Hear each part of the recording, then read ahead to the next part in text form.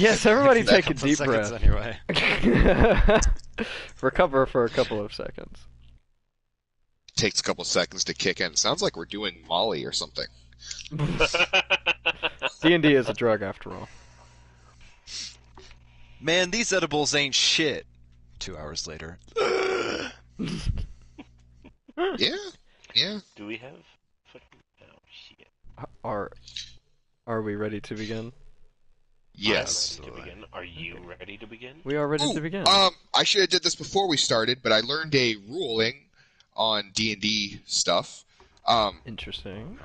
On Anything D&D you have passives, stuff. for instance, if you have a passive investigation of 21, you can if you roll lower than that, your score is 21 still. Yeah, we talked about that a couple of years ago. Yeah, we did talk about We that. weren't sure of it, though. I think We it weren't- was we weren't undecided. sure. And It was, and I saw a thing from Jeremy Crawford saying so. Okay. Is he the writer? He is one of the two big wigs for Wizards of the Coast. Okay. He does like the rules for D&D. He's the one who makes all the rules. Alright, Yeah. but how do we Well. feel about a nat 1 perception? You can't fail skill checks. You can't automatically fail skill checks. So basically, Jeremy Crawford. He is our Messiah! Yes. He's raw. Yes. He's raw. And He's thief. raw. I am going to think about that.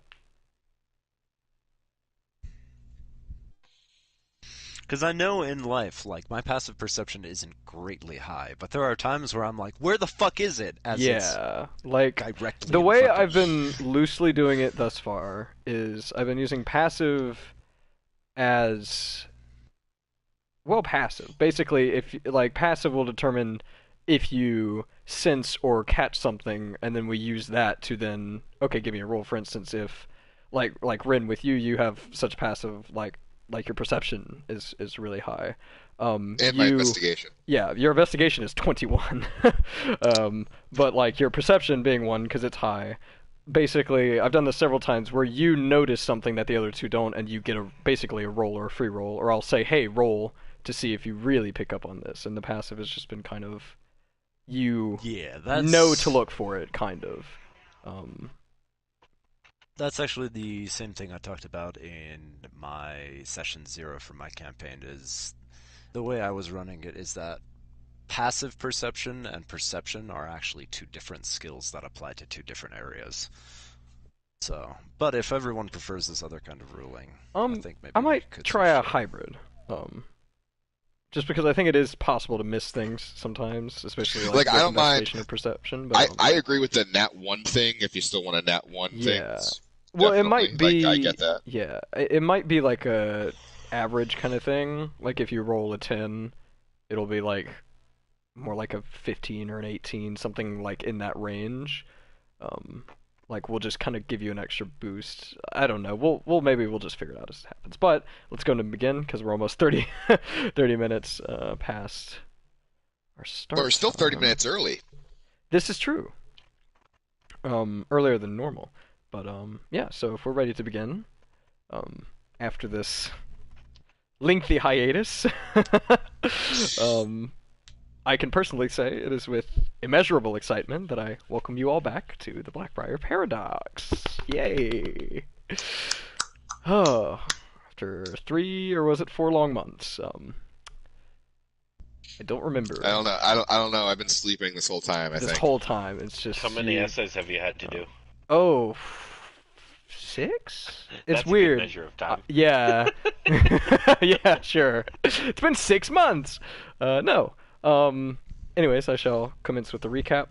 And there is one thing after I read this that we need to decide that I don't think we decided in the initial planning phase of the heist, which I will kind of allow us to take a step back and do because it's important and it's something we probably would have talked about. But when last your party was together, 20 months ago, You set in motion an elaborate scheme, the aim of which was to break the good old Dr. Clockwork out of the Thieves Guild prison, as well as to steal a certain magical item that, according to Tarathiel's intel, Eddard Stone planned on using as a weapon, kind of as a means of furthering his mysterious scheme, the details of which have yet to be uncovered.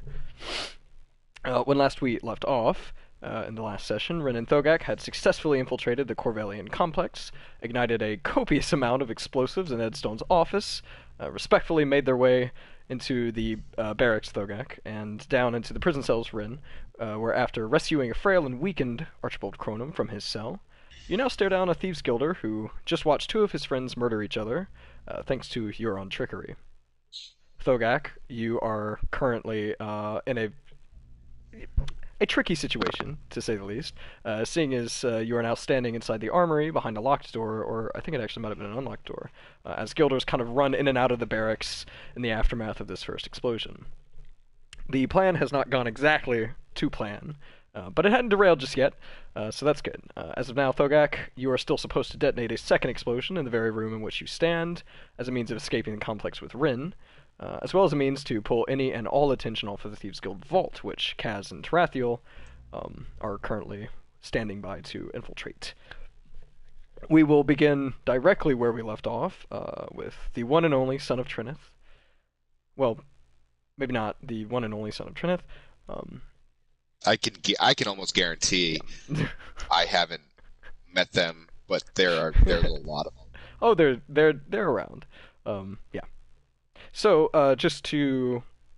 before we do that though, we need to clarify something.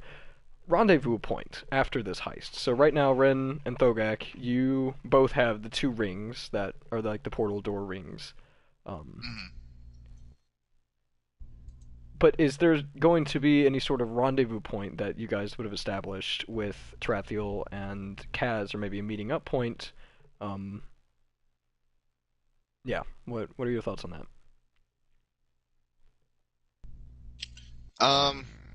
Yeah, Kaz, let's bring you in on this. Where would you think it's easy for you to get that we can like scoop you up, and take you to where the tower?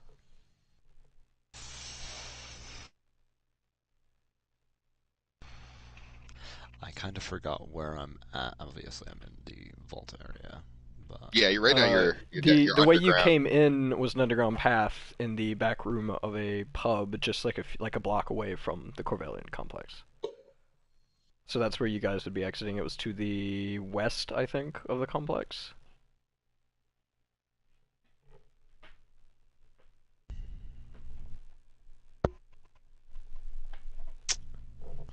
So where do you think it would be?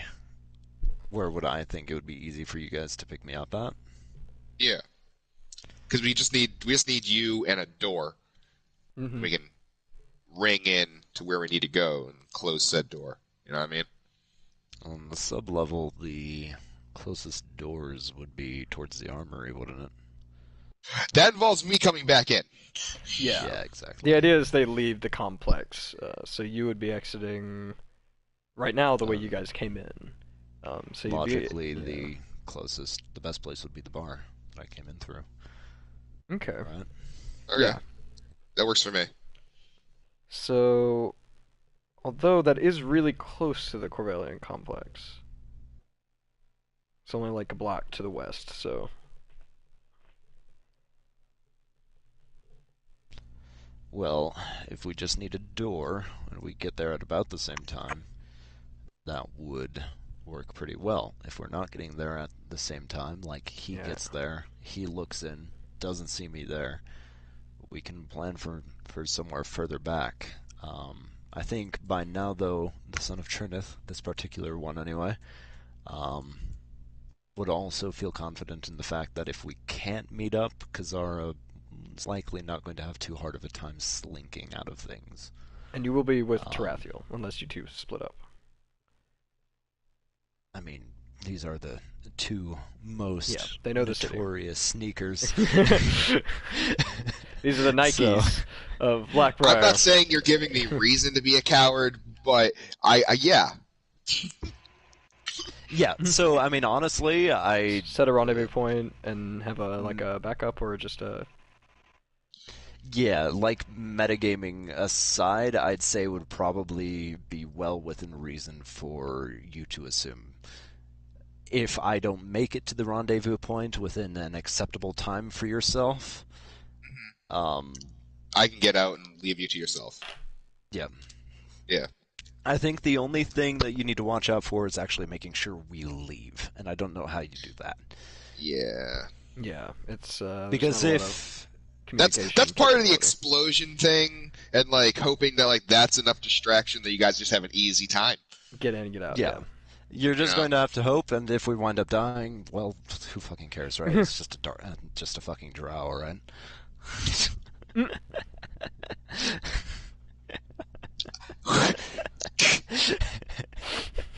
Come on. Damn. I would never think that way. You're not Ever. human. Anyhow. Yeah. As far as other rendezvous points, it'd be hard to set one proper otherwise, because we weren't like Yeah. we don't have any of these places secured outside of the bar, and then obviously where we're The going to. slums. Yeah. Where you're going to probably our is best. technically the bar. I mean, I think the idea was to, I don't remember discussing this, was to meet up at the Perch, which is the Right. watchtower. Yeah. Um, Well, yeah, the but at bar the same that I time- came through the tunnel at Oh, was that bar. Yeah, We're I talking see about what that you're bar. talking about. Yeah. Yeah. Because to the Perch. Yeah. Yeah, After so- that. Yeah. Do keep in mind though that as the plan stands currently, Rin and Thogak will have a large force of Thieves Guild coming after them as they exit the complex as the distraction part Yeah, that's what of I'm- the plan. So it's not that. What That's I'm what saying I'm is that bar saying. is not that far I think from that's the why complex. we never. I think that's why we never had a rendezvous point. I think we were just going to try to make it out Just and then kind of hope make they. it out, yeah. And you two have Yeah. the rings, so you can kind of escape that. We once you pull them exactly. far We could enough. exactly once they pull them far enough away, we can just go whoop, whoop, and get the fuck out. That's why we Okay. never had a rendezvous Yeah. point. That makes That's- sense. Yeah, That makes sense. because There we go. ultimately, yeah, the bar would be the easiest rendezvous point if we could get there all simultaneously. Because Mhm. even if we had 1,000 guys behind us, door gone. Yeah. But yeah, that's yeah, what I'm but saying. they're If, but it's definitely not going to work out time wise because they're going to be leaving as you're going in, basically. That's what I'm going to say, because because Zara is going to be telling them, hey, if you pass by the bar, take a quick peek inside if you can. If we are not there, just go. yeah. Okay. Like flashback. Okay. Okay, we'll set that in stone then. And Ed's done. Let's see. Yes. I don't have flesh to stone. That's not a spell I Well, have. I'm that's sorry. your loss. Okay. Well then, I guess we will trying to think if I tried to think once. Yeah, that's probably your problem. Yeah, I think this has been a kind of a good recap of the plan as well. So right now, just to remind you, Kaz, and well, mostly to remind myself, I think Tarathil and you are going to go in when the second explosion goes off, because that'll be their escape from the complex, basically. And when the people are most frantic and disrupted. So we are still waiting on that. So we are going to pick back up with you, Rin. Basically, what happened, if I recall, is you turned into the main corridor with Dr. Clockwork, who is very Archduke Croanus. Archduke Croanus. I can actually, because I did a mock-up of him, I can send you a picture. I know what Archduke Croanus is going to look like. On a good day. Right now, imagine this, but Not like right now, yeah. disheveled. I imagine him disheveled all the time. He has a disheveled. He's kind of like a frantic old man, is the best way to put it. But he has nice clothes at least. So Archduke Croanus, and he's kind of short. He's probably like 5'6", 5'7". So I don't remember his Rin's like 5'11", isn't he? Look at him. Look at Yeah. him. So, oh, I can actually, because I He's prepared. adorable. Um, yeah. So you are kind of carting. You're having to help him walk. He is not. He doesn't look like any like skinnier or anything like he's lost a lot of weight, but he's definitely weak.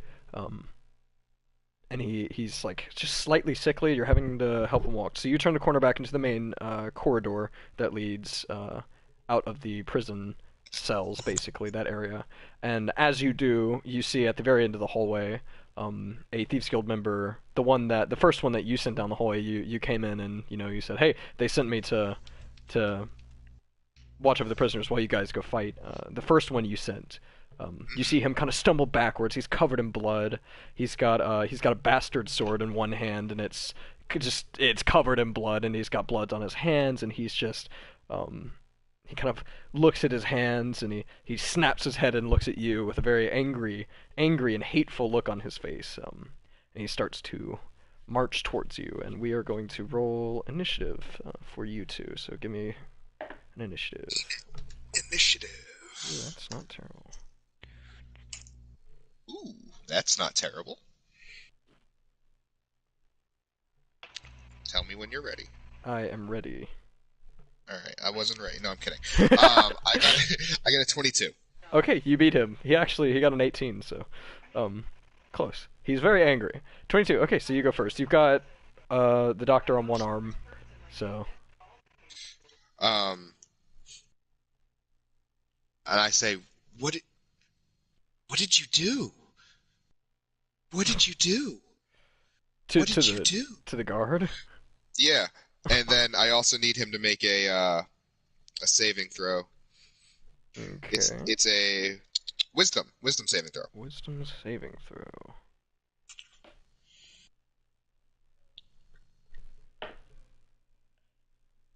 Ooh, 13. Ooh, he doesn't save. Oh That boy. makes me happy. So I cast a first level dissonant whispers. Oh boy. So what did you do? What did you do? What did you? That just keeps echoing through his head.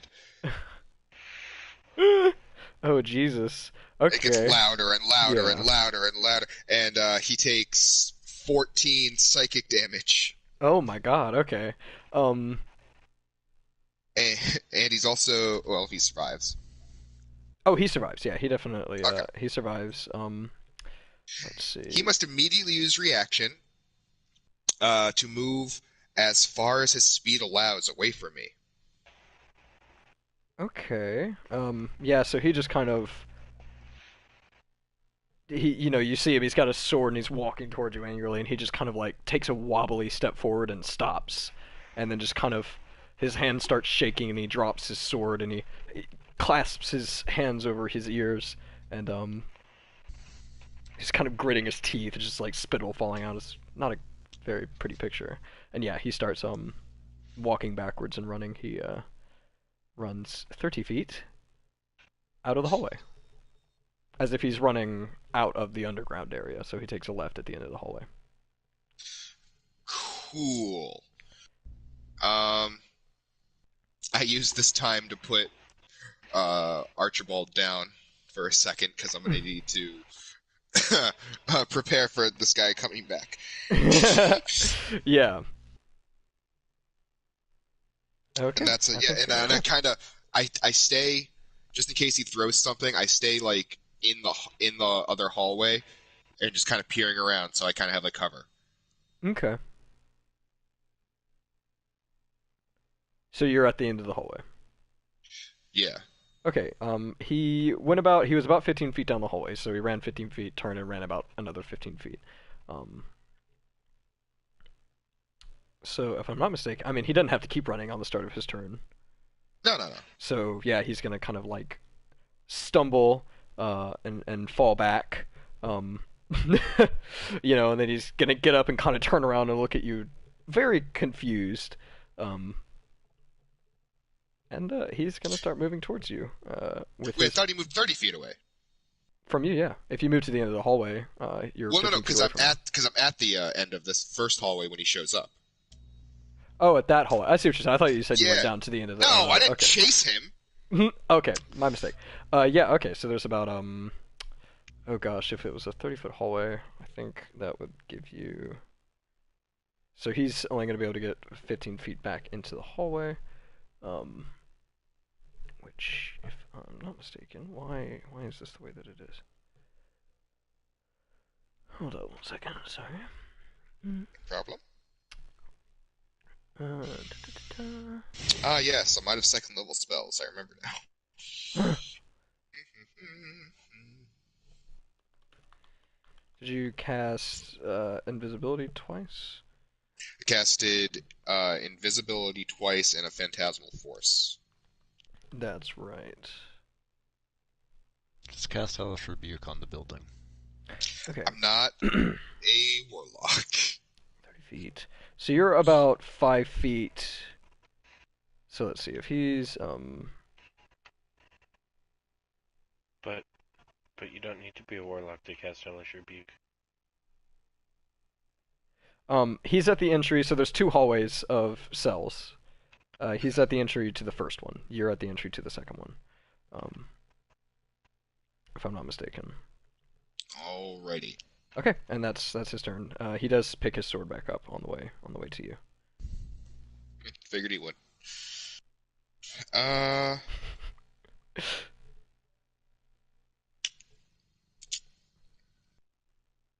So he's 15 feet away from me? I think he's 10 feet away from you. Let me double check.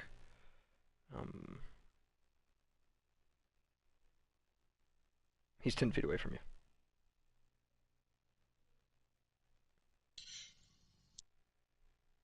Okay. You're 5 feet from the end of the main hallway, and No. he's 15 feet in. Okay, I know, I understand. I get you. So I was just looking at spells and laughing at myself. Okay. So I kind of step out, and I remember I didn't bring my drumstick because I was trying to be more stealthy. Yes, that's right. Ooh, I had actually forgotten about that. I did. Thank God. No, So it's like... Whew, okay. So my thunder wave isn't going to come from my drum set this time. Instead, I go. Ah! Nice. Okay. And I need a con save. Okay, that's gotta be really loud. Yeah, I know, but I 8. don't have much choice. Oh, that's not good. He might get a bonus to con. Where did his stamina go? Con save? It's a 10. That does not save. No, it does not. He takes 13 thunder damage. Okay, 13. And he's also pushed back 10 feet. Okay. So that happens, and he definitely he braces himself, and as this wave of thunder rushes down the hallway and just kind of hits him square in the chest. I imagine it's like ball of thunder with like tendrinous lightning, on the roof and the walls, just kind of rushing down the hallway and just hitting him right in the chest. I imagine it. I imagine it as like waves of sound, and each Ooh, with okay. every like like Yeah, okay. bashes and bashes. No, that works too. Actually, that works better. I'm thinking of lightning. Yeah, and he just kind of slides back in the mud. He does that kind of brace. You see these 2 tracks of where his feet were, just kind of as he slides backwards in the mud. I think he's still standing, if I'm not mistaken. He's not prone.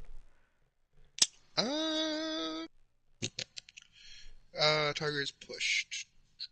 No, not prone. Objects. Just Any computer. objects are also pushed. It's just stone walls. Yeah, no, that's it. Yeah. Okay, yeah. And, I don't know. I'm tempted to ask a con save from you for the noise. Because you're in a very enclosed, underground brick room, and that's a very loud boom.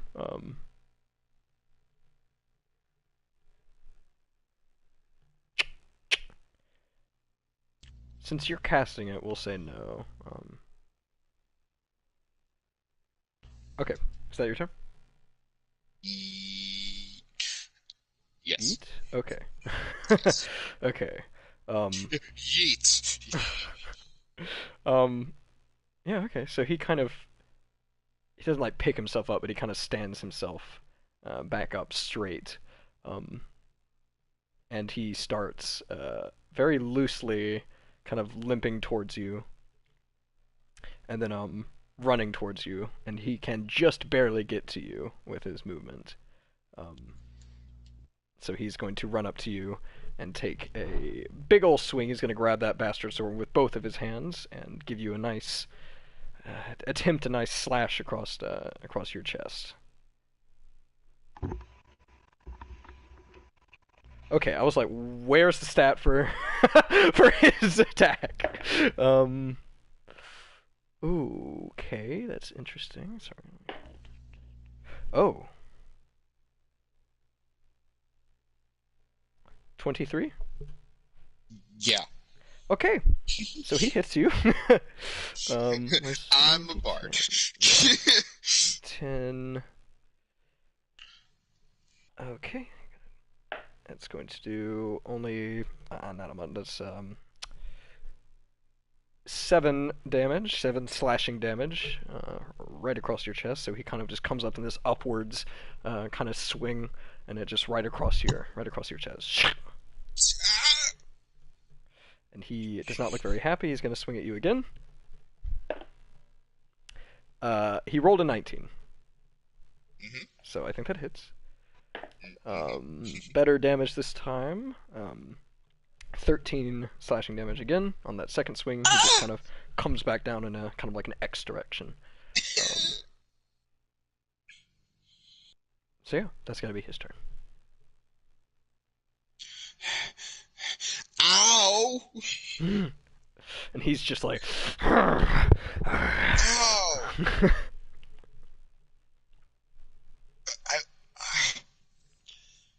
I want you to think about what you've done. Oh, fuck. Think about what you've done.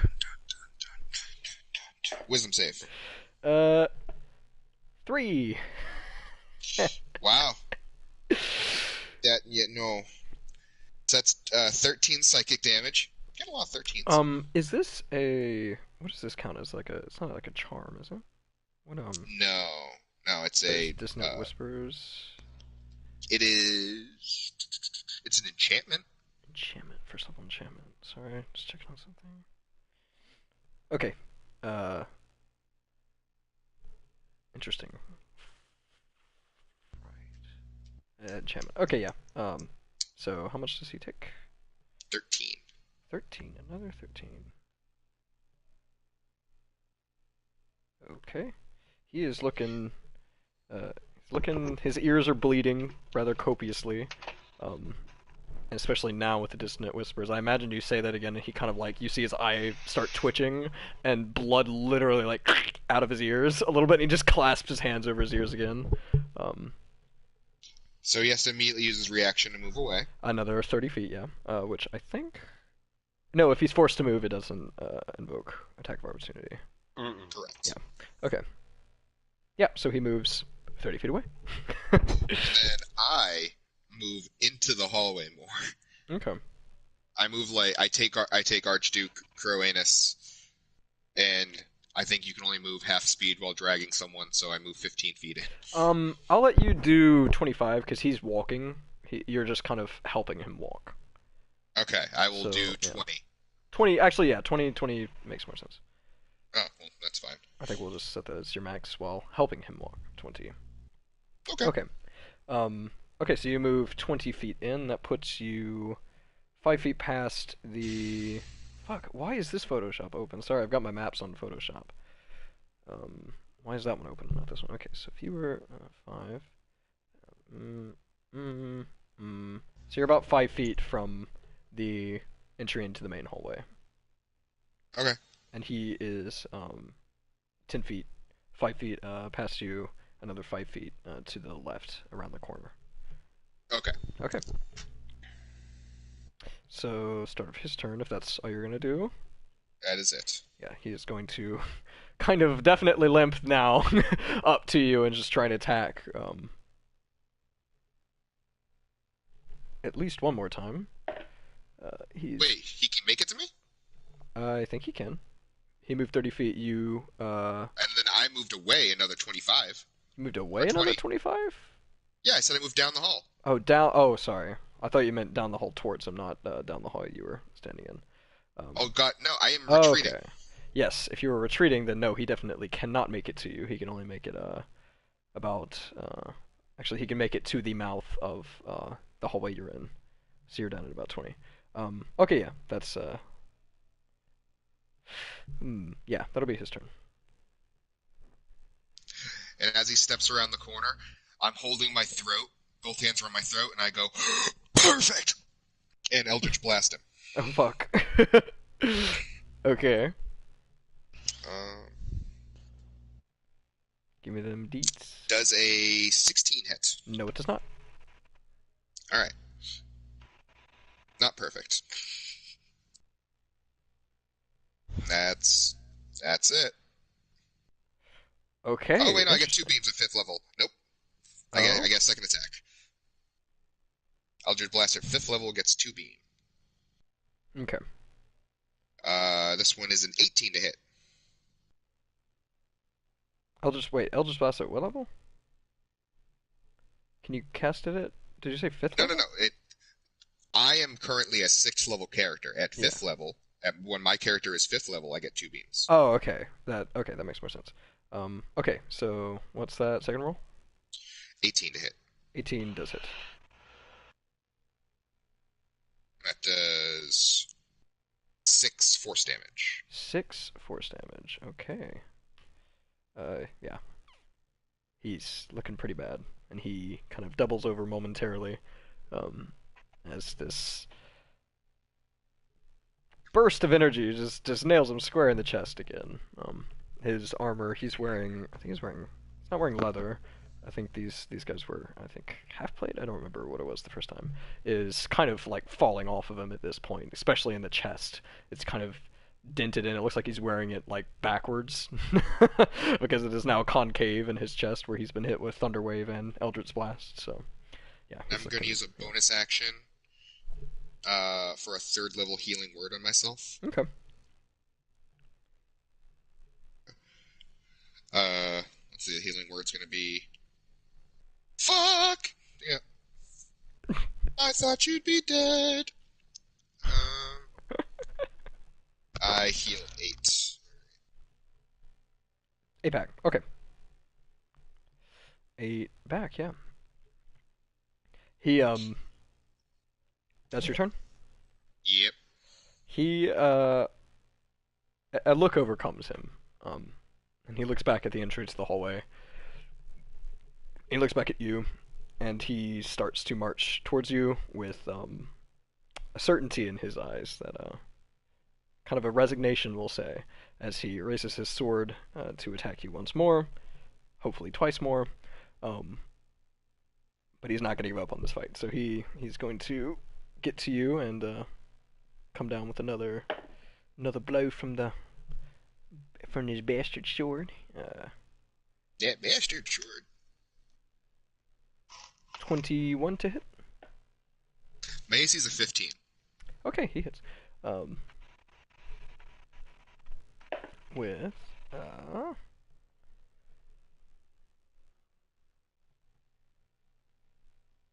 ooh, sorry, give me a second, just make sure this is the right. Okay, okay, that's actually not a terrible roll on his part. 13 slashing on his first attack. He hits on the second attack as well. Rolled an 18 with max damage, 14 damage on the second attack.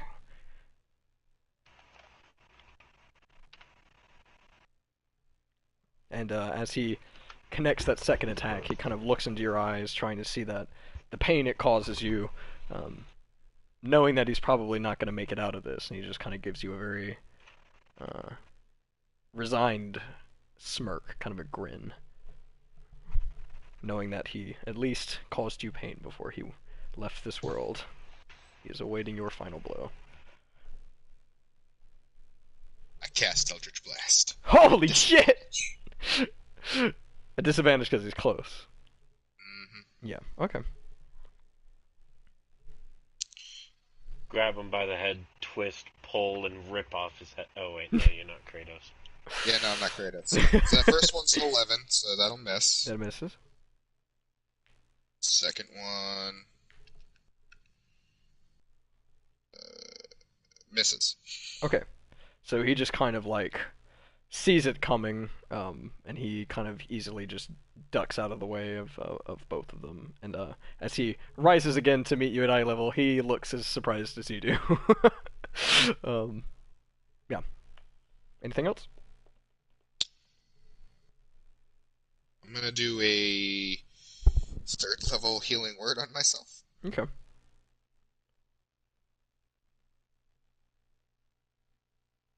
And I regain back 8 HP. Yay. Okay. Not going to hell.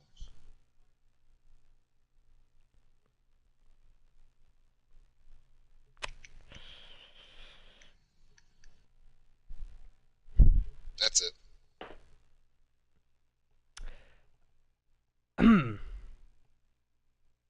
he he hits you Mhm.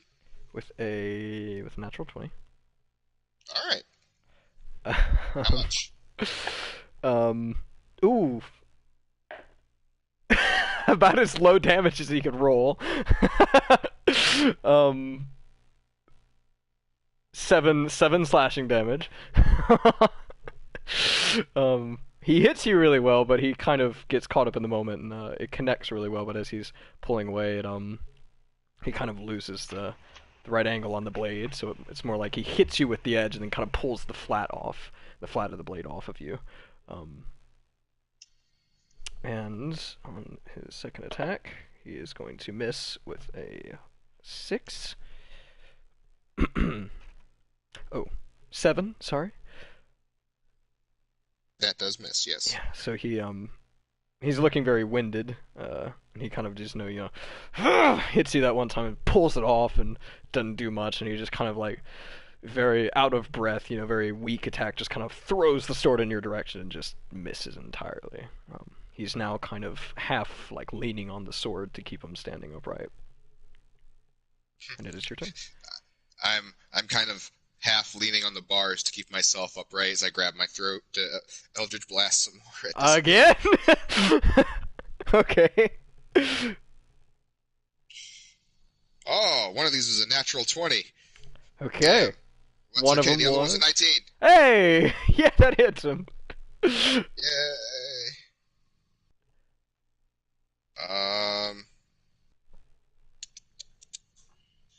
Is it's already had damage for the natural 20 up, so I had to do that one off That's first. fine. 1 damage. Actually? Yep. Okay, roll the second one. Yeah, I get no modifier. It's just a D10. Okay. Yeah. And you so did 12. if you got it as a crit, so you should have rolled what, 2 No, d10s? it wasn't a quit. I had to roll a disadvantage, so I took the 19. Oh, that's right, it was 19. Okay. Yeah, so what was the second one to hit? Sorry. 12. That misses. So he just kind of he's so close to you. I don't know how it I mean, he just kind of, ducks out of the way a little bit with leaning on his sword. Actually, yeah, so using his sword as a brace, he kind of ducks down really low, and it just kind of skids across his back. You see it cut one of the straps of his armor and gash him just over his left shoulder a little bit, slightly onto his back. Okay, anything else? Yeah, I'm gonna use healing word at first level. It's gonna heal more than the third level. Watch it. That's impossible, but Uh, I got 6. okay. 6 isn't Got bad. 6 on a 1d4, but I keep getting 8 with 3d4. Okay. So yeah, that's what I got. Okay, what's your HP at right now? 9. I'm just double checking that that's right. Oh Jesus. Okay. Well, this kid. Yeah, I know. Oh, okay. Well, he's I gonna. thought he was gonna die when he was at the end of the hallway. No, he is hanging in there. Your AC is a. Did you say it was a 14? 15. 15. Okay, he does hit. He rolled a 14. Um, so 19 to hit, and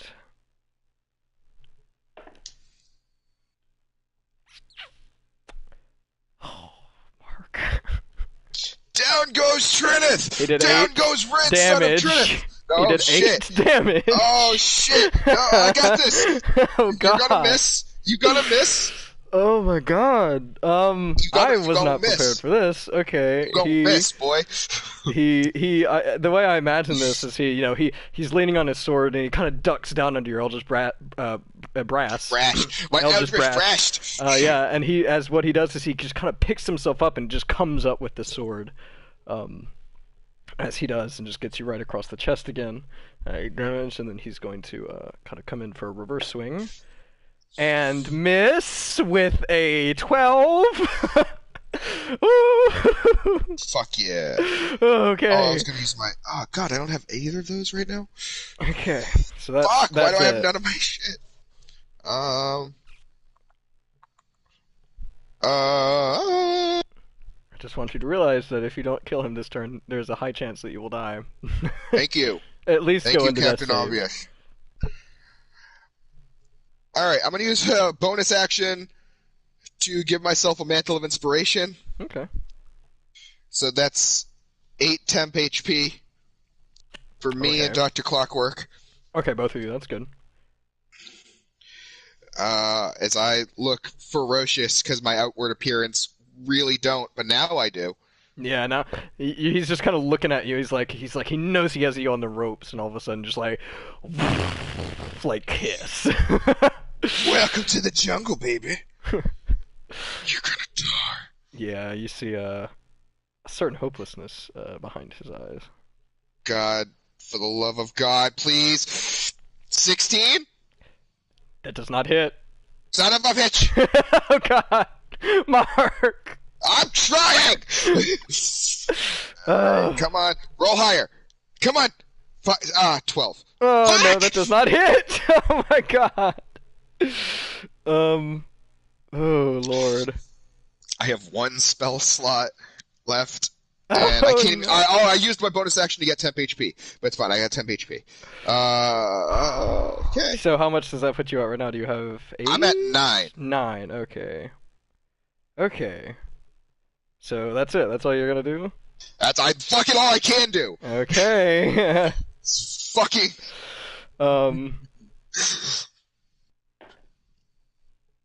I used all my cool shit to get into the prison. Mark, you are a lucky son of a bitch. He rolled a cocked natural 20, so I'm going to re-roll that. Cocking 20. Oh god. Oh, he got a 17. Okay. That now misses. Somehow. Somehow, yes. Okay, so that does 5 damage. Haha! He rolled lowest maximum damage, or not. And a 4. He misses the second attack. Okay. Alright, I'm gonna use a Bardic Inspiration to re-up the mantle. Mm-hmm. So yeah, back to 9 health. Okay.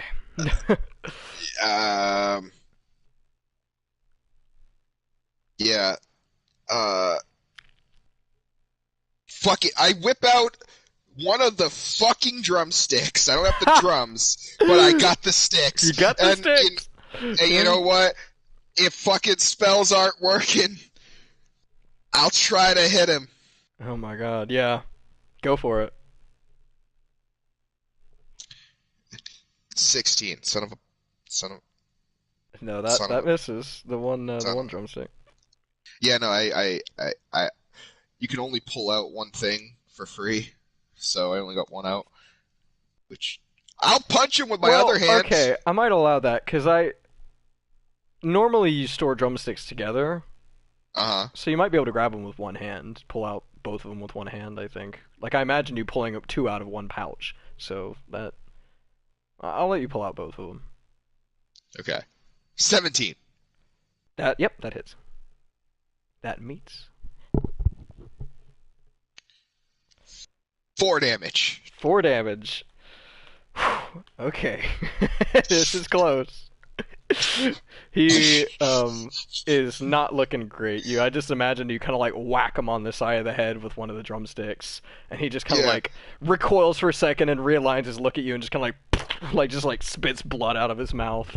Just kind of like falls out of his mouth.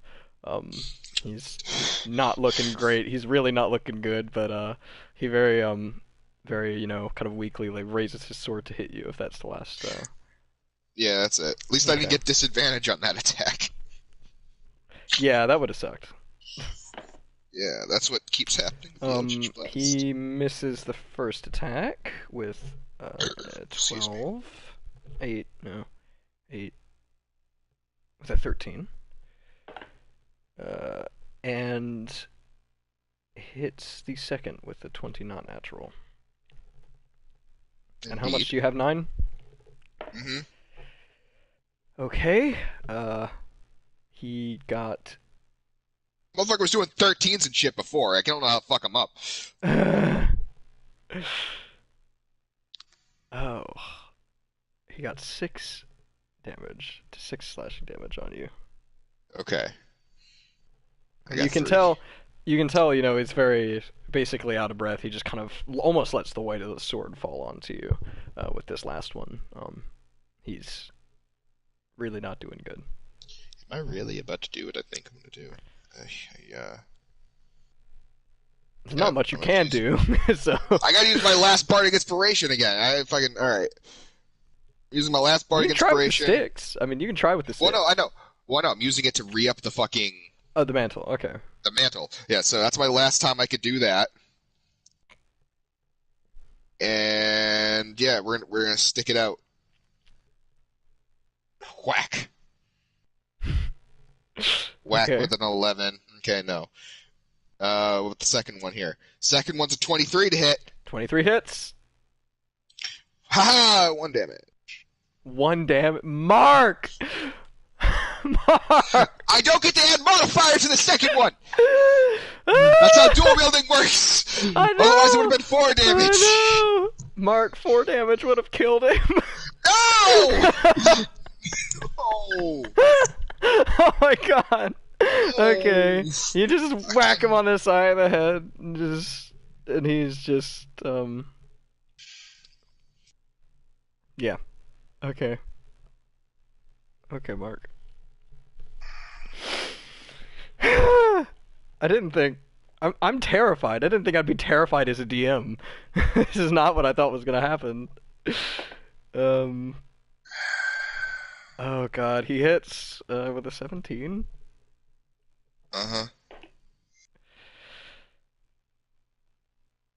Oh. Uh-huh. 10 damage. That's enough. That's Oh enough. my god. That'll do, pig. Mm. That'll do. Okay. Okay, so With my last breath, I look at Archduke Crow and go, run! okay. Save yourself! I'm dying. So yeah, Dramatic. he kind of comes down with this last. He sees you're on the last of his last leg too, and he kind of just raises that sword above his head one more time and just brings it down right on top of you, and strikes you to the ground. This is an interesting turn of events. So you're unconscious. Yep. With that, we're gonna go to Thogag. Okay. So, Thogag.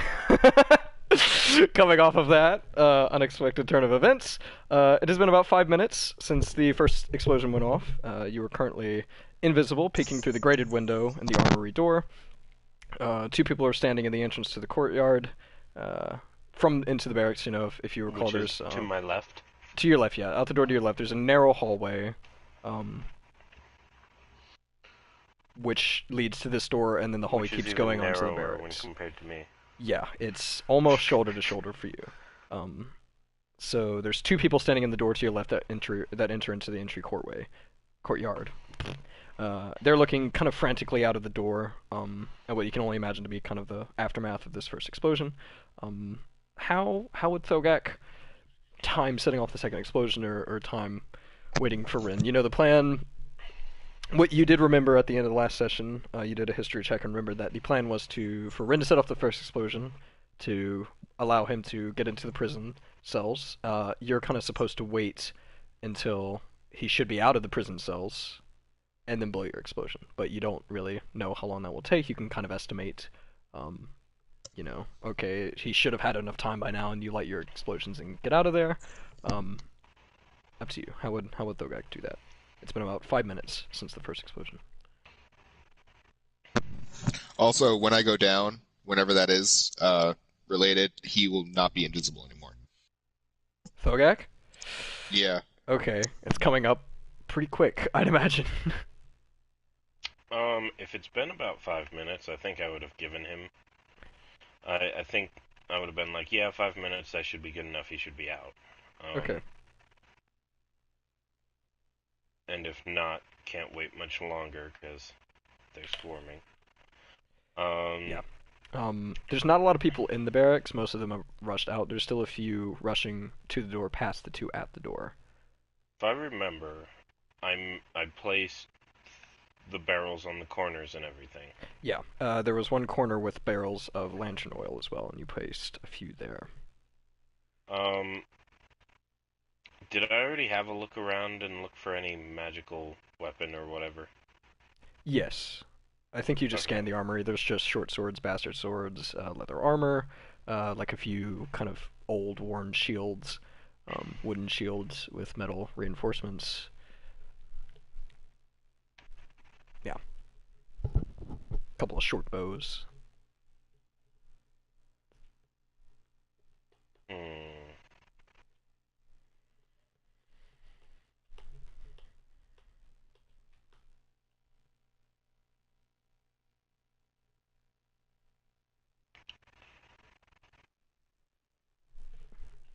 I think, and I thought I made a trail of like lantern oil, Yeah. probably. Um. So I don't actually know how fast lantern oil ignites. It should be like a medium burn. It wouldn't be like gasoline, like, but it'd be like whatever between like diesel and normal gasoline would be, I guess. Is there? Are there any lanterns in here that? Like lit lanterns? Yeah, there's one on each wall lighting the room. Okay. Um.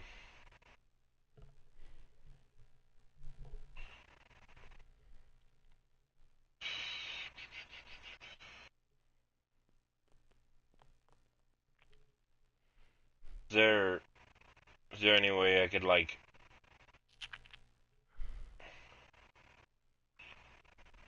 I don't know.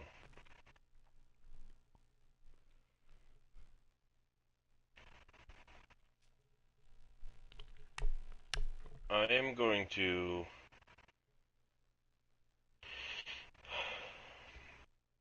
grab probably the closest lantern. Okay. Yeah. Does it have shutters or anything? Like a hooded lantern, or Yeah, it's like, just I'd say it's just or like a is it just an normal open lantern. lantern? It's just it's like a glass box lantern is kind of what I'm seeing in Okay. mine. So it's got like metal reinforcements along the four edges, the corners, but it's got like glass windows on all four sides. Okay. Um, going to grab that. Mm-hmm. Set it on like the low, if I can, try to like turn it as low as I can Mm-hmm. before it goes out. Set it Yeah. like by the opening of the door, and just kind of crack the door open Okay. and try to make it. So you kind of start slowly opening the door. And as you kind of open it like an inch, 2 inches, and a person rushes past the door heading towards the courtyard, a Thieves Guild member. Um, and he kind of bumps into the two at the doorway into the courtyard. He's like, "Oh, come on, get out here, we need your help!" And all three of them leave. So the doorway is currently clear. Well, I'm going to take that as my cue. Dougie's like, And, okay. Yeah, okay. Go on, like the fluid, and run. Yeah, I'm Holy going to, not going to shit. break the lantern, Yeah. because not sure that would light anything, but I'm going to try to make sure I get like the edge lit, and then get out. Okay, yeah. So you light it, and it definitely kind of starts like racing towards the, I guess, one of the powder barrels. Is that how you did it? You like Yeah, cut open one of the yeah. barrels and tip out some of the powder. Um, okay. Yeah. I think Give that's me, I guess, an intelligence, just an intelligence roll to see to see how well you timed. I think that's what we did for Rin. Do you remember, Mark, what we did to determine how well you timed the gunpowder trail? I think Nope, it was an don't remember. intelligence. Didn't watch that session No, back. that's fine. I think it was an intelligence. I watched a bunch of that session back, but I did not watch that part. So yeah. Give me 1 second. Yeah, so what this is for is to determine, like, okay, I don't know how fast this oil is going to burn, so how long do I need to make the trail for it to take, give me enough time to get out, blah, blah, blah. Yeah. And I will say, if anything, Thogag would have overestimated. Yeah, that makes sense to me, I think, because you don't know. Let's see. Intelligence. Where the fuck is it? There. I really want him to roll low, and then he's gonna be like, I don't understand, I put so many loops. Why didn't it better? Yeah. Fuck you. No, it's just like a big spiral raceway along the whole armory. I know, but they'd still be touching. I mean, it'd just burn like a straight line, and You then can do burn that the to where other they're line. not touching. Fuck you, Soul. As long as they don't cross over each other. That's what I'm talking about. He I crossed. know. He just did, yeah, he did like a bunch of spirals. He's like, this just takes forever. And it just does it like normal. It's like, it's like, Oh, fuck. it's like Griswold and Christmas Family Vacation. And he gets on the sled, he does the spray on the bottom of the sled, and he just takes down, and he's like, oh my god. Okay. Yeah. You can I just got a roll 6. flat. 6? Okay.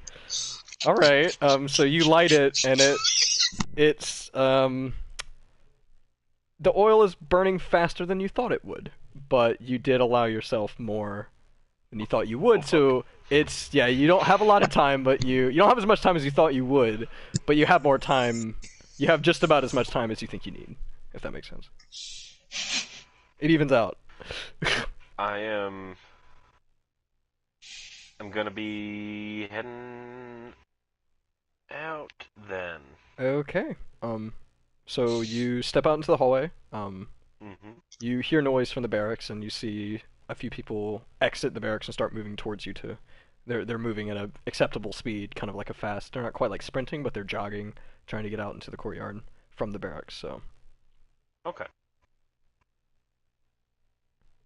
I'm gonna let them pass. it's gonna be tight. This is a pretty tight hallway. You'd have to flatten yourself up against the wall, and And they I'm- might hit you. Yeah, as much as I can. Okay. Okay. What do you want me to do? I think I think give me. I don't really know what that would be.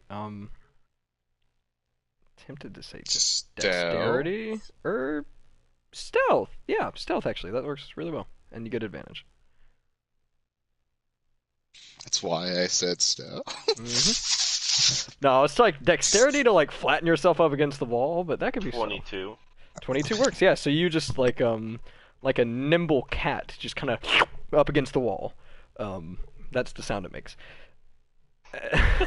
As you like, slide what across cats the do mud you floor. have? Yeah, I have Bowie. He makes that sound all the time. No, so like as you kind of like skid across the mud floor and kind of just flatten yourself up against the wall, they run right past you. I trip all three. No, I'm kidding. There's two of them. That'd be impressive. I Trips Moving himself. Yeah, you trip them and then fall on top of them, and then they die. Yeah, okay. And I'm still invisible because it wasn't an attack. hmm Sure, bud. I think they'd know you're there though. So. Mhm. Okay. Yeah, I let them pass. hmm They just heading out. Um. Let me do a roll real quick to see if they notice the open armory door with the fuel burning inside. They do not. Wow, they really do not. Okay, yeah, they're very focused. They're like tunnel, no pun intended, tunnel vision, straight ahead. They run out the door quickly. Um, I hate cowards like that. Intend your puns, damn it. ah, sorry, I'll take ownership of my own puns from here on out. And I head out too, Okay, yeah. wasting So no time. you step out into the courtyard, aware of the imminent explosion, and yeah, it's chaos. People are so basically the first thing you see um is just the courtyard. You see this courtyard stair steps, that lead up into the kind of the main entrance of the two buildings, the two main buildings. You see this kind of large spire, which is the if you walk up the stairs and then kind of do a loop and walk up some more stairs, there's the bridge that connects to the tower. That's the entry Ren would have taken to get into the prison cells or just the underground area. So you see that, but that is kind of obstructing your sight for the most part of the complex as a whole. But you just see there's people kind of frantically running about. There's by this point there's a few people escorting people with kind of like their clothes or their leather armor. The various people you see, not all of them, I will point out, are wearing Thieves Guild armor. There are some just they look like kind of normal people. Hmm. There's several people being escorted out with like burn marks, or their clothes are burned, or they're kind of limping. They're kind of helping the injured, but you can't see the destruction from where you're standing. You'd have to either walk around the column to the left or walk to your right, which would take you past the main gate. But you do not see Ren, son of Trinith. And my goal is what? I can't remember. Was my goal to be seen as I'm escaping? Or was We it didn't just really to cause an decide that. explosion? It was really, I mean, ultimately, I think, yes, it was to be seen escaping. You and Rin, and I guess, in turn, the doctor, unless you used a ring to kind of get him out of there before you escaped. Um, the idea was to, yeah, to kind of be seen and to be chased and pull as much of the force, the fighting force, from the place as possible in case they decided to secure the vault in the case of this attack. So but I imagine, and I guess give me. We'll use your previous intelligence check. No, wait, no, that was the 6, right? Ooh, I'll give Yeah. you another. I'll give you another intelligence to try and. Well, I'll let you sub intelligence or history to try and recall. Same goddamn thing. Okay, I can see that now. I'm looking at it now. A 10? Okay. Was it an intelligence or a history?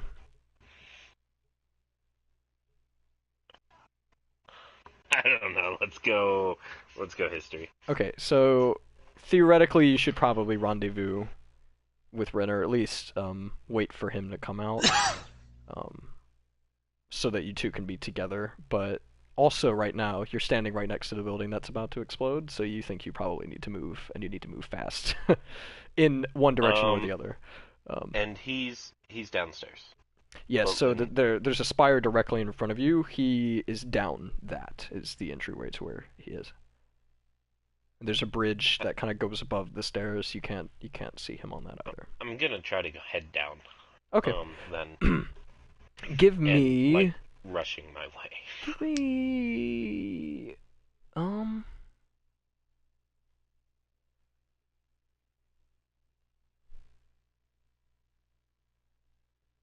Sorry. Give me an acrobatics to try and kind of. If you're gonna have to. I'm assuming you're kind of moving with a good pace. You're not just like walking. Um. Either way, you're trying to Yeah. dodge people as they run past you. Yeah. So give me an acrobatics to kind of stay on your toes, be nimble, get around people as they run at you, blah blah blah. You think probably in this commotion that even if they did bump into you, they're not gonna. I mean, there's a lot of people bumping into a lot of people. It's not gonna be too startling, but just in case. And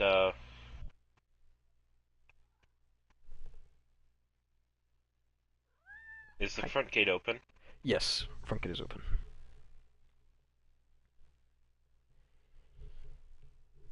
As I'm running, when nobody's like, or not running, but hurrying, as nobody's too close to me, Mm-hmm. I'm going to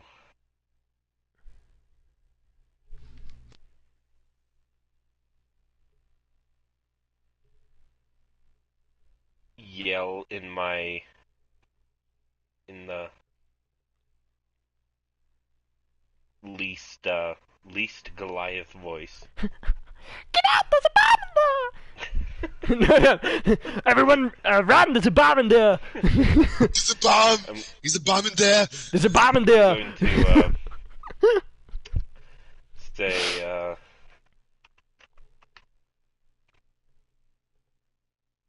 shit, I don't know. Shit, I don't know. So I was like, what? Hurry up, time's ticking. Time's ticking. I'm gonna say they're escaping through the top floor. Just shout that. See what that does. You want a performance?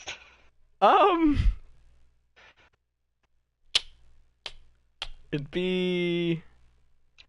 Deception? I think it'd be a deception, but I don't know. Yeah, I guess a deception. Yeah, we'll just do a straight deception. 18. Okay, well, yeah, Who the fuck are you and what'd you do with Thogak? I know. Thogak's not supposed to roll well. Yeah, I know. so there's several Well, people. invisible magical things happen. Yeah, okay. Tell that to your intelligence check. So, yeah. There's a few people. There's a few people sitting on the stairs, and you know, there's kind of soldiers ushering people in and out and checking things, and people will kind of look over their shoulder and they just see the entrance to the barracks, really. And one of them kind of runs over to look down the barracks to see. He doesn't see anyone. That's fine. I'm just gonna keep moving. What was your stealth from earlier? It was like 22, wasn't it? It was 22. Oh. Hold on, let me check on a stat real quick. Oh wait, no. Okay, good. No, he didn't see you. I rolled a. He's looking for whoever said that, so he did a perception in your direction and got a natural 20. But they get disadvantage against you since you're since you're invisible. So, okay. Whew. Okay. Yeah. Okay. So he just he runs off, and you see him grab another soldier and run up the stairs. I'm just gonna head down as best I can. Down would be out the front gate. and it's immediately to your right. To get into the courtyard. Oh, sorry. To get up those stairs, what you have to do is you have to go up the stairs. Once you get to the top of the stairs, there's like another set of stairs that head backwards that lead to a bridge across that go over the stairs that you come up. If that makes sense. Think of it. No, you lost me. I'm heading down to the He's subfloor. trying to get to me. Yeah. Yeah. Okay. So you have to run up the stairs initially. Okay. Sorry. Let me here open. And then loop back around. Do you have the whatever. complex? I have the picture open. Okay. Yeah. First floor. Yeah. So. Oh wait. Okay. Ground. What am I doing? Okay, there it is. So yeah, you basically you're in the armory door. You turn to your left and run up the stairs. You get to the top of those stairs. Then you take a right and go back over top the stairs you just did. There's another set of very narrow, like a bridge, that takes you over. And yeah, you do that with what was your? You got a good acrobatics, right? I don't remember. I didn't do an acrobatics. You had me. That was to avoid bumping into people. Or you That was didn't do that stealth. yet. Yeah, you had me do a stealth is all, and I don't think I did the acrobatics if you wanted that stuff. Yeah, give me an acrobatics, because you're running amidst and through and around people now. 13. Okay, 13. 37. What? 1337. 1337. My favorite year. Okay, yeah, so you... Okay, you bump into a few people. Not nearly as many as you'd expect. But there's commotion, and people are bumping into people just trying to get away. Anyway, so only one person really turns and, like, to look at, like, what the fuck was that? And they just, once they see nothing, they just keep going. It's just the wind. Yeah, it's just the wind. It's just the wind. Yeah, but they kind of just, they look like, what was that? And then they just keep going. As you kind of top the initial set of stairs, you can see now the kind of gaping hole where Edstone's office used to be. You can see a bunch of debris scattered on top of the lower ceiling of the Congress Hall, which has a big surround of glass windows. Several of them are broken, but there's a lot of like stone debris, like holes in the roof from where the explosion went outwards on top of that roof. There's stones and pieces of glass and everything in the top of the courtyard from where the explosion blasted, and you can see fires where the office was and starting to spread to the offices next to that office. Basically, the building's kind of loosely starting to catch fire. You see people with kind of fruitless buckets of water starting to form a line, splashing, trying to put out the fires to I don't think fruit would help. It just takes up space. In the fruitless. Yeah. Right, which makes sense why they're using fruitless. Yeah, fruitless buckets. That's what I said. Fruitless buckets of water. Fruitless by the foot. Their line is bigger than a foot. So yeah, you see that. I imagine you don't pause long to look at that. If you even pause at all, you just kind of glance it, and yes, you start running down to you. It's a very narrow spiral staircase. You have to basically like snowboard down it, like sideways, and you're kind of sidestepping to get down it. Thankfully, the roof is tall enough. You don't really have to crouch because you wouldn't be able to. If you had to go sideways and crouch down to get down the staircase, but you do manage to get down the staircase.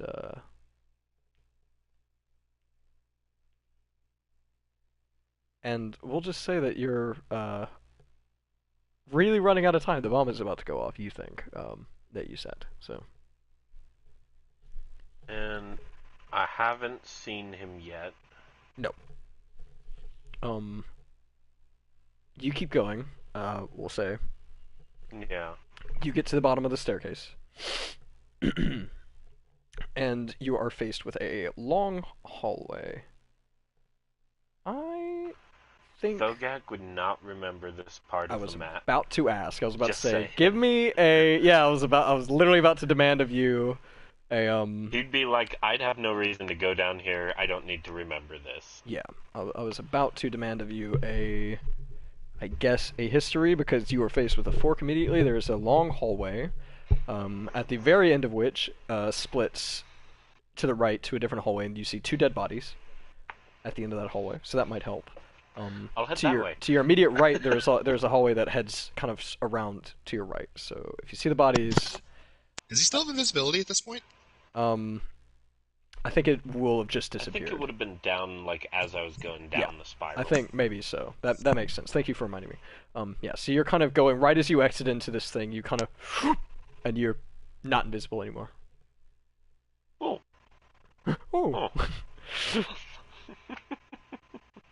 But I'm just gonna keep going towards the dead bodies. Okay. You take 3 steps into this hallway. 3 big Goliath steps. Your feet pounding into the mud, and then the walls start to shake as you just hear this louder than the first explosion. And the ground, the walls shake, and some of the stones fall from the ceiling. Some of the stone bricks. None hit you or come super close to hitting you. Maybe I used a little too much. Yeah. So you keep moving towards the bodies. Mm-hmm. And by now I'm running because yeah, I don't see anybody. So yeah, you skate around the corner. You imagine you slide a little bit because it's kind of like wet mud yeah, floors. because it's a little muddy. You see another hallway. It looks like there are 2 branches off of this hallway. One about 15 feet in front of you. Oh, sorry. Yeah, one about 15 feet in front of you. One about 25 feet in front of you. Both go to the right. I'm going to just start sprinting down, and as I'm passing the first one, kind of glance down to get a look at what it is. Yeah. And then head to the other one and glance down that one. Yeah, you see a man standing with a bastard sword, and you see Rin laying on the floor. Bastard! You see Clockwork kind of sat on the wall, the back wall of the thing. Rin is on the ground, and the man with the bastard sword. The man with the bastard sword is raising the sword to bring it down on Rin as he lies unconscious on the floor. Ooh, okay. He is just raised it. He's about to bring it down. I think I have 1 javelin left. Hail Mary! I'm gonna try that. Okay. While sprinting at him. Okay. Its range is 30 to 120. So yeah, it's 30. I think it's a 25 or 20-foot hallway. So. Okay. And you're standing at the mouth of it, then... so it's probably about 15 feet to hit him. All right. So I am going to toss it. Yeah. And, okay. Well, that's a 13. That misses. Um. But you lob this javelin at him, and it just goes right, like, kind of over his shoulder. And he whips around to see you with his sword still raised in the air. And he's kind of in a, what the fuck is that? Kind of like, he's just witnessed a half giant running towards him. So. And should I roll initiative? Yes, we are going to roll initiative. Okay.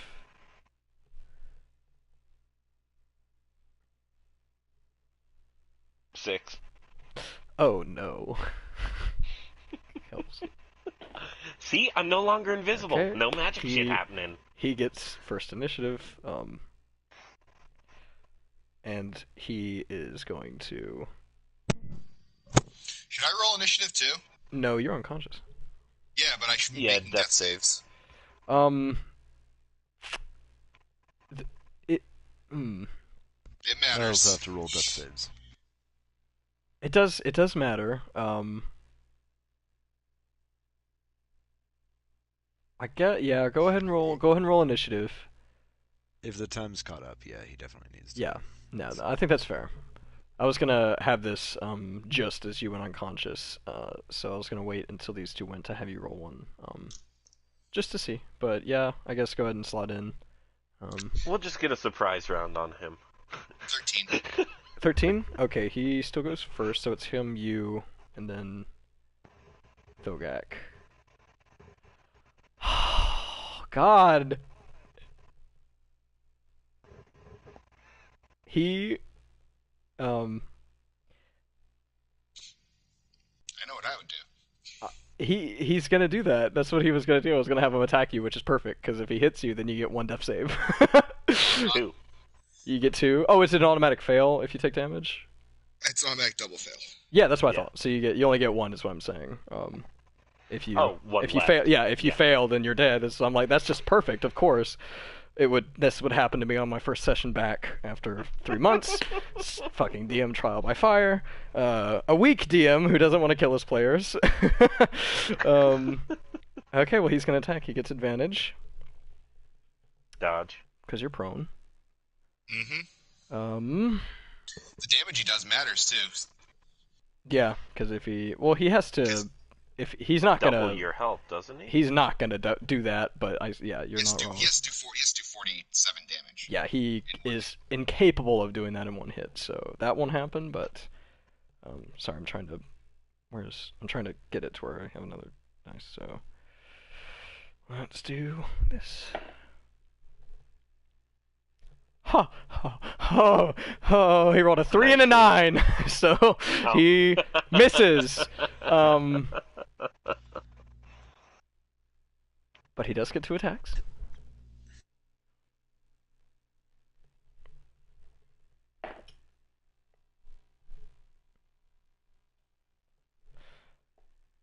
That's the sound of him hitting. No, it's the sound of me. It's the sound of me doing panicked math and then going, "Wait, that's not right," and having to do panicked math again.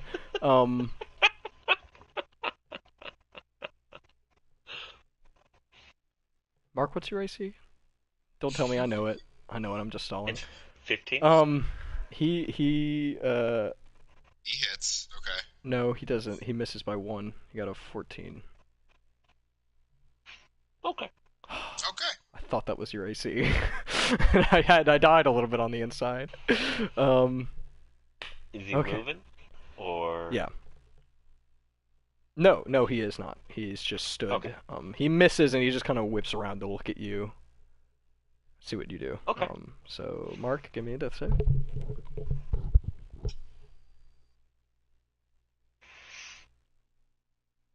Nat 1. I was about to say if it's a nat 1, I'm gonna be pissed. No, it's a 3. Okay, so it is a fail. Okay. Okay, we'll mark that. Thogak, it's your turn. You can make it to him pretty easily. 15 feet. I have 40 feet of movement, so Okay. I would yeah. assume so. I just see this giant Goliath just like down this hallway towards this poor man who has accepted death by this point. I am, How does he look? He It's 3 looks HP. like he has 3 HP. out of like 50, scale of- 3 out of of 50 one- probably. On a scale Um, of 1 to 50, he's probably about a 3. About a 3, yeah. He can barely hold his sword. Those 2 attacks he missed, he literally just like picked it up and just threw it down next to Rin. He's like putting all of his weight on it because he can't barely stand without He it. looks like if you punched him, he'd die. Like honestly, yeah, he looks really bad, really, really bad. So what's it gonna That's a be? good idea. That's what I'm gonna do. I'm gonna fucking clock him. You're sure? Yeah, it has the same Okay. attack as my great axe, so Okay, that's good. How much damage does it do? Just 5. double checking. Always Okay. 5. Okay. Okay.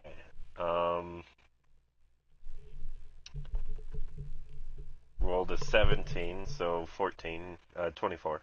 Yes, that somehow manages to hit. So 5. 5. Yeah.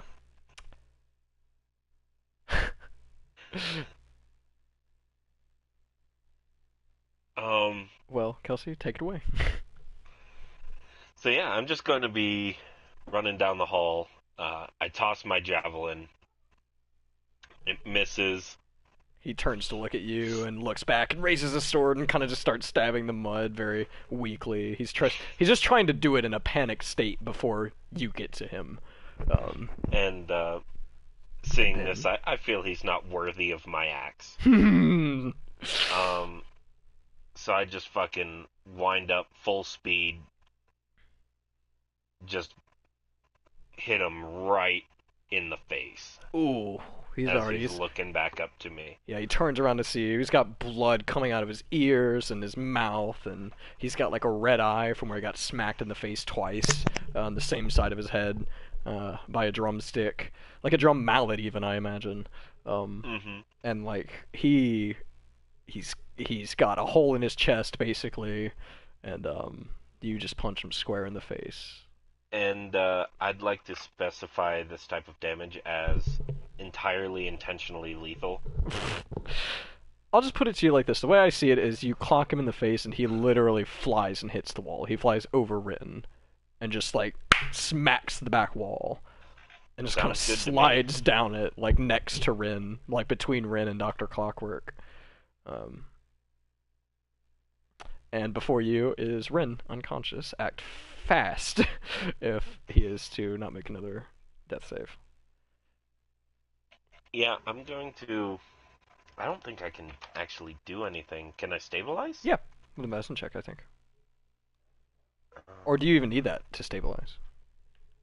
You do need a medicine check. You do need a medicine check, and that's an And action. Action, yeah. do I We're need out of a- initiative. do We're I out of need a initiative. So, medic bag? I don't think so. No. You can just do a Okay. medicine check, yeah. Then yeah, I'm going to do a medicine check. Medicine check. Need to get a 10. Okay. Got a 2. Did you actually? I did. Fuck. Okay. Is, I'll make a death save. Yeah, Mark, you make a death save. Alright, what about natural 1? I think you would like die if you got a natural one. Yeah. How about a fucking natural 1? Did you get a natural one, Mark? Oh no. Really? Mark! All that? He saves me and everything. All that, I get a natural 1. Is Croanus awake? Yes, Crowinus is awake. I'm trying to He will decide how sing lenient. He will sing the tales of the son of Trinith, of Rin, and how much I kicked that guy's ass before I died. I'm trying to decide how lenient I should be as a DM because This is- he has healing magic, so he could heal you. Do you know any medicine? Any? I know shit.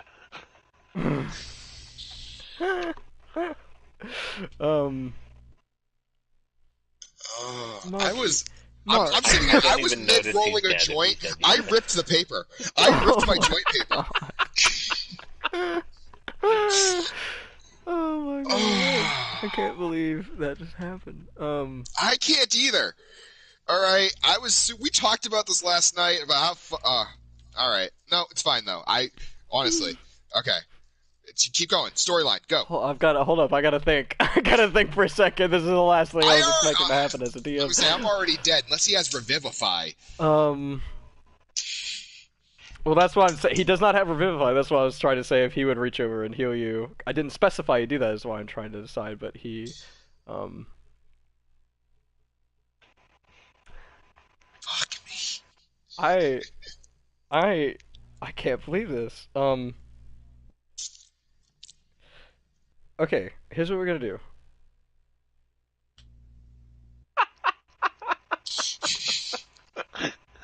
Oh, well, just because. Okay, two options, Mark. I'm a weakling as a dungeon master, and so obviously, and just the nature of this campaign, I don't know if it's been said on stream yet or not. You know, the notion was if your character dies, then you're out of the campaign. You don't come up with a new character. Right. This is the first session back after 4 months, however. So do I know of anyone who has Revivify? not in Blackbriar. Revivify is 1 minute But after death. yeah, so that probably wouldn't work anyway. But here's what I'm gonna do, because my plan Or if I was find if a door, Thogak maybe. didn't get here, Clockwork was going to at least disable the guy as he dealt the final blow, right? So you were gonna not get that immediately. He does know healing magic though, so two things can I happen. mean, Good night. Okay. Hey, wait, give me a second, guys. I'm just thinking maybe he would have stopped me before I did anything medicine related. It's possible. My mom gives you her condolences. Sorry, what were you saying, Kelsey? I'm just saying if we're shooting like how the fuck is this gonna work? Okay, well, type thing. okay, so there's two paths. Lenient DM, I will allow him, basically, your lights are fading, and he will heal you. Because 4 months, I would feel terrible if you actually died after this amount of time. Or, I'll give you the same option you gave me, and you gave Tarathiel, fun enough. We can do something from the Fate system, but you would have to do that because I don't know how to get all that stuff. Okay. Because I know you're, to my understanding, not a player who necessarily would like special attention, that kind of thing. So I'll allow you to do that.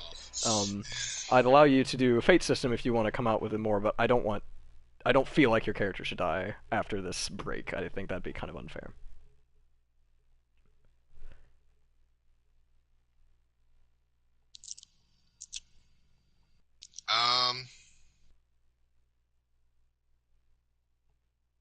Yeah. All right. Well, I don't want to just fucking like no Clockwork healed you. Like that's not fair. Yeah, and that's kind of really where my not mind's fair. at. Yeah. You know me, like I honestly, it's like, hey, if I died, I died. Mhm. But if you need me to stay in to help your conscience, not for my sake. Okay, because for my sake, I get it. Shit happens. We got him out, and it's still kind of working. One Mhm. person, one death is still a victory. This is true. But I mean, yeah, you extended me that courtesy in your first D&D campaign with us, so. I guess I'll do the fate thing. Okay. Go. And I will say, if you want your character to die, that's fine too. Want and like it's because you're Yeah, more want's like, not a I good don't want him word. to die. And it's like Now, but here's for the thing: me, if it's your thing, if my you say morals are my like, character died, he's dead, I will accept that. if we have a character or if we have an actual reason, like we know people who bring me back, that's different. You know, Yeah. I'll stay with it. But I got to think, it's like my character died; he ran his course. You know, Yeah, but it's if true. we don't got a cleric, I was the No, healer. you don't know anyone who has Revivify. We don't know anyone who has Clockwork can Revivify. heal, but I think Raise Dead is a very high level spell and not. yeah. You know. No, we don't know anyone who can do that, or at least you don't know.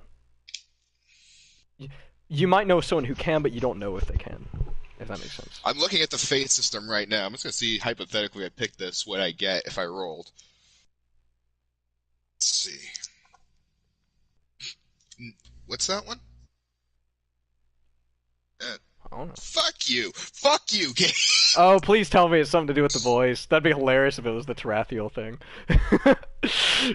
Yeah, no, it wasn't the Tarathiel thing where like I gave you like half speed and disadvantage on athletics and shit. If you had it. No, remember he where, couldn't scream because That's right. We changed. We couldn't scream.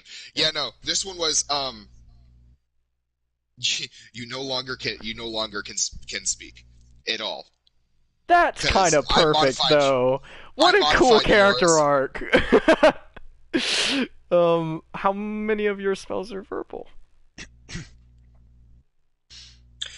I can replace any verbal component with an instrument. I think. No, I don't think so. Maybe not. I think that just cuts me off of spellcasting. Let's see. I'm assuming when it says like verbal, somatic, it has to be both, or it can be one or the other. Yes, it can't be one or the other. Can't speak. Can you make noise? No, I can't make any audible noise. I can go. Does that count? Breath. No, because I have to like I'll tell you sing what, a song. We'll do a performance. We'll work around that. Yeah, we'll. Okay. Go as if I'm unconscious for the rest of this anyway. For the All rest of right. the session? I don't know, for however long it makes notable sense. I don't know if we're going to go to a week in advance or something. Well, Just no, the session's gonna keep going on for a little while.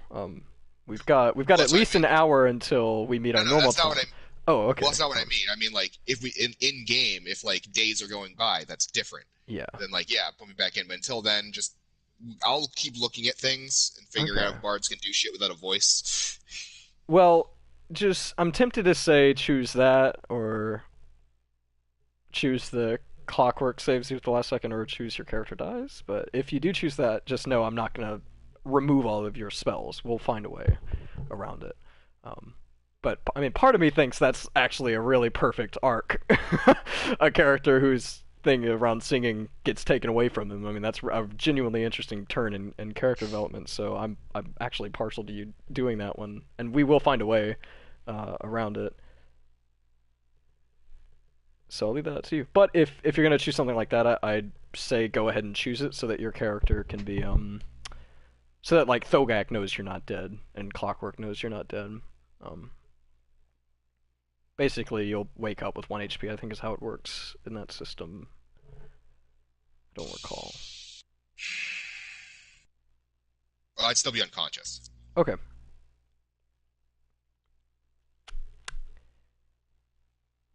I know we're waiting on me. Can you maybe, if it's possible, go to Kaz while I think? Yeah, actually I can because the second explosion just went off, which is their cue. Um, Right. I am going to say, though, since we are switching right now, let's take a little break, since we are planning on going a little longer than usual. We're at the hour and 40-minute mark. Normally we go for 2 hours, 40 minutes, so this is probably a loose halfway point for tonight's session. So let's take a little break. I gotta go feed my Wait, I cat. thought Mark was just Mark. Yeah. I'm gonna go feed Bowie and probably grab something to drink. Something stronger than a soda because I can't believe this is happening. um, oh my god. Okay, yeah. If So, I did choose for Rin to die, could I sit here and listen still? yeah, absolutely. Cool. All right, just that, just so I know I have that Yeah, option. All right. yeah. It's entirely up to you. I'll say. I feel Because bad, part so of I'd me is like to really give you the like, option. I know, part of me is like, he's also a weak DM, and this would be good for him. Now, I want to make it clear, I am entirely a weak DM. I know this would entirely. That be being good for you. said, if you want your character to die, I can proceed with that. I just feel very bad happening. I feel very bad with it happening, specifically since we've come back from a long break, and it's the first thing to happen. So that's I'd say that's really the main cause. But I mean, if you choose for your character to die, I can proceed with that. Just it's up to you. Go feed But your cat. just know though, I also think the not being able to speak thing is like kind of perfect in a weird, twisted way. So yeah, I'll be back. Take a break. Let's do I guess like a loose 10 minutes. Do we want to say? Sure. Okay, loose 10 minutes. So we'll say 8 minutes. So just 9, 10. DM standard. 11, 12, 13, 14, Fuck off. 15, Uh, 16. 9:10 DM standard. We'll be back. I'll be back. Alrighty.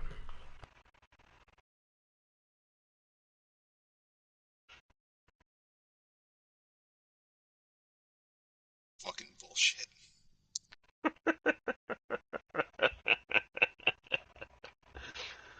uh, I never do good with death saves. yeah, that saves scare the shit out of me, to be honest. Like, as a player. Like, I know so many people are like, oh yeah, I get nat 20s all the time. I come up with 1 HP. I'm like, how? Must be If there's cheating. death saves, my dice will go, what's anything above a 5? Basically.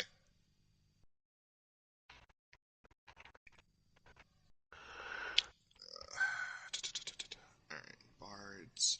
I'm trying to figure out if instruments count as the somatic or the verbal for my spells. I feel like they would count as... Okay, here's my thinking. Because it says that bards find a way to use the magic through the magic woven into music. Um, which to me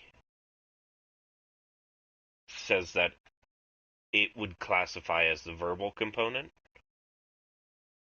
Um,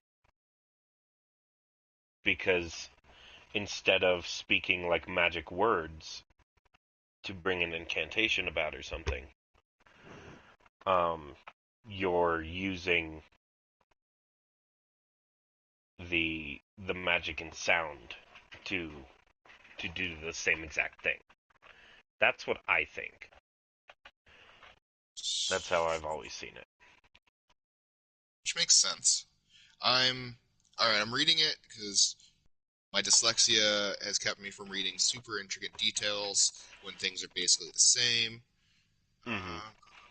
Alright, I gotta go to chapter 5 to look at spell focus. But if it's what I think it is, I think the instrument counts as any material cost instead of my verbal or my somatic. Just like any other spell focus. But I am double checking. 143.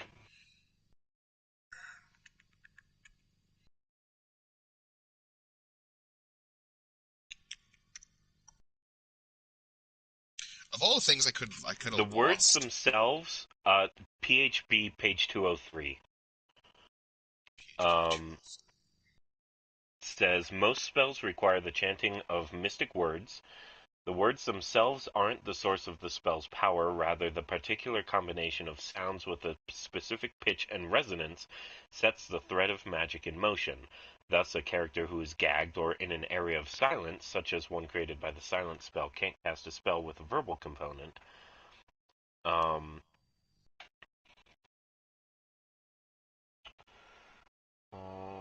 So I'm like super gagged. yeah. Um, Going through equipment right now to give me the any of the things on spell focus.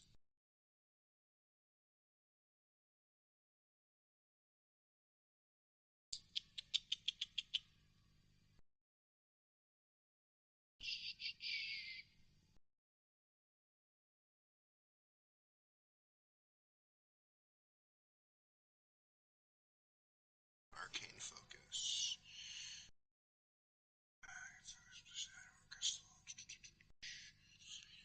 Channel power through spells.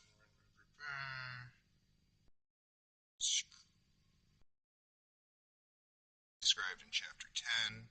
Yeah, yeah, yeah.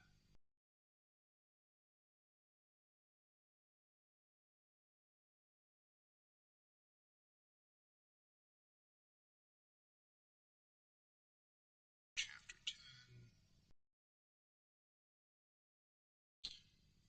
I'm gonna take this book in with me to go pee.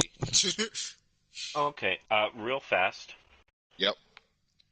Someone's saying that the issues with it is that it makes the instrument fulfill both somatic and or material and verbal. That, yeah. Um, so one of the alternatives that a lot of people are saying is good is that if they do like whistling, because you can still whistle, um, or use a horn of some sort that requires their mouth to make the noise, but it doesn't have to be, your vocal cords. So I'd be stuck using my flute a lot, and Potentially, that would yes. still work. Yeah. Alright. So, I was there for the whole You death could also thing, but how whistle. did you lose your voice? Because he doesn't want me to actually die because he's too weak for that to happen. So instead he's let me do the fate system and I rolled on that. The fate system isn't even from D&D. It's Oh, I from know the fate Fate. It's from system. Fate. I'm Yeah. familiar. So yeah, but I lost the ability to speak on it. I thought originally the way we adapted the fate system was by That's how Soul using did the it. method by with. Okay, That's how Soul as the DM did it. Josh told him to gotcha. roll for it. But if we do something specific to the way you were attacked, I was attacked on the chest and area, so like not being able to speak kind of makes sense because like my lungs could be damaged or yeah. throat could have Okay. got hit. I mean, Well, I mean, that's up to you as the player who has the character, and Josh who also. So if that's what Right. like, it'll be what it'll be like.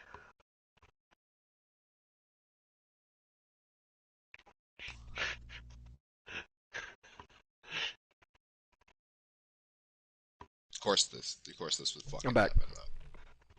All right, I Welcome didn't get back. to go pee because we've been busy looking up rulings. Okay. Caustic, tell him what we found.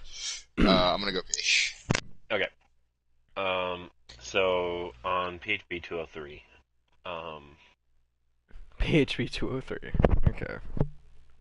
it says most spells require the chanting of mystic words. The words themselves aren't the source of the spell's power, rather the particular combination of sounds with specific pitch and resonance sets the threads of magic in motion.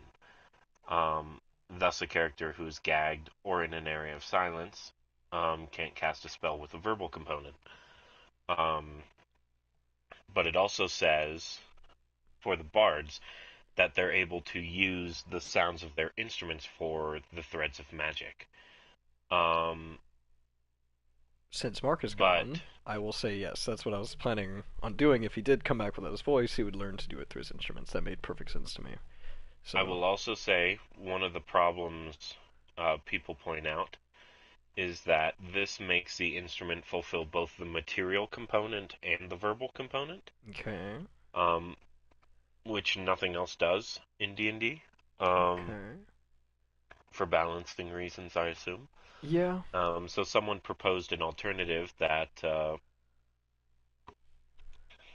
important part is that it's a sound coming from their mouth, so they could do whistling um, Oh, as a substitute for the verbal components. that makes sense to me. That way, if he's gagged, he can't cast verbal component spells since he can't normally anyway. Yeah. No, the stipulation is if he does come back to life, but he can't use his voice, eventually he will be able to cast his spells. I'm not gonna just take away his entire moveset. I'm not gonna Yeah. do that. So yeah, there will be something that his character will learn to do in sub of not having a voice. Okay. Talk about an impactful first session back, though. Am I right? God damn. Yeah, I mean that fist kind of impacted quite hard. Oh man. And Oh yeah, and and someone it died. sucks even better because now the plan is like thoroughly shot. It's about What to go plan? sideways. Yeah, seriously. I mean, I guess you can. Well, there's stuff you can do. Is there stuff Thogak can do? Yeah, Is there stuff Thogak knows he can do? depends on how well you roll or remember things you can do. I mentioned something earlier that you could do, and I don't know if you heard me, so I'm kind of hoping you didn't, because Probably not. I shouldn't have said it out loud. And but I don't remember you saying anything, so I don't think I heard you. that's good. I'm just your DM and all. Yep.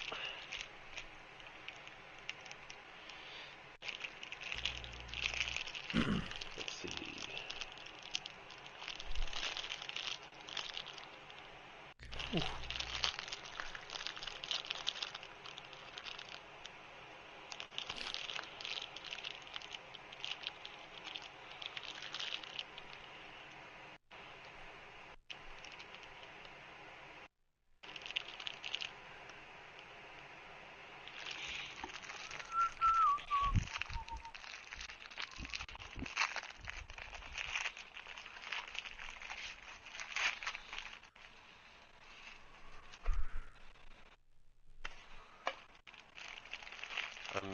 Hot Pocket.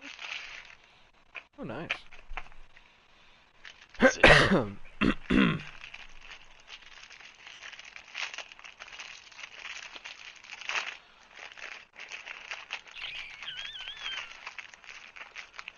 Oh, by the way.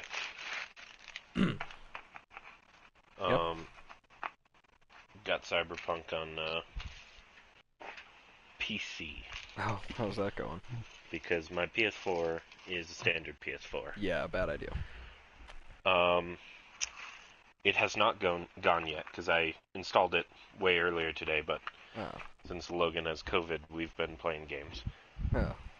Oh, he has COVID? Oof. Logan has COVID? Yeah. Yikes. Shit. Well, I guess I won't invite him or Emily to do lunch while I'm in Madison. No, that's a good idea. That's a good idea, yeah. That's a shame. I was going to see if they had Cassie and them and Brennan wanted to meet up. Huh. But,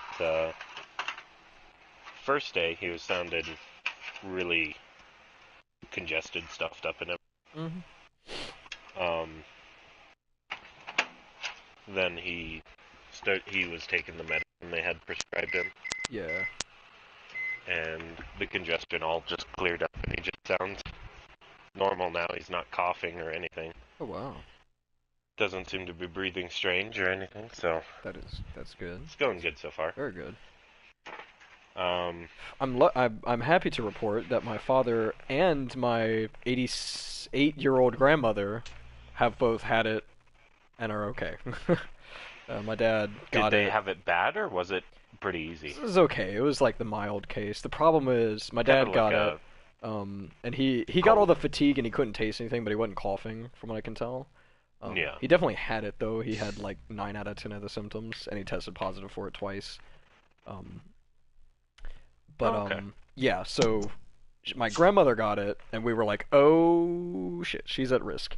And she got it, and at the same time, she got pneumonia and a UTI, and those cleared don't up. generally go together, but No, yeah, they cleared okay. up, and she got another UTI. But she's since gotten over both of those, and she seems to be getting better. I'm going to Madison tomorrow, actually, to stay with my dad for a couple of days. I'm taking my PlayStation. All right. Well, you So- should tell your dad I said hi. I will do it. He actually And said I met your hello. grandmother too, didn't I? Yeah, I think you did. Yeah, she Yeah, was then there. tell her I said hi too. Yeah, he actually, I talked to him before he joined the party. He said to tell all of you hi. So thank you for Oh, remembering. well, you didn't until I now. didn't, because I'm so. really bad at remembering things. And I'm, funny enough, was focusing on this campaign, this first session after Well, look at where your Almost. focus I led. killed A Mark.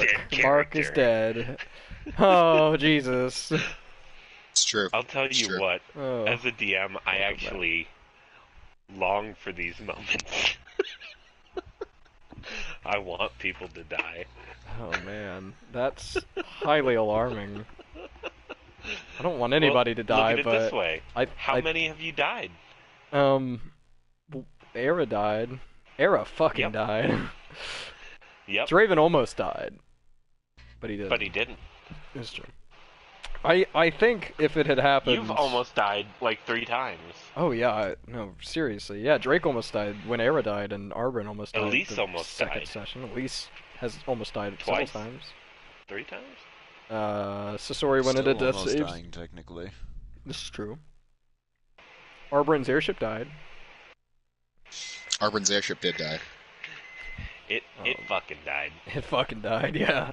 Anyway, how are we all? Are we all about ready to start back? We're gonna start with you, Keegan, so... It's really just up to you, I think. Hey I'm all Josh, I'm gonna good. send you a message on Messenger, but yeah, Okay. I'm ready. Okay. Yeah, I mean, we're gonna leave you guys there, and we're gonna start with Tarathiel and Kazara, so you have a little bit of time, but yes, let me get Messenger open. And I'll say it again, in case you didn't hear it the first time. If you do choose the paid option, I'm not gonna take away your spells. It might take like a session or two for you to figure out how to do them without your voice, but like, that's not something I'm gonna take from your character because that's like literally his utility. So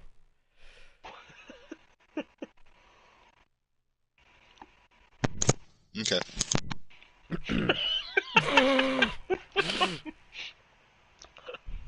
even if he wasn't a bard, like I think most spells are verbal, so yeah, that wouldn't be Uh-huh. very fun. Yeah, but I think that's I kind don't of think I have any spells that are just somatic. Or oh just yeah. somatic in material. I always forget Because, that I Eldritch was playing a Blast very is large... verbal. I was playing a very loud, boisterous character. Like to talk and stuff, and this is gonna This is gonna mix make it me up for play a sure. Kenku. Only But Kenku or better, at least Kenku can still talk. this is true.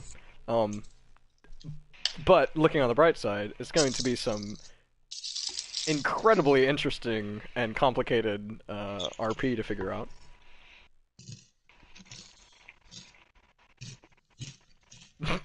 They're hearing depressively eat Scooby snacks. Yeah, just depressed chewing. Yeah. Okay. Um. Keegan, are you ready to begin? Yep. Okay. Are you sure? You sound kind of, I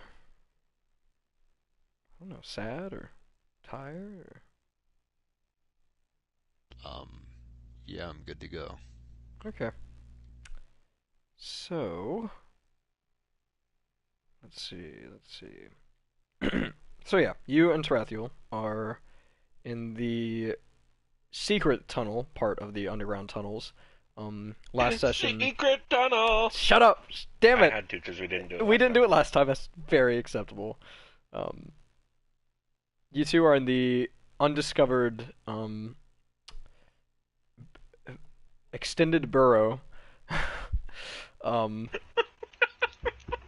Last time you figured out that there's you're kind of standing right outside of a path that leads kind of like up and around to the left, which you crawled up to see. At the end of which, kind of this narrow crawling, you had to. There was a vent that you could, given effort. So like when you're ready to, like you could pull it out of the mud that it was in. So that's the only location or the only entrance into the vault side of the underground tunnels that you have discovered. Okay. Um, well, the most direct path is the most ideal. So Yeah. I'm going to, since that second explosion went off, I'm going to start working my way through that. Okay, yeah. Oh, so yeah, we'll start there. So you and Tarathiel are kind of sitting there. He's kind of crisscross, like meditating, and I think you were doing the same actually. And it's been about 6 minutes since you heard the first explosion. Um, you have heard very, very faintly some sounds of combat, which you think could be Rin in the prison, but it's really not been loud enough for you to discern voices. It could just be screaming from the thing. But you've heard the thunder wave, I guess, is what I'm getting at. So I guess really it'd be explosion, loud boom underground, and then now you hear what can only be the second explosion as the ground around you kind of rattles again and some of the rocks fall out of the kind of like loose packed dirt and mud that form these secret tunnels. So now Yes. it's yeah, so Tarathiel kind of Open out him, watcha. I think that's so cute. right you are. He kind of cracks his neck, he turns his head and he picks up his helmet and puts it on. That's the sound it makes. Of course. Only naturally. And he stands by the hole and he kind of motions for you to go ahead. Yeah, I go ahead. Okay. So you enter into this tunnel. It's kind of a gradual process of crouch walking, crouching, and you have to get on your belly and crawl. And you arrive at the same vent. And you hear footsteps run past. You hear two sets of footsteps run past. Kind of this like flat, heavy boots kind of slapping in this kind of like moist I trip them. mud. Well, that's Gonna be difficult. There's a small metal grate that you could barely fit through in the way. I trip them. Okay. No. Do you have command? Trip. Yeah. So you see or you hear two sets of footsteps kind of run past. After about 5 seconds, you kind of just hear the like, and then you hear a door at the end of the hallway that from the maps lead to the stairs, basically. Okay. We should be fine moving forward. Let's keep going. Yeah. I'm just going to basically. I'm not taking any detours or anything. I'm going straight for our intended objective. Okay. So, give me a strength to pull the vent out of the ceiling. I guess the question is, do you want to push it or do you want to pull it? I'm kicking it. You're kicking it. Yeah, basically. I mean, I'm trying to kick it out or push it out. Okay.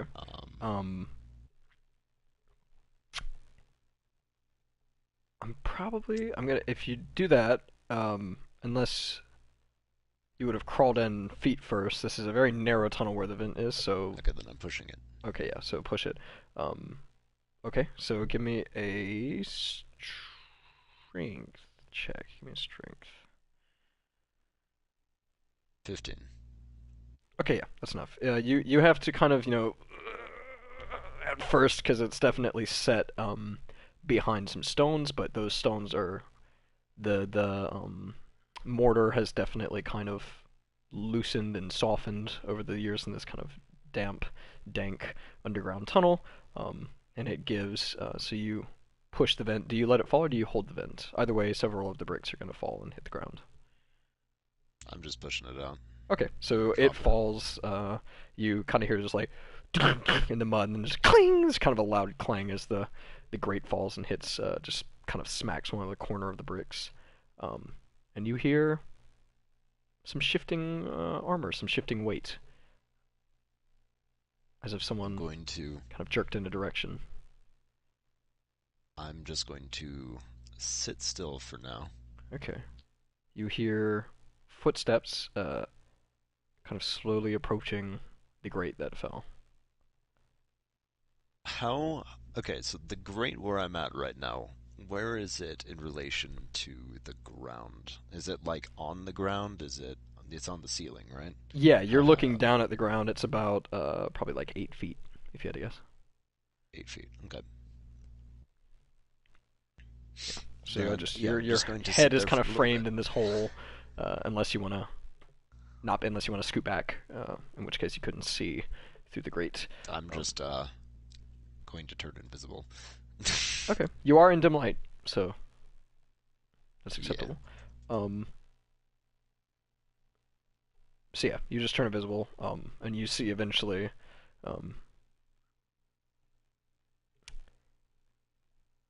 a figure approaches, holding a short sword.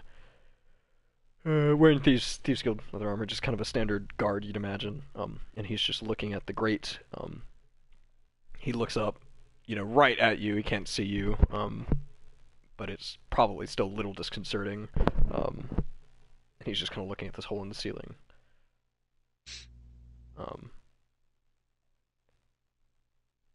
He just kind of whispers to himself. He's like, "Oh, fucking great." It's Tyrell. And you hear kind of like from the other end of the hallway. So he came from like around a corner to the right, kind of behind you. This guy, the voice comes from in front of you, kind of around a corner, also to the right. And just hear like a in the distance. He says, "Hey, can you come stand here by this grate?" You just kind of hear a in the distance, and this one walks away and leaves. And you hear kind of after a couple of seconds of not hearing much, you hear another set of footsteps approaching. Alrighty. So, I'm going to continue to wait. Okay. Eventually, another figure comes and stands and looks at the grate and just goes, "Hmm."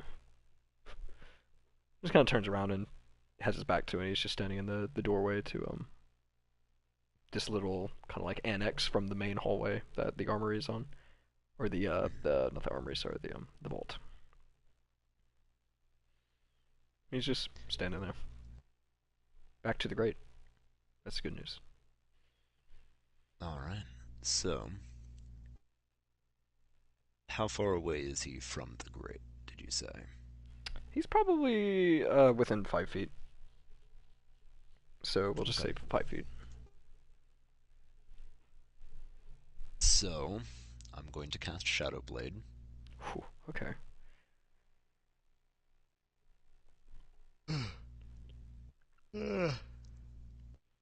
Goodness. So, Shadow Blade has been cast.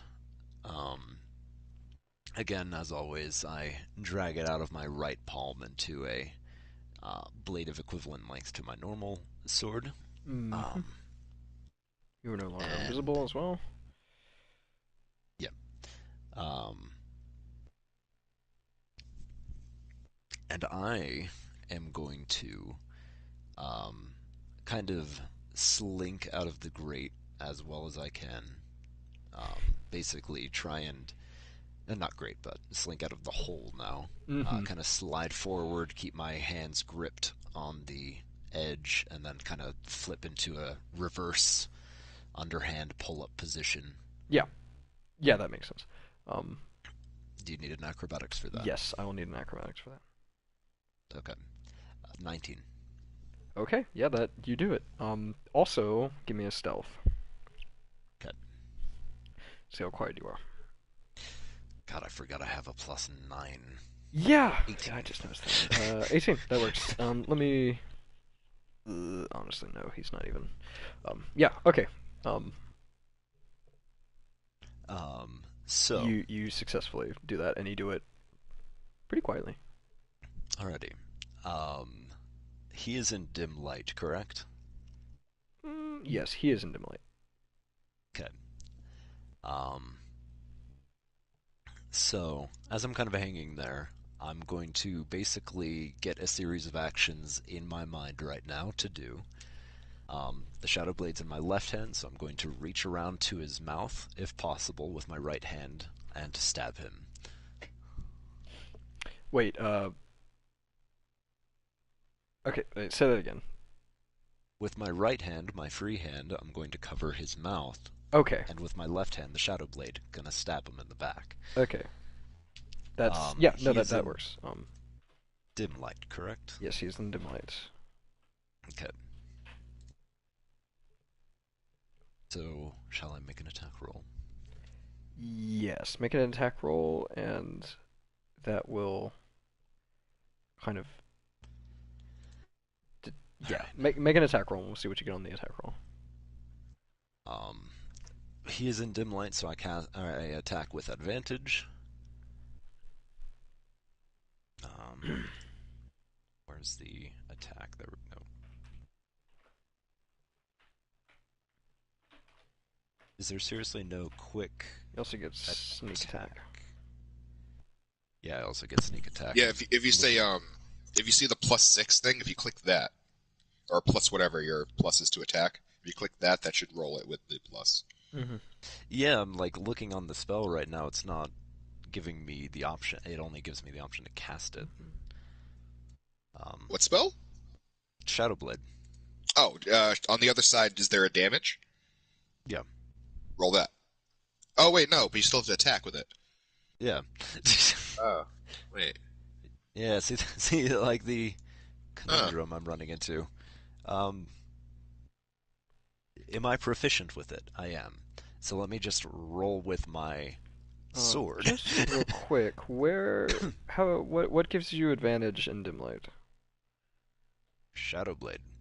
Okay, that's the Shadow Blade thing. Okay. Yeah. Oh, that's right. Okay. Okay, so that is a +6. Wow, that's quite something. got a nat 1, then a nat 20. Okay, that's good. That's really good. Okay. I'm not even gonna have you roll damage because since this is an initiative, I think, especially with a nat 20, I was gonna let the attack roll determine how successful you're kind of. I'm thinking of it like Assassin's Creed, basically. Right. How successful your stealth attack to dispense with him is. So yeah, nat 20. Yeah, you kill him. So describe that. Okay, so as I said, I kind of, very carefully drop down, and before he has time to react, I kind of lunge at him, wrapping my arm around his face. And before he can even get a word out, I stab it straight into his spine, twist, and then bend it until I hear the crack. Yeah, so you just kind of, you hear like you over his mouth and it, and he just goes limp in your arms. Sorry about that, Tyrell. So you're now just kind of holding a body, and you hear Yeah, I'm going to. Tarathiel kind of, you hear the Watcher, I suppose, kind of like behind you. And he kind of runs up and takes cover, like, puts his back on the wall to your right, which around that corner is the vault is at the end of the door, end of the hallway. So he just kind of takes cover against that wall. Okay. Then I'm going to kind of pull Tyrell's body aside. And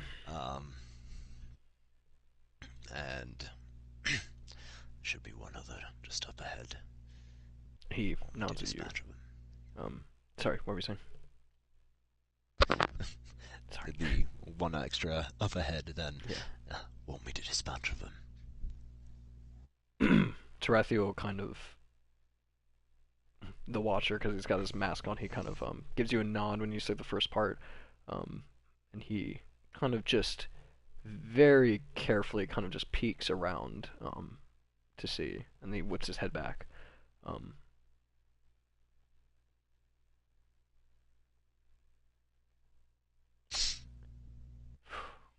What are we looking at? He just holds up finger one, kind of does his thumb backwards, like end of hallway, kind of, like one, and he does his thumb points over his shoulder several times to kind of indicate like further back.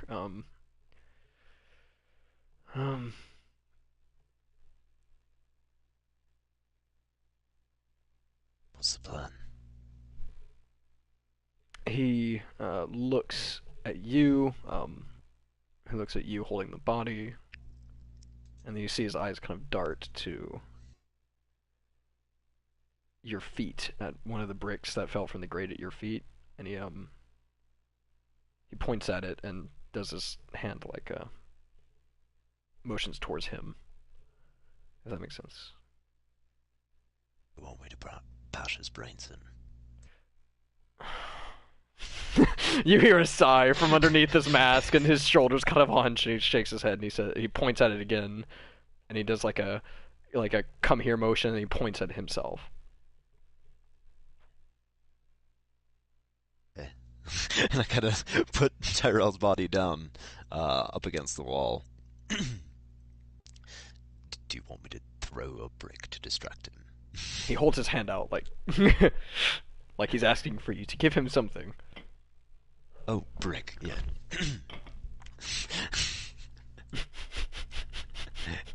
And I hand him a brick. He takes the brick and gives you a very stern like nod, like and he just kind of peeks around the corner again and brings his head back, and he looks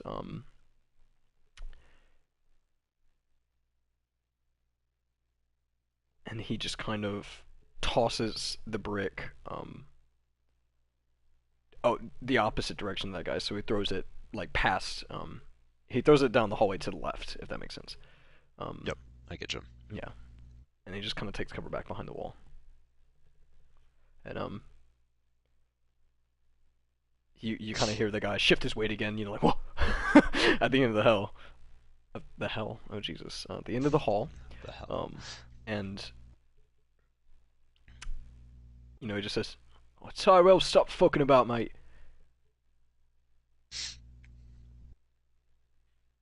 Taro. Oh, what the fuck is it now? When you hear him walking towards you again. I'm going to go one with shadows again. Okay, yeah. Um, and just wait for now. Okay. Once again. You see Tarathiel, kind of like, shing, very slowly bring his those two short swords, the somewhat custom looking short. Did I ever send you a picture of the short swords? No, I I just don't think realized so. that. I don't think. It's in the picture I sent of him. I think. Let me let me let me see if I've sent that, and then. Yeah. Okay. So on July 28th, I sent a picture of Tarathiel in the Watcher outfit, holding the helmet. He's not wearing it, but he's holding one of the short swords. Um, so he has two of those, one on each thigh. He kind of, reaches like a backwards grip, kind of just pulls them out of the thing, and you can tell he's ready to get this guy when he comes around the corner.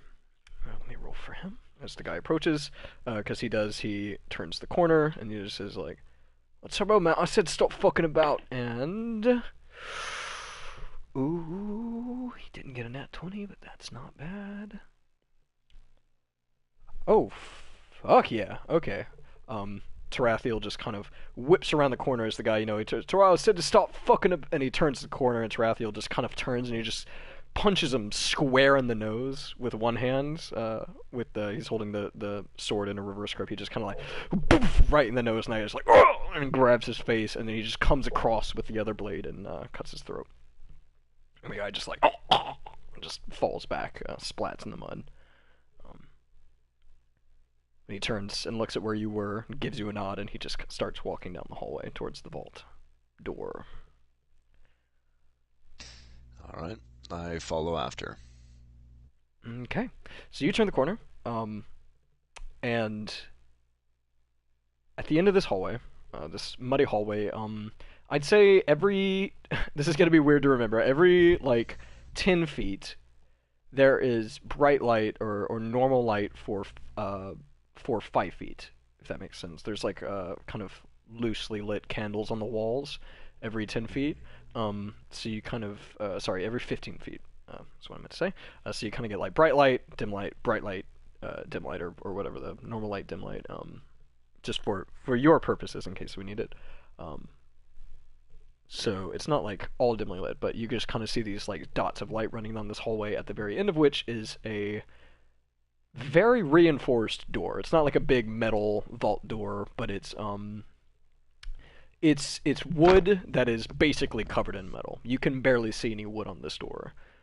It's just got bands of steel across it, rivets, and these crazy. It's got this like kind of really big like classic padlock on the door. In fact, actually, I think where did I write it? It has 3, if I'm not mistaken. 3 padlocks, one at the top, one in the middle, one at the bottom. And yeah, so Tarathiel walks up and is standing at the door looking at the padlocks. Okay. Got your locksmithing tools on you.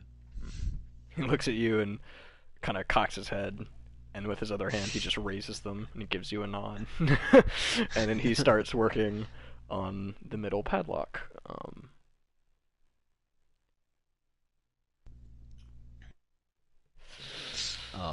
While I'm kind of waiting on him to finish that up, I'm Mm. going to draw my other sword now. So Flame blade? momentarily dissipate. Yeah, my normal summoned blade. Oh, So momentarily dissipate the shadow blade in my left yeah. hand, draw the sword out of my palm, and then make it reappear. Okay. Um, And it's just like a metal blade, right? Or it's the other packed weapon. Remember, we had it to where the shadow blade was the black of Kazara's ability, mm-hmm. and this blade's the red of. It's like the crimson flame blade, isn't it? Or is it just a kind of a Yes, crimson? Yeah. Okay. Sorry, that's what I thought. but Um. I cast Crimson Flameblade to actually make it. Okay. But Yeah. Oh, okay. it's Yeah, it's always like has that flavored effect. packed weapon. That's right. Yeah. Okay. Yeah. So you do that. Yeah. You're just standing. He's fidgeting with this lock. And you can see he sets into it with an amazing finesse, but it doesn't open. Like he kind of jiggles with it a little bit, and he feels like he's got it, and then he stops and he kind of goes at it again. And he's trying to get it, um, and eventually Slaughterman. he just kind of shakes his head and kind of holds up a hand like, and he keeps trying to get it, and he stops, he pauses, and you just see him rotate his hand very slightly, and just hear, and he turns it and pulls off the first padlock, and then he goes up and he starts trying to do the top one.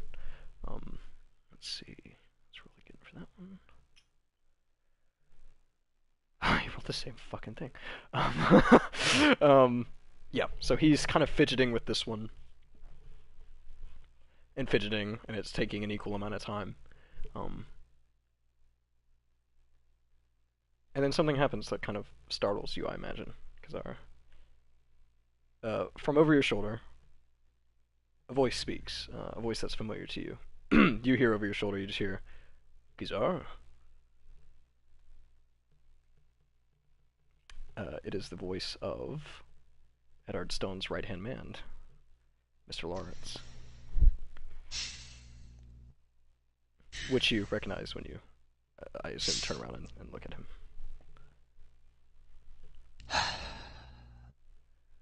Lawrence.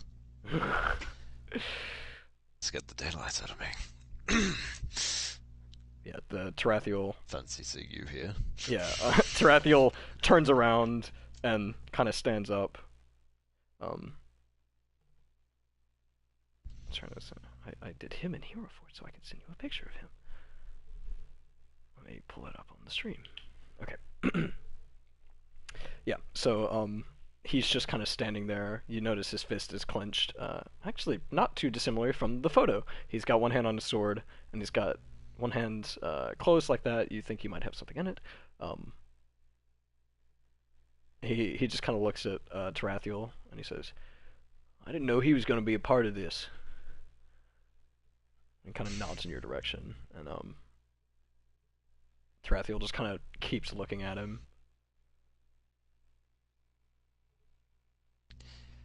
Well, if it's any consolation to you, I wasn't expecting you to be a part of this either. Sorry, that's Jura's voice. That's close enough, right? Who the fuck are you? Who are you? What'd you do with Cass?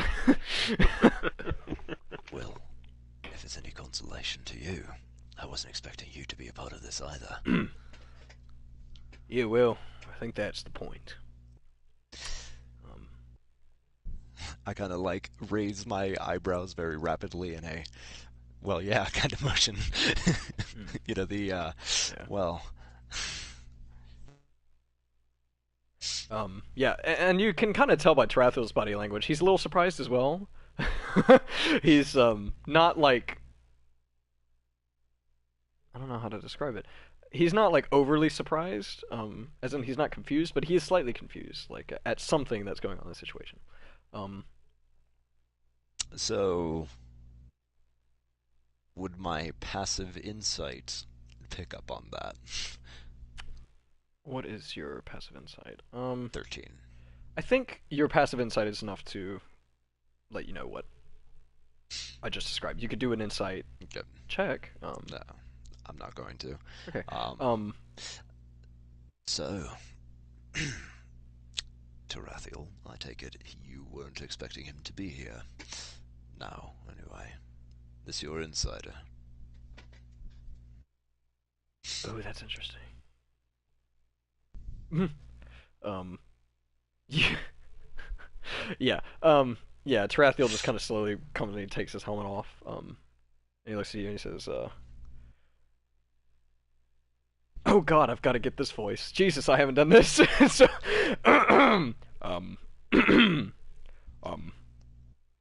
Kizar, meet my contact. Lawrence, what are you doing here? You were just supposed to give us intel. And Lawrence kind of looks down at his clenched fist, what he's holding in it. You don't know, and he just kind of says, "Yeah, well, I figured I'd help a little more if I could." He starts walking towards you, um, and as he approaches within reaching distance, Kaz, he holds out his hand, and it's got a key in it. I I look down at it and dissipate my shadow blade again, and I very like lazily roll my head over to Rathiel. Mate, stop fiddling. We got a key here. What was that first part? Sorry. Mate, stop fiddling. Yeah. He just kind of looks. He's like, "Oh, I could have done it." And he's like, Lawrence was like, "Yeah, sure." And he kind of hands the key to Tarathiel, and Tarathiel just takes it. And starts. He kind of reaches up and unlocks the top lock and the bottom lock. And while he's doing that, because he still has to kind of like fiddle with the key. It's a very old, rusty padlock. Lawrence just looks at you and says, "Out of curiosity, have you found anything out from when last we spoke?"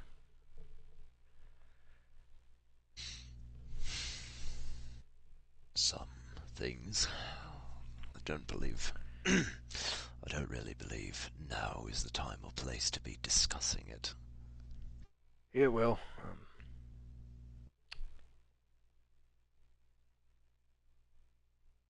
this is a difficult situation for me to be in. Um, I wouldn't so readily betray this thieves guild, but something's just not right, and I can feel it. I know you can feel it. I Why do you think I'm taking such a aggressive stance all of a sudden? It's very fair. What what Ed did to that orphanage.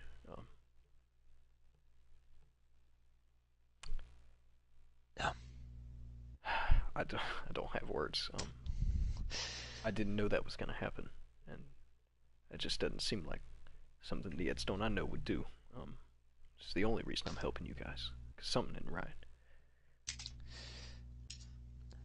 And I just wanted to say I'm sorry for my part. If there's anything I can do The to only help. one at fault was Ed and those archers. You have no reason to throw yourself under the carriage. Yeah, okay.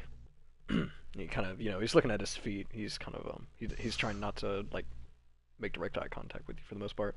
And he's kind of nodding. He's like, yeah, okay.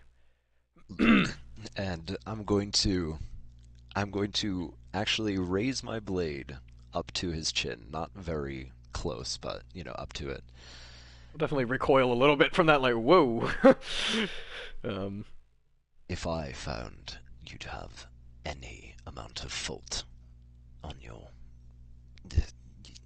if I found you had fault for anything, you know me. I wouldn't be sitting here having a conversation with you, now would I? Right, and I just lower my get... blade again. Yeah, he kind of like he puts his hand on your blade and lowers it and says, "Let's not get carried away. I have no doubt you wouldn't try.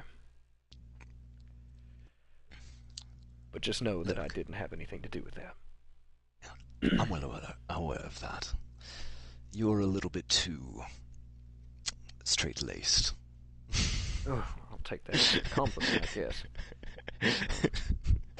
He sees Tarathiel get that last lock undone. You see him look over your shoulder, and you hear the lock like, and he pulls the padlock off, and he turns and he says, "I'll leave you to it." And he turns and starts to leave. Best of luck to you. He walks, he stops though after probably like 10 feet, 20 feet, let's say 15 feet. Shoot the middle. And just kind of over his shoulder, he says, "I know you're gonna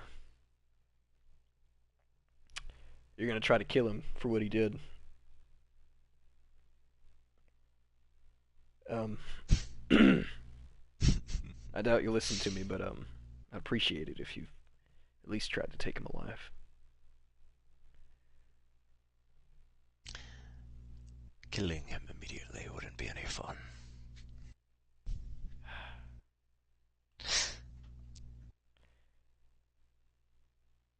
Well, We'll see then I what will can be done. restate.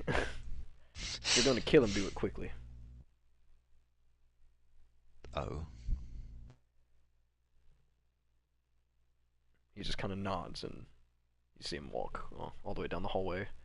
Um, he leaves the door and shuts the door at the opposite end of the hallway. It's a really long hallway, actually. Um, yeah, and it closes behind him, and he is gone out of sight. I kind of lower my voice even further and kind of mutter to myself, I'd never show mercy to a man who wouldn't show mercy to children.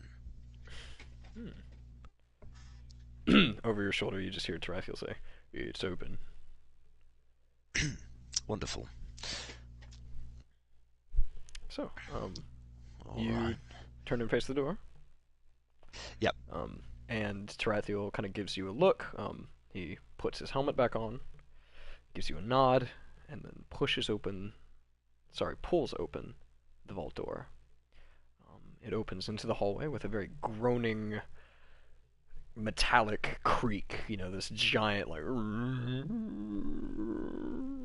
just heavily reinforced door. As it does so, you get your first glimpse into the Thieves Guild vault itself. And much to your surprise, it's entirely empty, save for a single table in the middle of the room, lit from above by a very narrow kind of circular grate, like imagine like a really miniature well, just kind of circular tube of stone that kind of runs up in the middle of the room. It's casting a very harsh light downwards onto the table. It's kind of like this spotlight right in the middle of the table, and it's shining directly onto a small black metal lockbox, about the size of like a shoebox, but it's got like black metal, what do you call it, like reinforcements, you know, things like that. Yeah, it's sitting on top of the table. It's got 3 padlocks on it as well. Alright. That's what we're looking for. Tarathiel looks at you.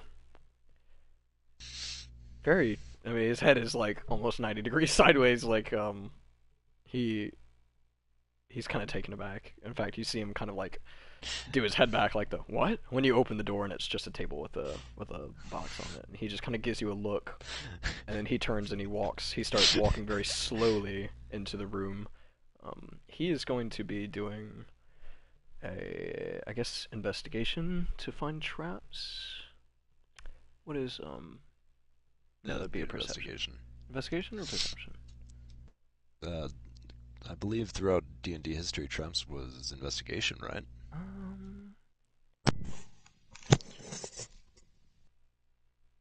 So you know more?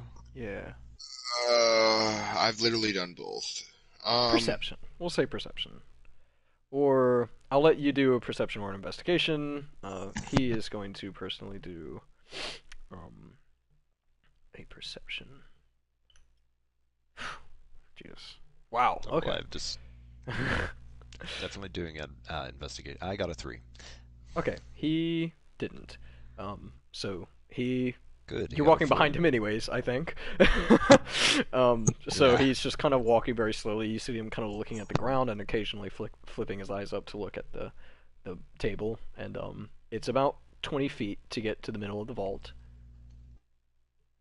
This just singular table with a singular box and a singular ray of light coming down from the ceiling shining on it. Yeah, I'm pretty sure this is exactly what we're looking for. Wouldn't you say, Tarathiel? He doesn't. I mean, he's just kind of once you very very slowly you approach and stop at this table.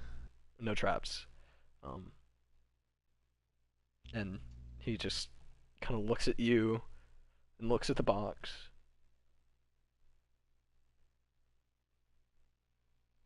And reaches down places one hand on the right side, one hand on the left side. He kind of looks at you like he's gonna pick it up, and he looks at you and kind of like gives you a nod, like, eh? What? Carry the table. He's still looking at you. And like I put the sword back into my hand to separate the shadow blade again. Fine. And walk over to the other side, Of what the? the table to Oh grab no, it as he's well. holding the box. He's Oh, he's the got his box. yeah okay. He's got he's got his he's basically got the box on either side. He's got his right hand on the right Okay. side and his left hand on the left, like he's about to pick it up. Okay. And he's then, saying yeah, like,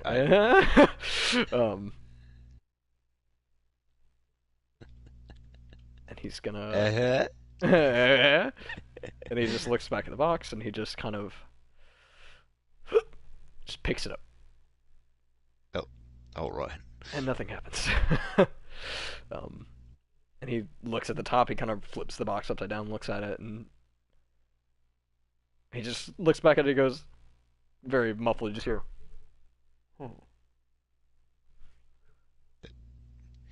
Yeah. He What sits do it we back think down of on the that? table and he takes his helmet off. And he just says, "Surely it's not that easy." Why wouldn't it be? Or why wouldn't it be?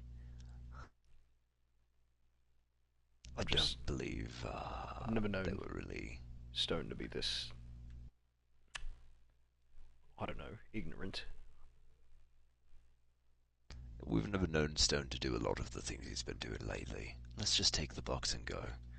If there's Okay. problems, there's problems, and but there's no reason to make problems when so far there aren't any. Okay. Yeah. Okay. All right. Yeah. And he picks the box up. And walks back towards the entrance of the vault. Right. Okay. So yeah, I mean, really, if you're following him, you guys kind of walk back the way you came. Nothing out of the ordinary. Probably keeping an eagle eye on the door in case it flies open. It doesn't. You get back to the thing. You step over the two bodies in the middle of the hall and around the corner to the left, and he tosses the box into the vent and jumps up himself. Starts trying to kind of pull himself up. Oh yeah. Oh, he does this very smoothly. You're actually quite astounded at how, just very elegantly, he just kind of like, just kind of like, it's like he gets sucked up into the hole. Not really. That'd be gross. But he definitely just kind of very gracefully just like jumps up and just pulls himself in, and he watches his feet kind of disappear through the grate. Good to see the town hasn't worn on your elven talons. And I follow after him as soon as I give him like a couple seconds just to make sure Yeah. that he actually. Give me the athletics to jump back in and pull yourself up. It's really just Athletics? Yeah. Okay. 14. okay. You manage. It's not very graceful. You kind of reach up and grab, and go to pull yourself up, and it's just mud. So it's like you kind of slide down. You have to kind of grapple the dirt and the mud to kind of get a hold, and you eventually get a good enough grip to where you can pull yourself up without the floor collapsing, basically, in the tunnel. Yeah, you're in. All You're right. you're crawling out after him. You are not that far behind him. So yeah, you get out into the tunnel. He kind of wipes some of the mud off of himself. And yeah, he gives you a nod, asking if you're ready to proceed. Let's get the fuck out of here. Okay. So you turn to walk. Oh shit! Let me open up my map of the Oh, let me open up a map of the underground thing. Okay, yeah. You turn to kind of go down the hallway, the way you came, around the bottom tunnel, basically, and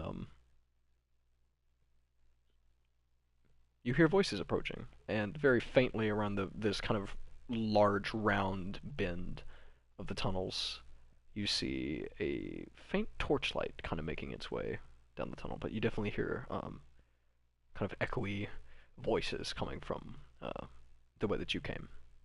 And Tarathiel stops. Ready yourself. He kind of holds a hand up to like no, no, don't. No.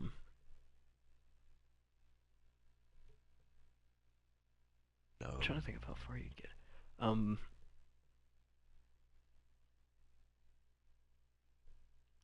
For both of you, it's entirely dark. I'll say. You're in pitch black, but you both have dark vision, dark sight, I guess. There is.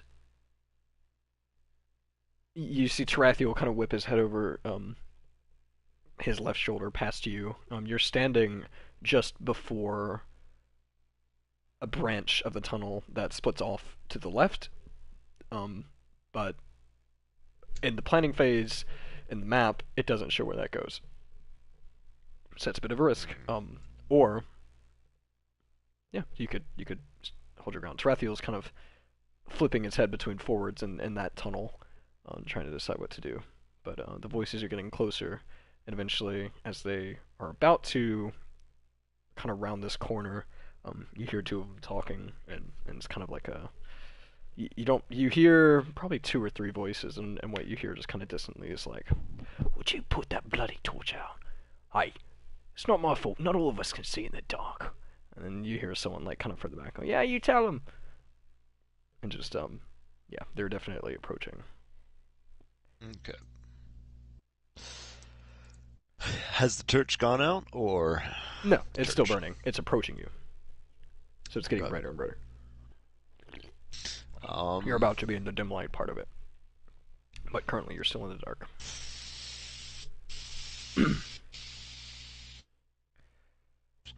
Let's head to the tunnel that was unmapped, but I'm not going to go deeper into it until I feel as if we must. Okay. It kind of starts to head up a little bit, at a very, very slight incline. So yeah, you do that, and Tarathiel follows you. There's like a very slight bend. It forks off. Do you have that map open? I had fucking the dude with the mustache. Hey. Lars. Okay, I have the map open.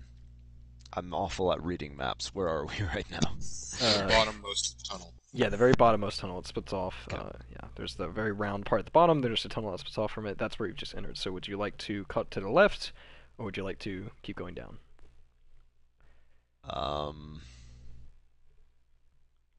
Tarathiel is following you.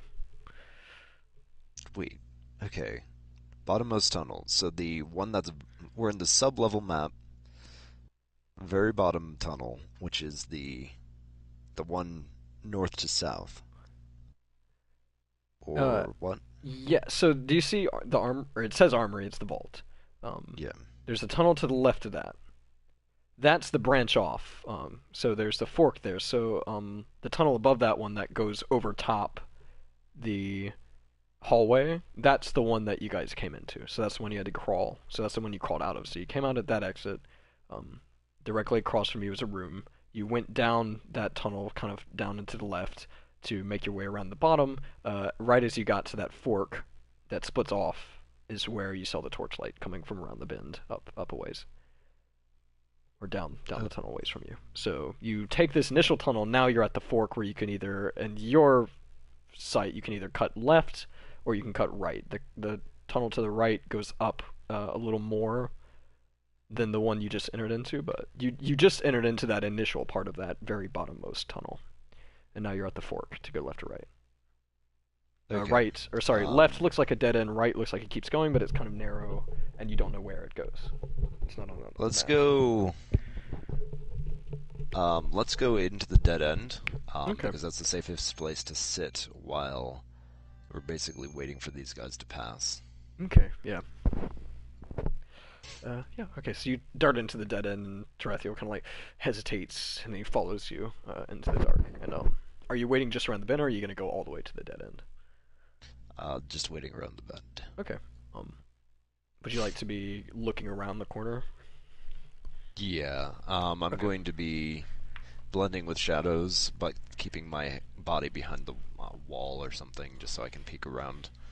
Um, I just Okay, want to yeah, keep it an eye works. on them. You let's see how that will work. Okay.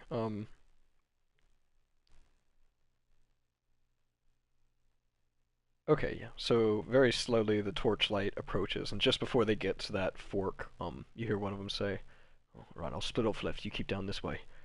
And then the other one goes like, "Yeah, okay." And that's the one with the torch. So the torch kind of passes by you. Um, you do get You're still in.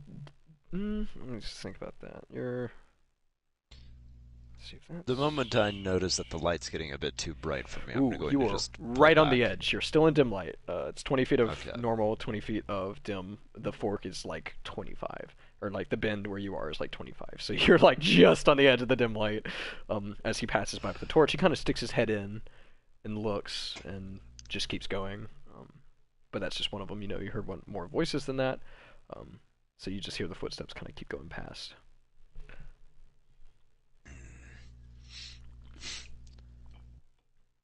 Alright. Torch guys moved past. Said they were splitting up, but want to wait for a moment longer or just move now?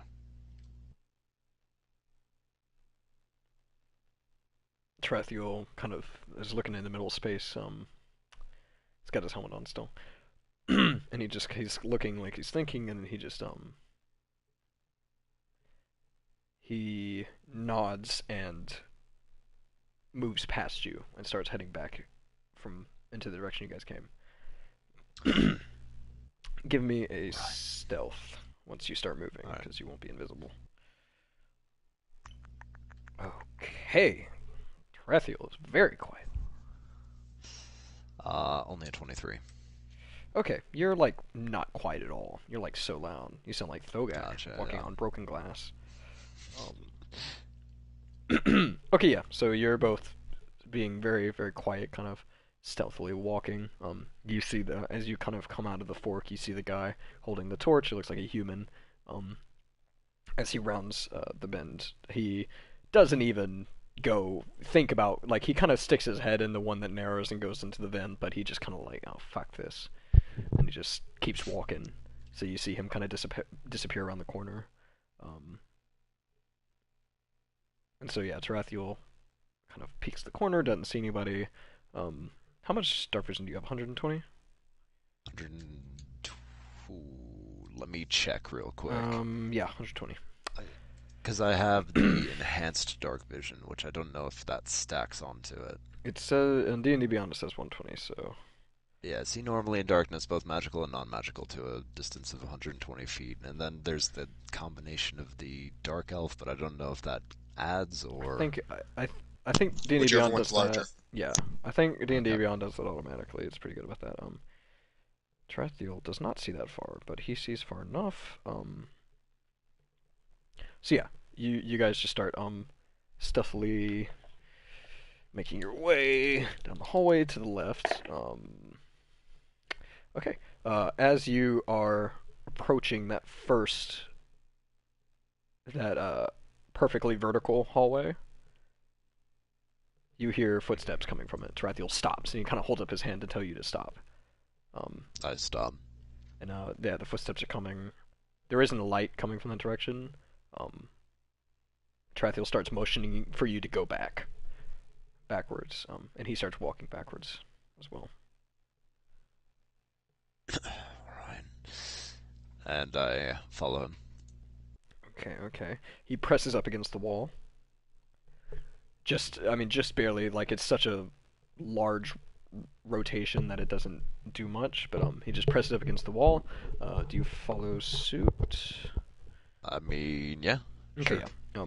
So he does that. He kind of mushes up into this like muddy wall of this kind of quickly bored tunnel from quite a while ago, and You do the same, and just as you do that, just barely around the corner, you can see a half elf poke his head around the corner and just kind of look both ways. Um, this is the fun percentile.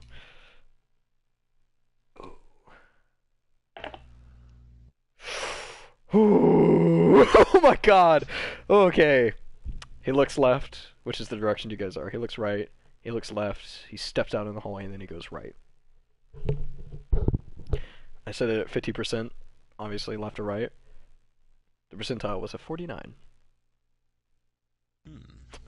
Um, so he goes right. He starts walking away from you guys, and you see Tarathiel kind of like untense, and he kind of like from the wall, like a little bit of mud comes with him, and he keeps kind of stealthily walking. Lucky for you. He just like does his hand like down, like keep it down. Okay. Oh, never mind. Okay, yeah. So you're just kind of very, very quietly walking along this path. You're not super far behind this guy.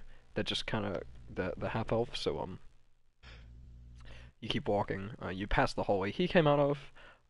And Tarathiel stops before this door. There's kind of a door into a larger room. It's got, when you passed it the last time, you saw just like really basically like broken, rotting barrels and just stuff that used to probably have something in it, but nothing anymore. And Tarathiel stops and peeks his head around the corner and then throws his head back and looks at you and kind of nods towards that room. And he holds up a 1 with his finger.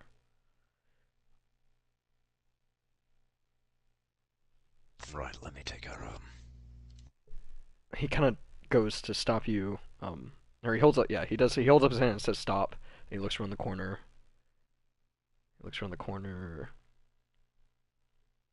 And he brings his head back and he motions for you to go. Right. So yeah, I start approaching. I go around the corner and start approaching. So you enter into this room. Is what happens. And when you enter, he has his back turned to you, and he's kind of like kicking wood on the floor. It's like where there used to be a crate, and it's since like kind of collapsed. He's kind of kicking the wood out of the way. And yeah, so you're just coming right up to him. Are you? Yeah. What are you gonna do? If I'm coming right up to him, Hi, my name is Kazar. And fuck it. oh, I'm going to stab him in the side of the neck. oh boy. Okay, give me that attack roll. He's in dim light. Yes, he is in not even dim light. It's dark. He looks to be a half elf. Okay, so does a 24 hit? Yes. What was the normal roll? 18. 18. Okay.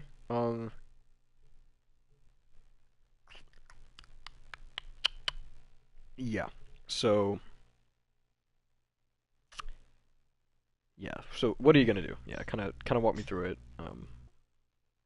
I'm doing nothing necessarily special. I'm just still using the Shadow Blade, and I'm just going to stab down, basically down through his neck, going down into his collarbone and lung. Okay. So kind of like a diagonal. So, yeah, I say with the 23 you do that, and you kind of plunge your thing in, and he just kind of like he reaches up and kind of grabs at your hand and grabs at the shadow blade and tries and turns his head, but the blade is like literally locked his neck into not being able to do that. He's just trying to look over his shoulder at you. He's trying to speak words, but just blood comes out. He's just kind of like grabbing and just very loosely slapping at your hand, and he just kind of starts to go limp. His eyes very slowly flutter shut.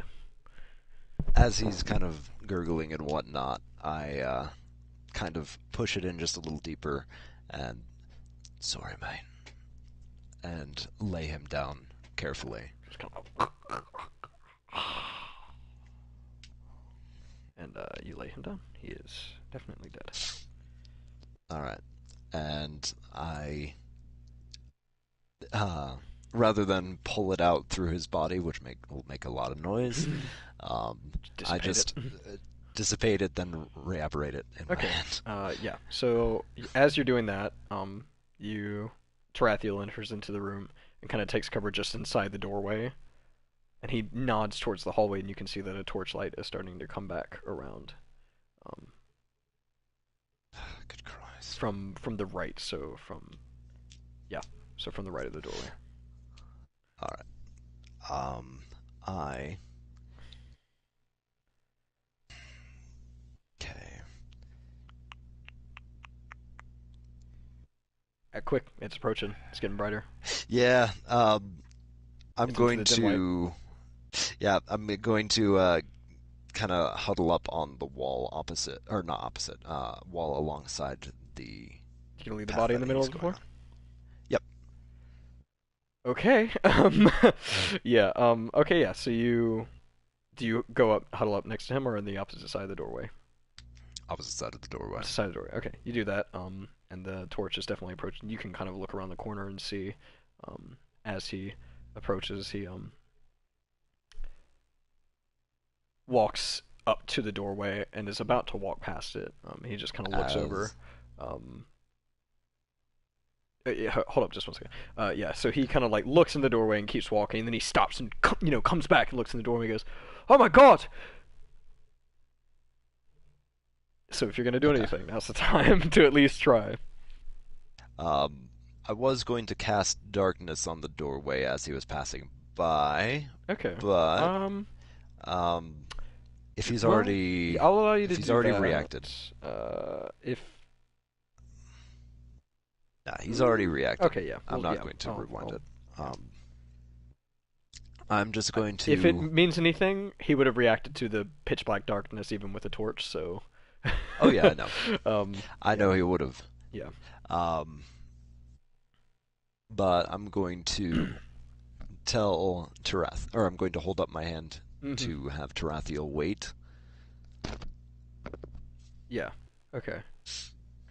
If that's what you're doing, so this guy, he said, "Oh my god!" and he runs into the room. This is a different human with a torch, not the one you saw go around the other side. And he runs up to the guy. He runs about probably 10 feet into the room, so 5 feet past you. As soon as he passes us, I'm nodding and slinking past him. Okay. What was your stealth at 22? 24. I think 24. 22 Uh, or something. okay. It's not showing my history now. So No, he runs in and oh my god, and he runs in and he goes, "They've got, oh shit, no. They got Pete! Pete's down! And he is going to turn his head back to the doorway to scream that out into the hallway, and,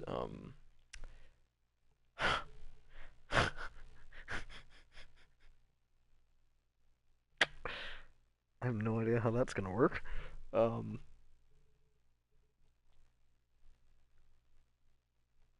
So you did that right as he ran it, right? yeah. Okay, yeah. So you pretty successfully dart into the hallway, and Tarathiel follows, I think, pretty hot on your heels, and you think you make it out into the hallway.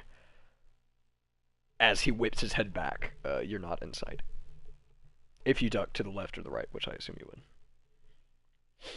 Okay. Actually, are you ducking to the left of the doorway or to the right of the doorway? I was thinking of myself on the right side of the doorway beforehand. So basically, I'm just following along the wall. Well, if you followed around the wall that you were on, you would be going to the left of the doorway. You'd Okay, basically to be the going left it back is. the way you came from the Crawley tunnel. So Yep. you duck around to the left, Tarathiel ducks around to the right. Yeah, and he's just kind of sitting there, and he peeks his head in, and the guy's like, "No, Pete!" And he's just kind of holding his hands on his neck, and the blood's pouring out. He's dead, but the guy's trying. If he's trying, then I cross the hallway, Yeah. because his attention is focused Yeah. elsewhere. Very So smart.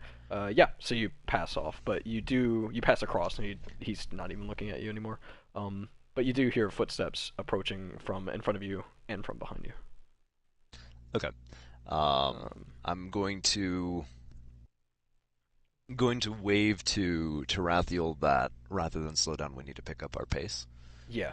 Um, because yeah, Okay. just going to Um, basically try and if anyone comes from in front of us, we're just going to be coming around a corner or around a tunnel wall yeah. There is a and be in their bend. face Yeah. all the time. Yeah. There's a bend in the tunnel, and you think that's probably right about where you're gonna collide with people. You hear Okay. one set of footsteps approaching. Two steps. Sorry, you hear two sets of footsteps approaching. And yeah. How close are you to Tarathiel? Do you think? Um, Probably like. is he leading or am I? I think so, because he went around to the right side of the doorway when he went out, so he'd be in front of you still. You could try and get Okay, past him. He, then he would let you do that. yeah, I'd be getting past him. Okay, yeah, so you get past him. He's following you now. He's got the box still. Um, and yeah, so you're running. You hear those footsteps. You are. There's nowhere you can duck to hide. You could probably go Um, invisible, but you are definitely about to collide with people if you like right as you round this corner in front of you. This kind a- of slight as I'm bend. as this is happening, I'm going to throw the a minor illusion from the direction we came from of Okay. swords clashing. Okay, that's interesting. Um,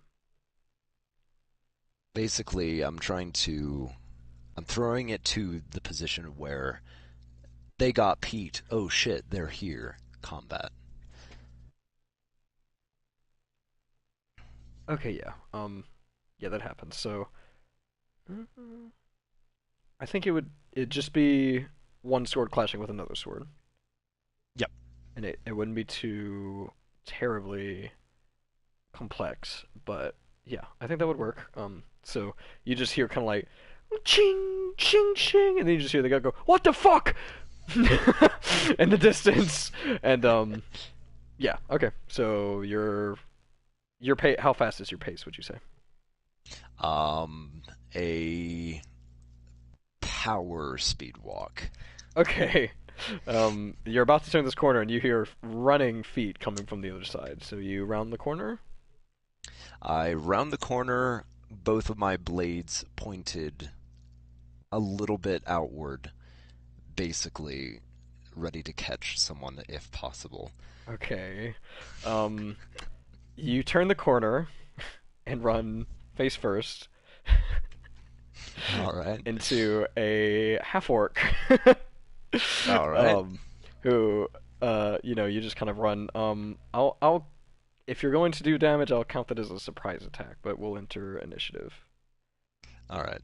Then, do you want me to Um, roll initiative before the surprise attack, or e- sure, you'll get the first round. Tarathiel is kind of behind you slightly, next to you. 13? 13. Sorry, let me get that.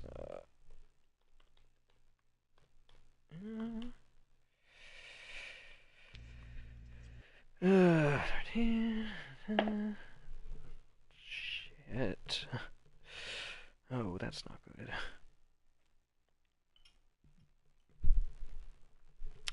Oh boy. Um. Uh-oh.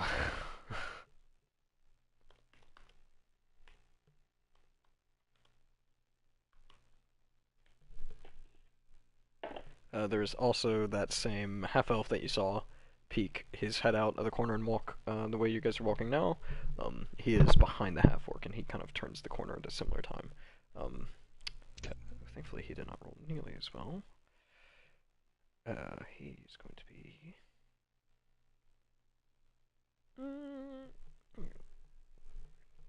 Okay. Um, all right.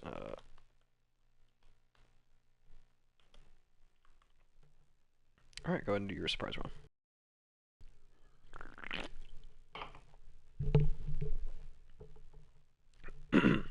Hello.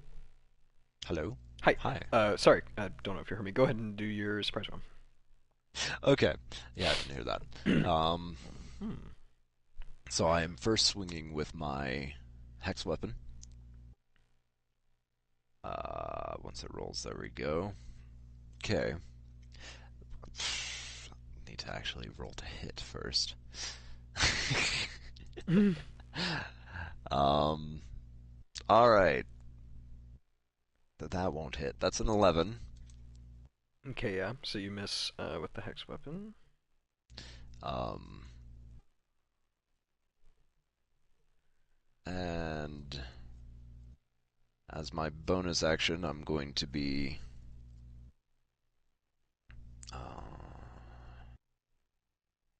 Yeah, I'm going to be hitting him with my Shadow Blade. Okie dokie. Um, fuck, I keep forgetting. Attack first, then damage. 19. 19. That hits. Alrighty.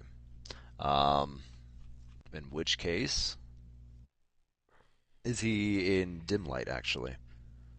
Yes, these two are in, Okay. I'm just going to do another roll just to see. No. So with a 19, I'm going to deal. Um, that is 12. What kind of damage? Psychic damage. yep, yeah. Um, and I am going to do an extra 1d6 of sneak attack.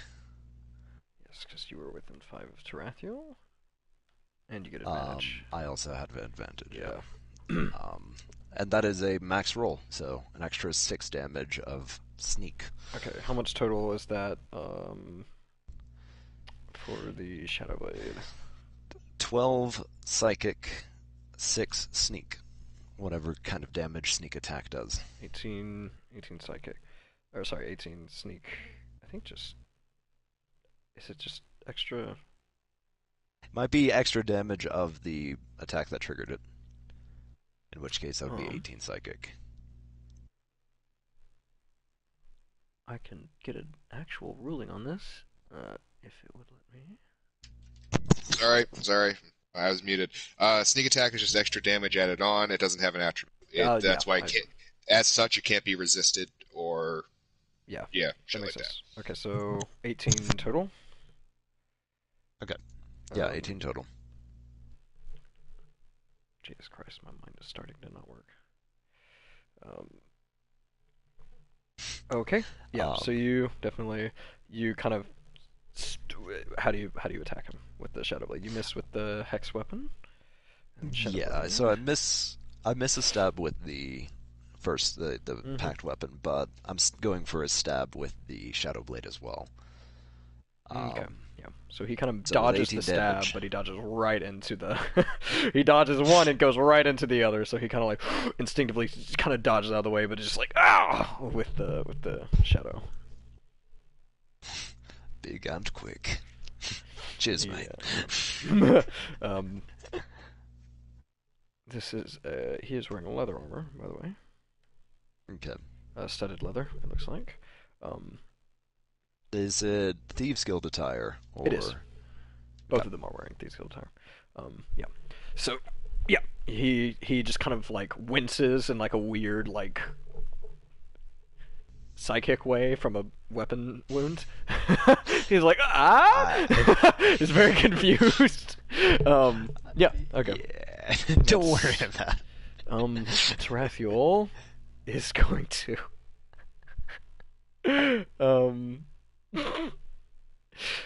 he's just going to see the half elf in front of him because the half elf is kind of on his side and the half orc is on your side. And he just comes around the corner. The half elf sees you and he looks at Tarathiel, and Tarathiel just fucking takes the. It's got handles on each end of it, the box, and he just and smacks him across the face with the box. And the half elf just like like ow, ow, and just kind of turns his head, like a little bit of blood comes out, but it doesn't look like it does that much Okay. damage. Um, so yeah, it is now Actually, I think he can do that twice. So he smacks him and then he kind of brings it back and hits from the other side, and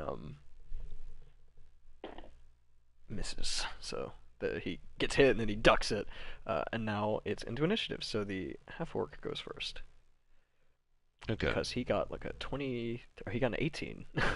Jesus. So he has a similar loadout to like the more brutish Thieves Guild members you've seen, and like the alleyway, the one that Thugak fought, and the one that Rin just fought. Their loadout is that bastard sword, so he kind of has his sword at the ready. He is going to come in with like a reactionary stab. He's going to do one hand. He's got one hand on the weapon, on the blade that's currently stabbed into him. From your thing, it's not stabbed into him, but it's in his armor, I imagine. Like you stabbed through his armor and you definitely gashed him on it. So he's kind of got his hand on his like side where the blade went through his armor. He's got his bastard sword in one hand, so he brings it down to hit you and does a 16 hit. Yeah. Okay. Surely not by much. What's your AC? A 14? 13. 13? Kazara. Okay, yeah, so he hits. He definitely does less damage because it's one-handed. So he's going to deal. Where's my fucking D8? This is bullshit.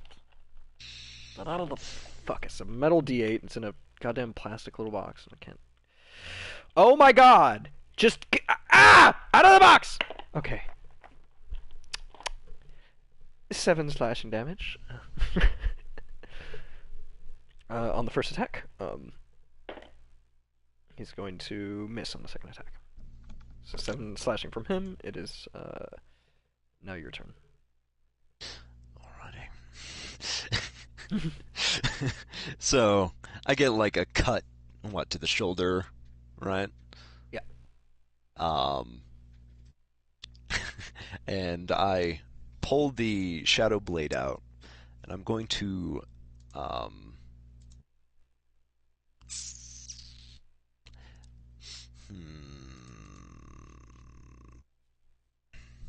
Soul. Yeah. How does throwing a second weapon work? Can I make an attack with my main weapon and throw a second weapon? That is a new fighting style they came up with, I believe. It depends. Does your weapon naturally have the thrown property? Shadow Blade has the thrown property. Okay. Should be fine. Yeah. I think. Yeah. I think so. Well, Yeah. How would you roll it?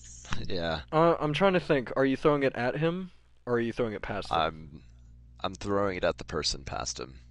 Well, he's kind of next to him. Is the best way to put it. It's not like past him. Okay. So is he within 5 feet? Yeah. So imagine them. Oh, then I don't need to throw yeah. it. There's 5 feet, and he's your diagonal. I guess right. Yeah, he'd be your diagonal right. So imagine that you just kind of come around the inside corner of the turn. That's where the half orc is. To his right is the half elf. Tarathiel is to your right. Okay. So he's diagonal right. Yeah. I was about to say, if you're throwing it past him, no, because you're not doing an attack. But don't ask me why I thought you would throw it past him. I know there's a feat where your weapon could come back to you. I don't know if you have that or not. There's no, yeah. I wouldn't. So yeah. Okay. So then we'll just we don't have to deal with it. Okay. Then what I'm going to do with the blade, well, he's still holding on to it in him, right? Or it's in you his said he's armor. holding onto It's the not blade. like Okay. No, he's kind of like Yeah, got it's it, like not- you stabbed it it's through not. his armor. He's just kind of holding where it went in. So you're not going to do any Okay. damage pulling it out. Well, that's not what I'm thinking Yeah. anyway. Mhm. But I'm going to let him do that hold that whole thing. I'm going to do Toll the Dead on him because he is injured. Okay. So that is 2d12 damage. Is it a saving throw? Or It is a saving throw, yeah.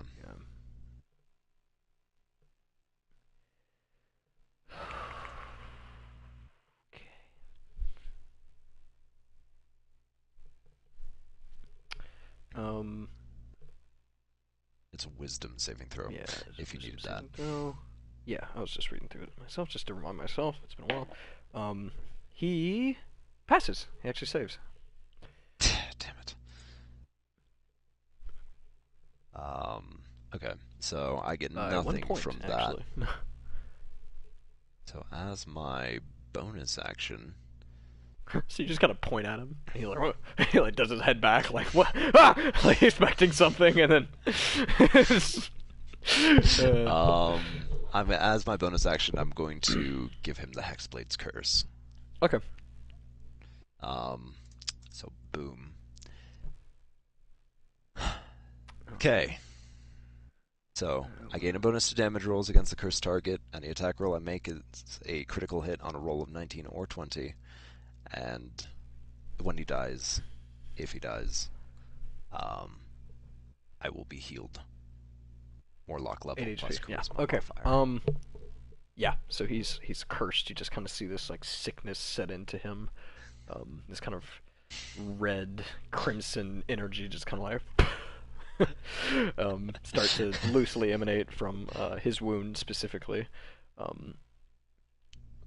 Okay, yeah. That's it for you? You look a little roughed up, mate. He just like kind of grimaces at you. Okay, is that your That turn? is my turn, yeah. Alright, the half-elf is after him, or after you. You actually rolled the same thing, initiative-wise, so he is going to make an attack on Tarathu. He's going to, I think, hit. Oh yeah. Oh yeah.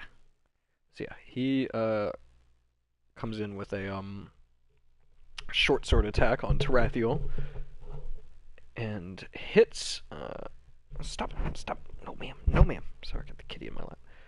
That's that's what it is. Might as well just empty the rest of my die into this tray at this point. Okay, not much.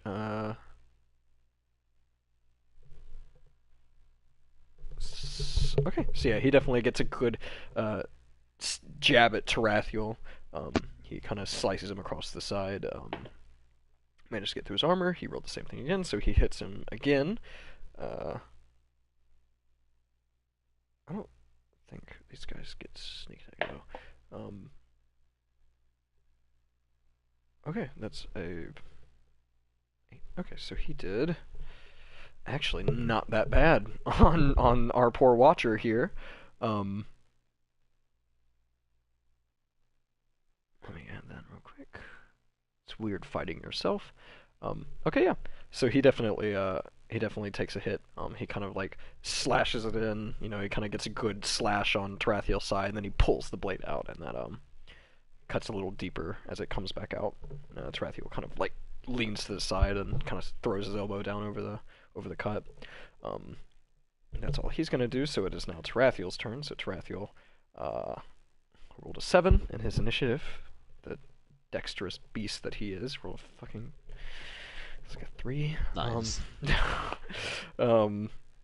he's going to drop the box and whip out those 2 short swords, one in each hand, and a very cool little flourish.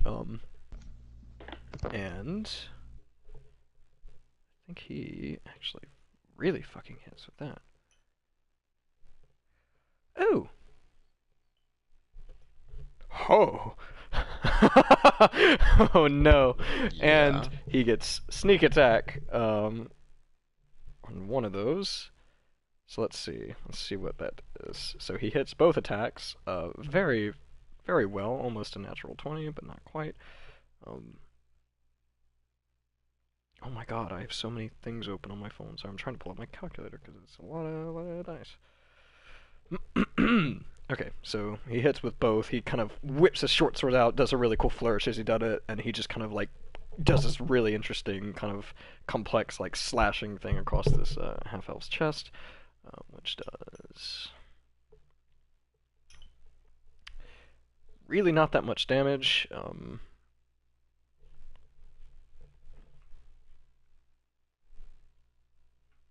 Plus does... Oh. That's a lot.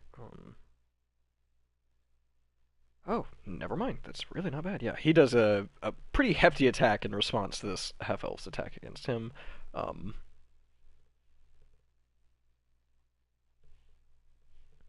And this guy looks really hurt. He basically, Tarathiel just comes in and just kind of just like, and the guy just like, ah, and kind of falls backwards. He's got like 3 cuts on his chest, pretty deep. They definitely went beneath the armor. And it is top of initiative with the half-orc's turn. He is going to attack you again. He is now gripping his sword in 2 hands. Does he get disadvantage against you because of that hex, or is it just you get advantage against him? Or is it neither, because I'm an idiot? Neither. Okay. Yeah, I got it. But Hold on. I'm going to use the lucky feat real quick. To... give him another roll. Give who? The half-orc. Another...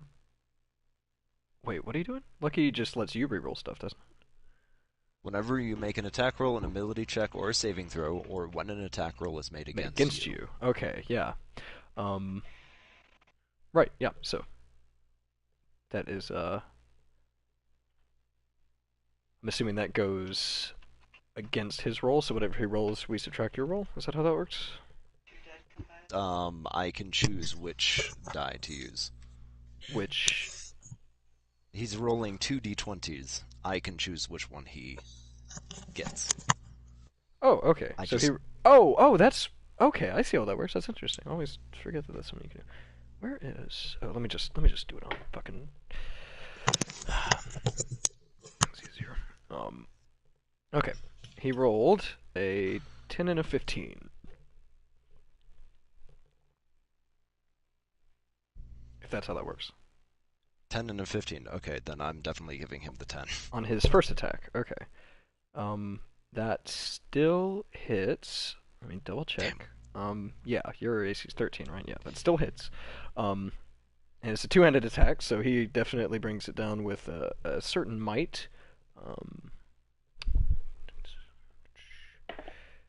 Almost max damage, sorry. 13 slashing on that first one. Fuck. And he comes to do another attack against you. Although, he's actually going to attack Tarathiel, because he does this and he looks over and sees his teammate, and he's going to attack the Watcher. And he is going to miss. Is he going to miss? Yeah, he's going to miss. Can I use Hellish Rebuke real quick? Is it, what is it? Reaction, which I take in response to being damaged by a creature within 60 feet of you. Go for it. Okay. He needs to make a dexterity saving throw. Okay, he fails, probably. Well, what's the DC, or do you counter roll? 14. He fails. Okay. Then 40-10 damage. Oh, you roll that, I take it, or shall I? I'm rolling it, yeah. Okay. I see. Okay. Alright. 31 fire damage. Jesus! Crimson fire damage? Crimson fire damage, yeah. 31 So damage? 31 damage. Oh my god!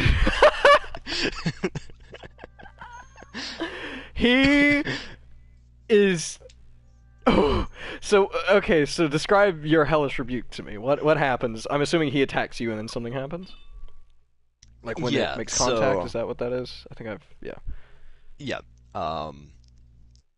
Basically the way I'm viewing it is he hit me with that fucking gnarly blow. That did, what was it, 13 I think damage? So. Bastard left me at half health already. And like as he does, my right eye flares in red, and you know how the wound was glowing the red of curse. Yeah. The way I'm visualizing it is, the right eye glows. I point at him, and basically that wound just erupts in the crimson fire. Amaterasu. Yeah. So he just like he kind of comes down and he's like, "Huh, like I got you with a good hit," and then just like shotgun blast out of the side of his armor, just this powerful like crimson flame, and he like smacks the wall kind of. He's like, you guys are like almost on wall to wall, like it's not a huge tunnel. Yeah. And he just kind of like hits the wall and grabs his side, and then pulls his hand away because now his hand is burnt, and he is. Oh my god, he is about to die. He looks terrible. Like, he literally is just wincing so hard. You think his, like, face is gonna break. Like... Look, son, if you know what's good for you, just leave. No. That's perfect, because it's your turn now. So... I point at him with one of the blades. You gonna stay down? Fuck you. Okay. Alright, alright. And his You friend small is man. looking at him like... It's the best way I And could put it. I point my other blade at him. If you want to join him down there, you'll feel free. That's interesting. I'll give you free intimidation. Free intimidation. Good thing I have a... Oh. Holy shit! Yeah. Got a 19. Okay. Yeah, the guy, he kind of like, you know, he's got one hand on his like kind of like nose cheek area where Tarathiel smacked him on the side of the face with a reinforced metal like lockbox, and he's got his hand. He looks really bad after Tarathiel's attack, and he kind of he's like all right, and he drops the sword in the mud. He puts his hand up and he kind of gets down on his knees. Hope one of you two have a med kit. We'll be off. And I'm just going to start going. Yeah, you walk past him, and Tarathiel does a, sheaths his swords, short swords, picks up the lockbox, and as he walks past the half-elf, he just again he smacks him on his face, and the guy just falls over unconscious. And Tarathiel's holding the box in one hand. He's got his hand on his side, where he got cut.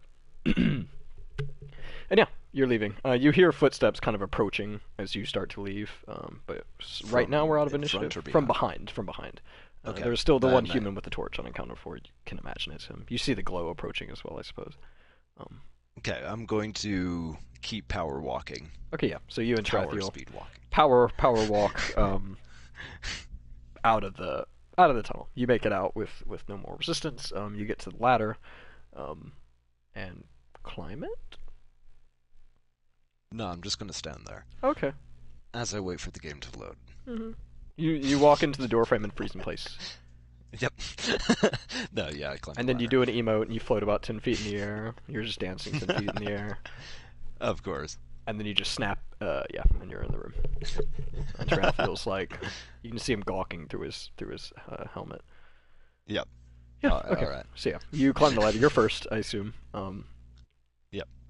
So you climb. You get to the top. Tarathiel lifts the box up towards you, so he can climb. I assume you take Yeah, it. grab it. Nah, just leave him, man. Well, okay. So when you grab it,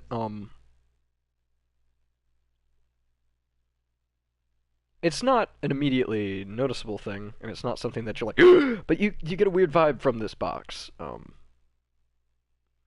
kind of, well, you have headaches. You know that weird type of headache that's like at the base of your neck? Yep.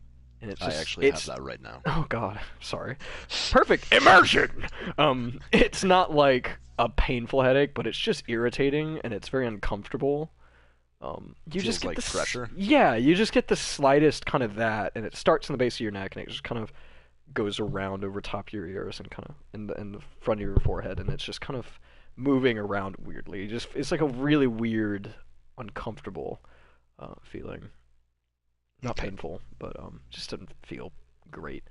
Um, and yeah, so you take the box. Tarathiel kind of climbs up. He kind of like throws his arms down. He kind of reinvigorates himself and he climbs up the ladder. Gets to the top. Do you hand him back the box or do you keep it? I hand him back the box. Like, yeah, he takes it. Um, And the door can I is to your kick the left. ladder down or anything? Or is the ladder It's kind of secured, in? but you could. Okay. It's not. It's kind of loosely nailed. Like it's not. I'm not going to take the time Okay, then to yeah. do anything. You would have to. So, yeah. So the Yeah. door is to your left. Alrighty. We leave through the door. You open the to my door. left. Tarathiel follows you out. Where to from here? Honestly, Actually, well, tell me where you think you're going, and then we'll cut back to Ren and Thorak and Doc Clockwork, because we need to resolve that before the session ends tonight. yeah, for now, we're going to do the plan that we had planned, which was wait in this little bar here for It's kind of like the alleyway, probably. yeah, Yeah. for not long at all, really. Like, give them 15 minutes or so. Okay. Um, If everything went to plan, they should already be here because it's like a 5-minute walk from here to the front of the Corvellian complex, and they would have been supposed to be leaving right around when you entered the vault room. we will still wait. Yeah, yeah. So you're waiting in the alleyway behind this bar. It's the same door you entered to get to this room. So Okay. you're hanging up. Okay. In that case, Ren Thogak, are you present? In the Yeah. future. Okay. I assume you've made up your mind, Ren. I got your message. I read you loud and clear. We'll probably deal with that in a later session, but I'm all for that. So are you still with us? Mm-hmm. Okay. Okay. Okay. So Thogak, you are currently, I guess, are you crouched over Ren's motionless but still life infused body? You can, from your medicine check, you couldn't revive him, but he does have a pulse, very very slowed pulse, and Dr. Clockwork is kind of sitting next to you guys. He looks like he's like about to fall asleep is the best way to put it. Like he's just very weak and he's not very present at the moment. I'm going to go use the restroom real quick. Yep. So Thogak, what do you do? You can see sorry, just Rin has that gash from that last gash that he endured where the guy kind of had his blade up and brought it down and took Rin down to the ground. Very obviously cut kind of down across his neck and then across his one of his pecs. Very gnarly gash, and it's definitely bleeding, but doesn't look like fatally anymore.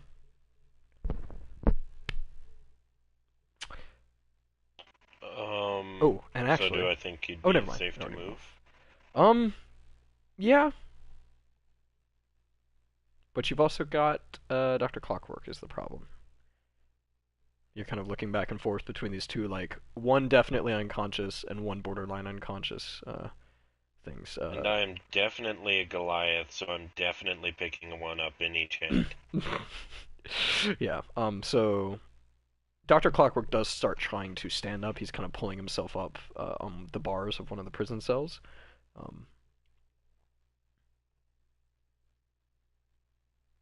But so he looks like he can stand. So are you still gonna pick him up? Yeah. Okay. Give If me. he's looking weak, he's gonna slow me down. Yeah, that's very fair. Give me a. I guess it'd just be a straight athletics. What do you think? To pick them up? Mm-hmm. Well, is he opposing me? Ren is certainly Because- not. I can lift over 300 pounds. Then you know what, Ren? Just like a feather, like a mortally wounded little feather, and Clockwork probably resisted first, but he's too weak to actually resist. You pick me up, and I'm gonna try to make it sound. You pick me up, it's like,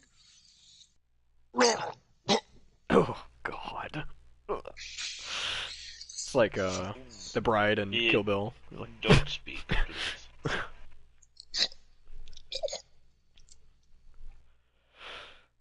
okay. Is he still bleeding and shit? Yeah, definitely. But Uh, yeah. gonna look Yeah, sweetie. to my other uh passenger, I Passenger. suppose, and say, is there anything you can do to heal him? I've got nothing. Bring him here. I bring him over. And he just kind of very kind of like he just kind of like slaps a hand down on him, kind of on his like sternum, and yeah, we'll give you. Sorry, let me roll a d4. 1 HP back. So you are conscious, I guess, with 1 HP. Yeah, that makes me conscious. Yeah, so you're conscious with 1 HP, um, and you are no longer bleeding.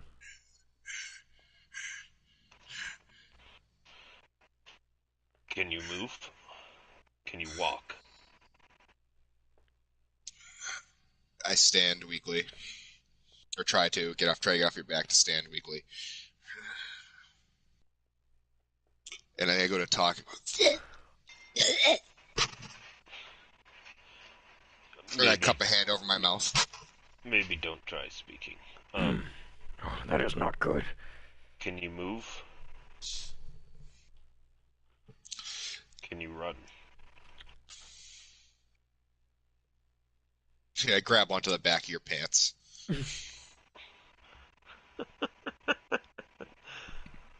I'm just gonna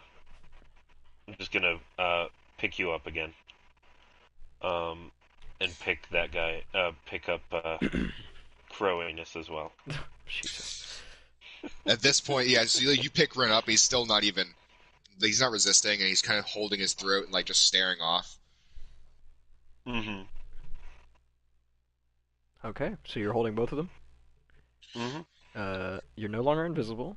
And yeah, you're just moving. You're exiting the building. I take it. Attempting to.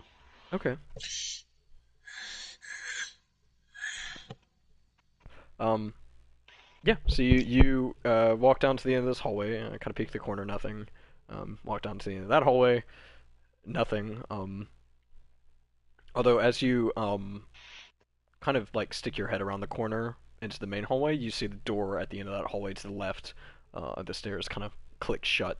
But you don't see a person. Um, so I assume you kind of make a run for the stairs. Um. Yeah, I assume there's still quite a commotion going on upstairs. Oh yeah, a lot of movement. So You say there's a do any of doorway? these guys? Uh, that You said something click shut.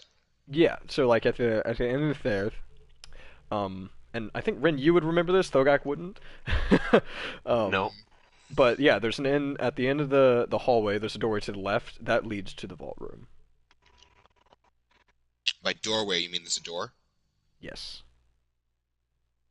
Okay. When we get to there, I try to get off your back. Or wherever you're carrying me. Okay. So yeah, I'm going to head towards the stairs, and he's going to like kind of be like wiggling to try to get off, and then I stop and let him off. What is it? I don't even respond to him. I make sure the door's closed. I put the ring in. I open it and I walk through. Okay. It's well, it's got a grated window on it, and it's locked. Gotcha. Okay, I try to do that. Yeah, I know you can't even open it. You go to pull it, it's got a you assume it's locked from the other side. It's not moving. Oh God, Fallout. Okay. This door is locked from this side. Oh God. Oh no, it's like Assassin's Creed. It must be locked from Hmm. the other side. It must be barred. Like, oh, sure it is! Every door in this damn village! Yep. So it is locked.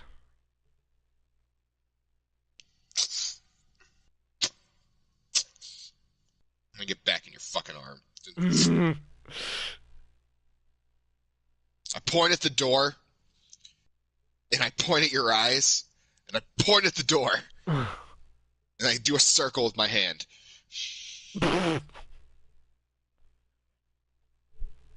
Like I'm over my head. Like, look for, like, come on, around here. The, so what I'm trying to get across I'm like is look for a looking fucking door at the around here. door in a circle. Like, what? Just doing am your I head in looking a for? circle.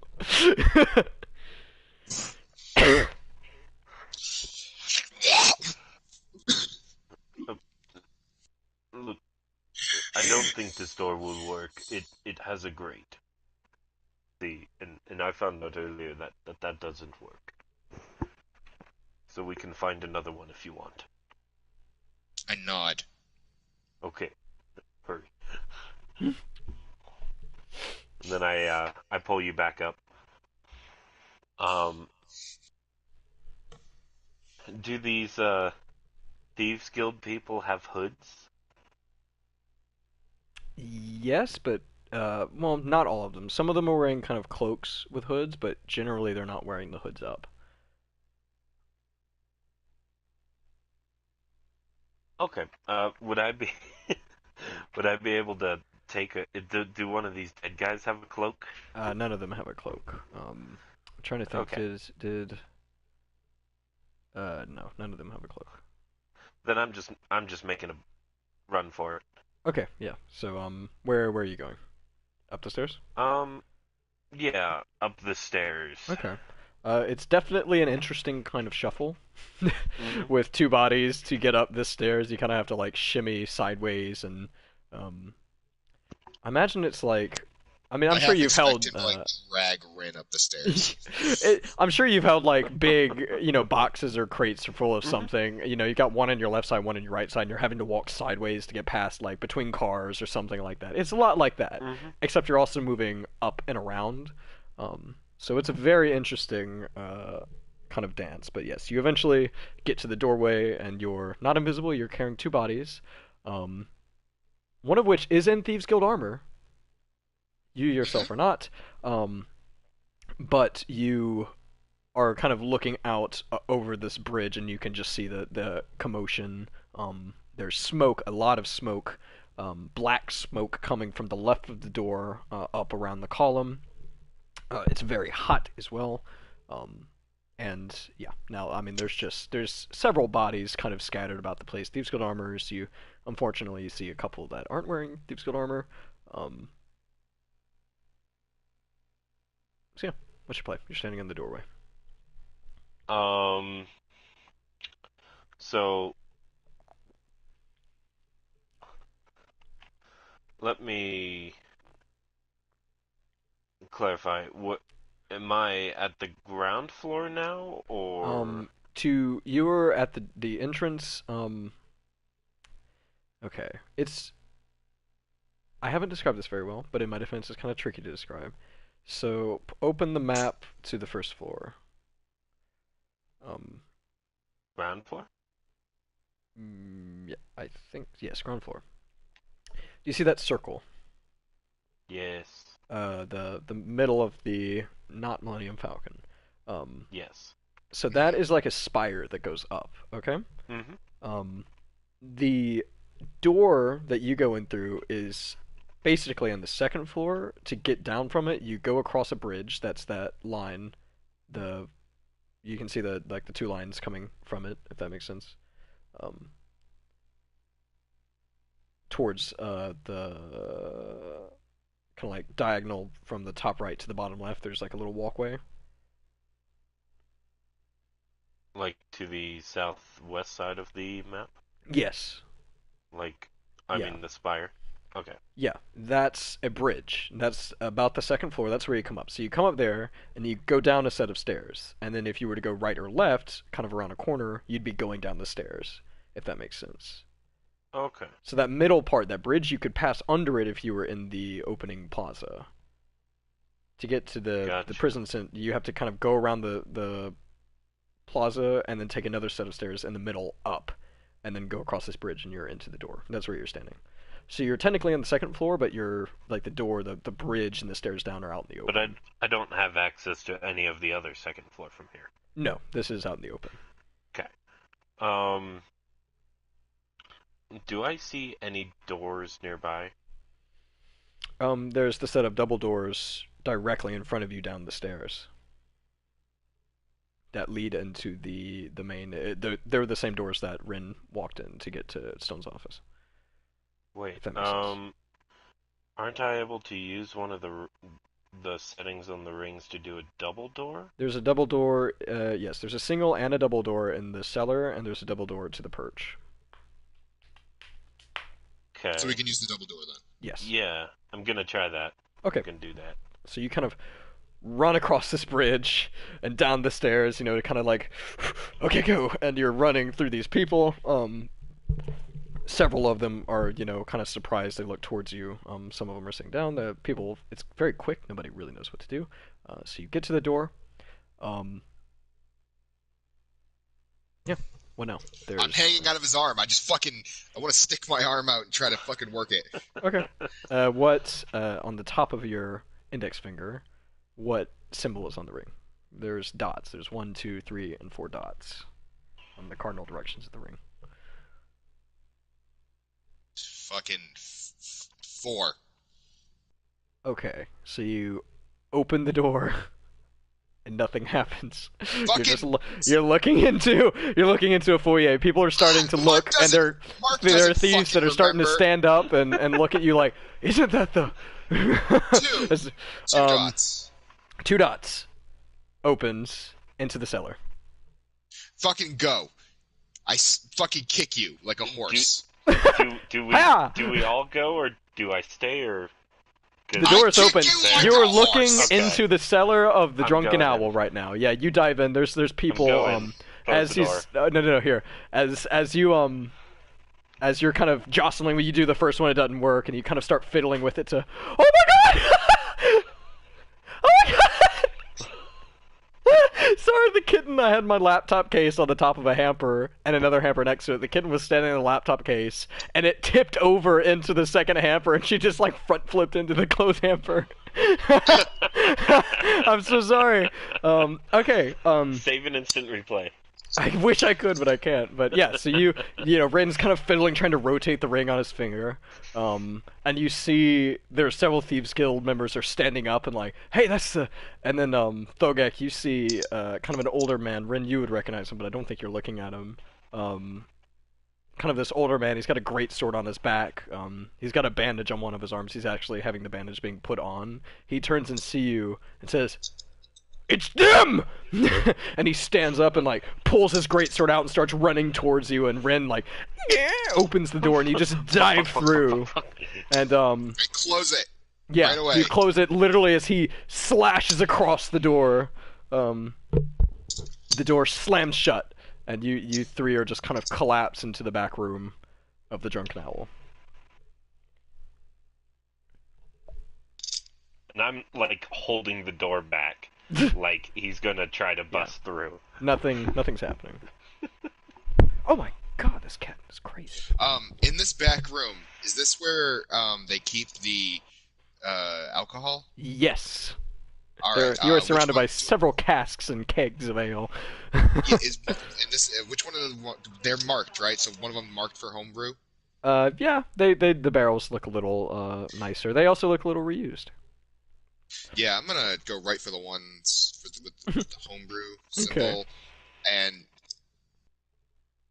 stick my head in. Okay.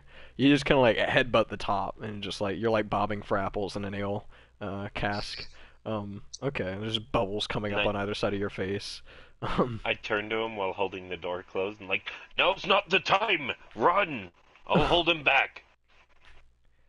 And the doctor kind of like is just rolling on the floor. He kind of rolls over and he kind of picks himself up. He's like, "That's not how it works. It should be fine." I slowly release the tension Mm-hmm. on the door.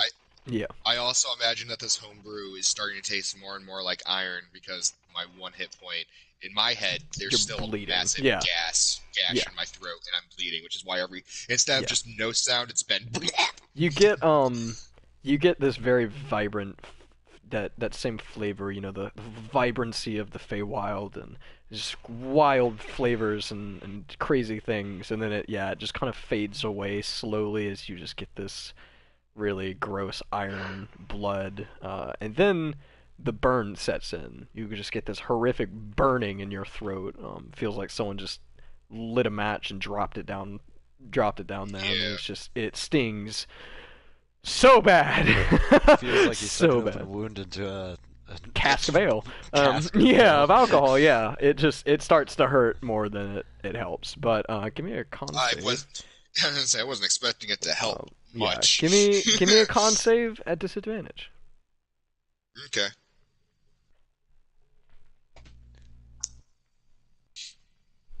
Yeah, I got a. Didn't I know we rolled were out of two, so propane. what the fuck do I add that? Yeah, I got 3. Okay, yeah, it stings and then it just is numb. Everything kind of goes numb as the alcohol sets in, as you literally are chugging a full cask of ale. And by the time it stops tasting like homebrew, I pull my head out and I'm Yeah. pissed and I dump the barrel. Don't even care. Oh my god. You just dump a barrel. Thugaki watches it, just kind of hits the ground and just splashes and spreads across the floor. It's about this time that Rhiannon just kind of like throws open the door and steps in and slams it behind her, and she just looks at you guys and like, "What the fuck is going on here? Do you haven't? Oh my god, are you okay?" And she rushes over to you, Rin. He's dying. Yes, I can see that. Ever since everything's starting to go numb and I know it's disinfected, it's full of alcohol now. I'm like sticking my fingers in the wound on my neck. It's like a weird tingly, and there's definitely some sort of magical something in this brew. So it's kind of stinging, and it's like a weird tingly feeling. I look like the most unhappy person in the world. Yeah, I imagine it's not great. Gotta chase I'll the cat allow out. her to She's chewing on attend to my me if cable. she's going to, but that's Oh yeah, she definitely she rushes over and almost like on the ale on the floor, she kind of like skids across on her knees and comes right up to you, and she whips like a handkerchief out of her kind of like sash belt she's wearing. Just whips out this cloth and holds it to your neck and starts applying pressure and trying to kind of clean you up basically. And I've got a picture of her too. Let me see that. I light a torch and start heating up like the awl in my leather worker's tools. Oh no. um. The what now? I've never heard of that tool. A pokey tool. it's Yeah, pokey. I figured. Okay, yeah, you light a. I mean, there's lanterns in here. If you want to just use one of them, there's lanterns lighting the room. You can. I wouldn't even think of using this. Okay, that's very true. Natural kind of survivalist instinct. You kind of just light a torch. And Rhiannon goes, "Hey, watch the ale!" And she points at the floor. I just nod. Okay. And while she I'm she doing actually it, says, I'm "No, watching put that the out. ale. Put that out. Use your lantern. Oh, If you burn this place No, no. down, I will kill you with my bare hands." I smother it, Okay. and then use the lantern. Okay. The whole So, time I'm like, It'll take a minute or two. slow. Yeah. So slow. I'm trying to log back into PlayStation on my phone so I can send a picture. Sorry, give me a second. Yeah. So the doctor just kind of like sits up and leans himself on the wall. He just kind of cups a little bit of the ale off the floor and just kind of like. Slash, who was hanging out here, kind of probably flies in. Yeah. See what the fuck's going on with Mhm. massively concerned look. Oh yeah, I imagine so. He comes and he sits probably not on your shoulder. He'd sit like on a cast next to you, and he's just kind of like leaned in, trying to get a look at what's going on. Um, yeah. So Rhiannon looks at you, uh, Thogak, and she's like, what are you doing? Helping. How exactly? I check the tool and like satisfied with it. I walk back over to Rin and go, I need to cauterize the wound so it doesn't bleed. No, no, no, no, no, no, no, not on his throat. What? But we can't put a bleed stop on it. Sure, I could probably stitch it.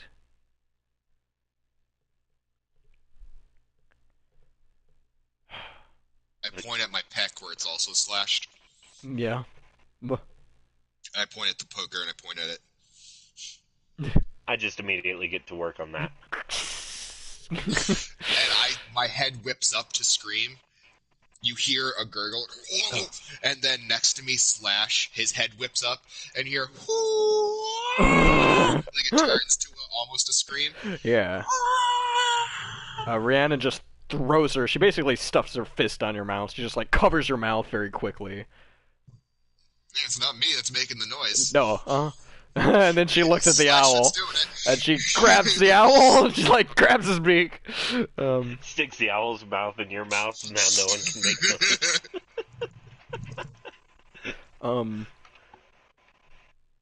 Oh my god, I just forgot an NPC's name. Oh, shut up. Is it? I can't just invent a name because I know he has one, so oh god. Are you talking about the one that I met? Yeah, it was one of the ones you met. Is it the guy that steals shit? Starts with an M? No, that's Munch. Oh. No, he wouldn't be coming in just yet. I'm trying to... I'm sorry, this is taking a while. Marcus? No. It was in Oh, really? Marcus I'm just going through all Aurelius. the... Marcus going through all the Aurelius. names. Yeah, Down. I'm pulling it up. Not Baxton. No.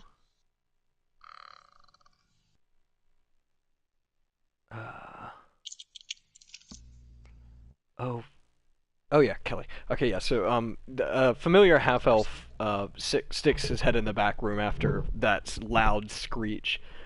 He just kind of sticks his head in from behind the bar into the store you hear it creak open, and Kelly Kellimer, who Ren, he was the one that Angry Thieves Guild member kind of threw down on the floor and threatened to attack, and then Rhiannon took action. That was him. I think you met him as well. I think he might have taken you to your room, Thogak. But this half elf that looks familiar to both of you kind of peeks his head in, and he just has this look of like shock on his face. And Rhiannon turns to you, she goes, "Get Munch, tell him to bring the sewing kit." And he kind of like, he just is like in shock almost, and she's just like, As my feet are splashing in the air. yeah, just like, And I'm trying to grip anything I can. yeah, and she's like, "Do it now!" And he, throws his head back and the door shuts.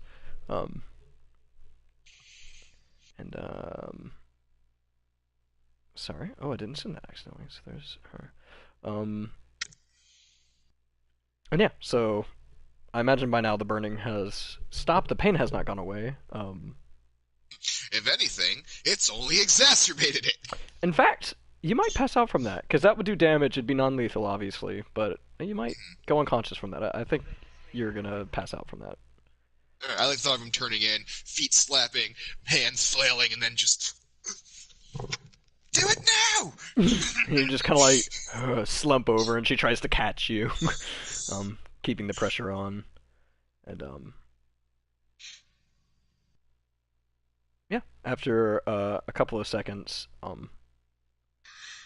Munch now, the little gnomish, jolly fellow, he kind of just like stumbles into the room. He's like, "What could possibly pull me away from my drinking lovelies?"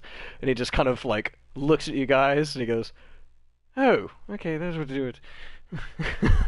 And he's got Kit with him. Which appears to be some sort of silly Kit. And yeah, Ryan snatches it from him. Yeah. No, I was talking to my mom. Oh, okay. So he just kind of hands it to her. He stands back. He's just kind of like twiddling his thumbs. Just Did he pass out? Rin? Yes. Yeah, I'm unconscious. Yeah. Rin's like, oh no, actually this should help. Make it a little easier. Okay. And I offer the all. This is good for making holes in hide if you need it. I think that's what the needle's for.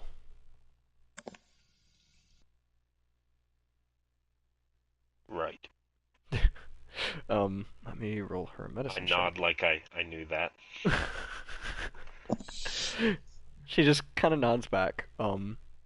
She wets her hands. She kind of just rubs her hands in the floor, gets some of the alcohol on it, kind of splashes it off, and she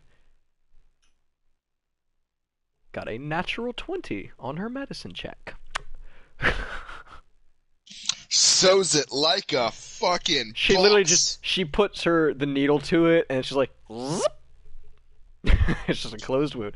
No, she sets to work. I have a cigarette Actually in my hand. watching intently. Yeah, she does this like a fucking pro. She has sewn cuts before, on a regular basis. You imagine, she could probably do this not looking from what you've seen, and she's doing it better than that. Like she is just very intently, like all of her focus just darts right onto that wound, kind of starting where the cauterization stopped. She's just kind of sewing up along his neck, being very very careful with the tissues. And yeah, she actually sews it up pretty well. And then she starts. She rips. She's got this kind of very not like a shirt made of gauze, but the fabric of her clothing is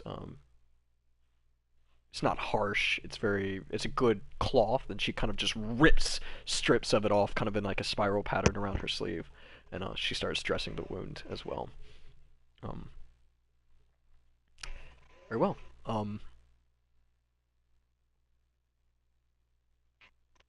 She kind of sits back after that's done, and she looks at you, Thogak, and she says, "Are Tarathiel and Kazara aren't with you?" No, we needed to get out. We were trapped.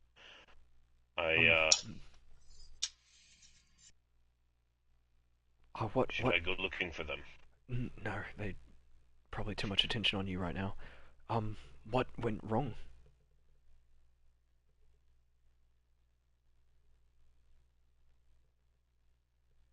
I don't know. I followed my plan exactly. Oh shit, this is so fucked. Okay, can you pick him up? Let's get him to the perch. And she takes the ring off of his finger, and she walks over to the double doors and swings them open, and it's the watchtower, top of the watchtower. I just like grab the front of his shirt and like carry him like a briefcase. Oh, okay, easier than that. Don't tear the stitches. And you do see his neck kind of goes back and starts. Oh. Then Be careful with him, Jesus Christ. Carry me like your I bride over the princess. threshold. Yep. Do the bridal carry. Okay. Just sit him on the table. With one There's hand. there's With a one table. arm. Oh my god, it's like a little baby, Like a a babe, a freshly born babe. Yeah. So there's a table in the middle of the perch, in this kind of like cross style room. I don't know if you remember the layout. There's a table in the middle. It's got papers and stuff on them. So she lets you walk through. Munch follows you in, and she kind of tells him to stop. She's like, "No, you stay with him." And he steps out and walks over to the doctor, and they start kind of loosely exchanging words, she closes the door behind you, um, and she kind of wipes, with one arm, just wipes everything off the table, and motions for you to set him down. I just place him on the table. Okay.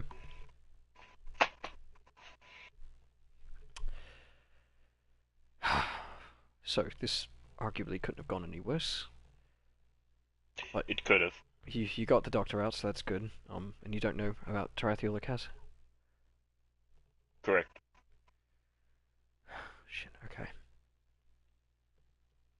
You stay here with him. Tell you what, I'll be right back with the doctor. Let's just wait here. She opens Can you the give me a doors. sense in which?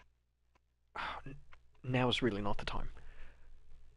Okay. And she opens the doors and closes them. When you open Behind the her. when she opens the door, an owl flies in. Just, she's like, fuck. She slams the doors behind her. There's a couple of seconds, and then they open again, and she's kind of like helping the doctor walk in.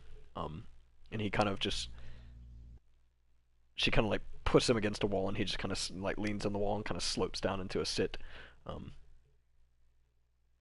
And then she goes back through the doors. Before she closes them this time, though, she turns and she says, I'm gonna go look for Tarathiel and Kaz. Just don't leave, okay? Just stay here.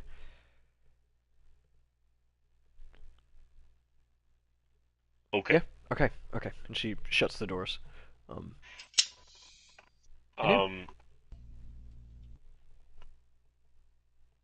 Is there any chairs up here? Yeah. There's like one or two kind of up against the walls and stuff. I grab one and bring it over to the Crow-anus and say, would this be more comfortable than on the ground? He just kind of he raises a very like droopy, tired eye to you, and he says, "Yes, thank you. You're very kind." And he kind of pulls himself up and sits in the chair, and his head's just kind of like bobbing at this point.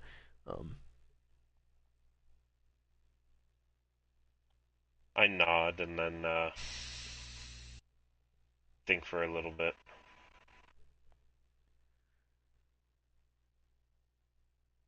Okay. He appears to kind of doze off. Before that, yeah. he says, he starts to nod off, whatever. and then you shake I him, say, and he just like. Do you want anything, food or a drink? She said to stay here, but the kitchen is like 4 steps away.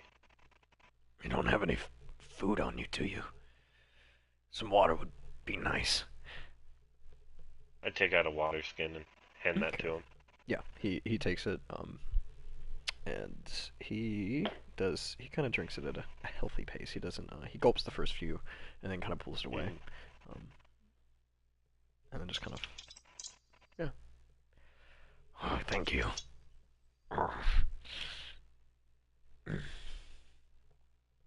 And then, I'm going to go to one of the doors. Okay. And do the opposite of what she said. Yeah. I'm gonna see if I can go back down into the cellar. Yeah, you've got a ring still. She took Ren's, so. Okay. Yeah. So what, Dot? And I'm gonna peek through the door. Is there anybody still in there? Yeah. Munch is kind of like looking around, like, well, there's no one in here. He's kind of like scooting over to one of the casks of ale. If he's the only one in there, I just go back. I go in. And, yeah. You step in. He's like, I was just looking for. Oh, thank you very much, ladder. Then I start making myself the sandwich. Oh my god. Do you know how to make a sandwich? Not really. Isn't he the creator? I can't. I told her what to do. Yeah. Loosely, I think. It was a group effort. I don't know what that would be. I'll do an Sleight of intelligence. hand, like to make a sandwich. Yeah. Let's do sleight of hand. Okay, give me an Let's do that. intelligence or a history. Give me a history to recall. History. Okay. Yeah, to recall. Intelligence Ingredient. and history for him are the same thing anyway. Okay. Remember that A was 19, a thing that so showed up earlier. 17. Oh yeah. 17. 17. Idiot. Yeah. No, you get the gist. You remember what you told her, and you've eaten like 2 of them now, so you kind of get the proportion she does. And I'd wager that being from the wild and living in the wild, such as you are, you're not a bad cook yourself, or at least fashioning something tasty out of. There's ingredients. equal parts not such a bad cook and has stopped caring how things Yeah, exactly. taste. I'll eat what I can to survive. So yeah, but you have all the right ingredients and you find them. They're actually very well arranged. Although, just because this has just come to me, where would you look? Because there's casks in this room, but there's no like ingredients that you can see immediately. Like the bread is in here, but other than that. Well, isn't this like...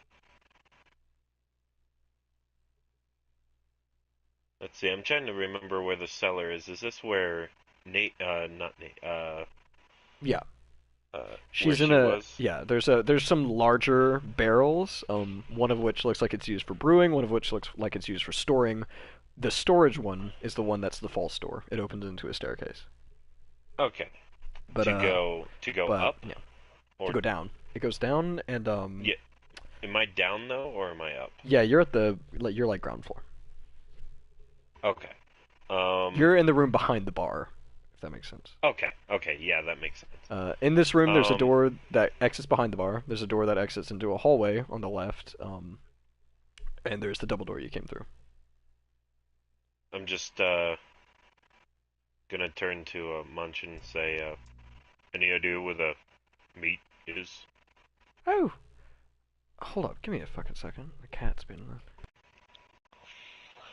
Yeah, No, I wasn't asking for Chinese food, but I'll take what I can Oh get. my god, yeah, here's some fucking meat for you. No, let my precious kitty into this room so he stops scratching on the side of the door. Come on in. Come on in. I'll shut this door in your face. Okay. Here. Okay. It's like, no, you won't. Wait, yes, you will. Yep. Yeah, so Munch just kind of looks at you. He pulls his head out of like a flagon of ale that's almost as big as his head is, and he's just like, oh, it's just in those doors, laddie. I go to where he's pointing. Okay, it's the double doors. So you open the double doors? Yeah. And you're looking into the perch. And Dr. Clockwork just kind of turns his head like... I close it. Okay. Take off the ring. Okay. Okay. Yeah. So, you take off the ring, and it's a closet, and you've got like greens hanging from shelves, and kind of meat, and it's a very nicely categorized and arranged like food closet, we'll say. Looks freshly stocked. Do you imagine this is just where like the immediate ingredients are kept? Okay. I just take the meat. You just get a chunk of meat is what you get basically. There's several chunks of meat, and then there's like whole Go for a chunk of meat right about chunk of meat. I just love it because that's what it's called. It's literally chunk of meat is like 5 like CP or something like that. It's like tasty. Meat chunk, something like that. So yeah, there's just several kind of like loosely cut, like lobbed slices and chunks of various meats, and the bread is in the celery or the cellar room, and there's greens in here, cabbages and stuff like that. Okay. Tomatoes, apples. Meat and bread. Yeah, meat and bread. All right, so you loosely fashion a sand sandwich. It's a meaty sand sandwich, but it's a sand sandwich. Yep. Yeah. Okay, jump in. And then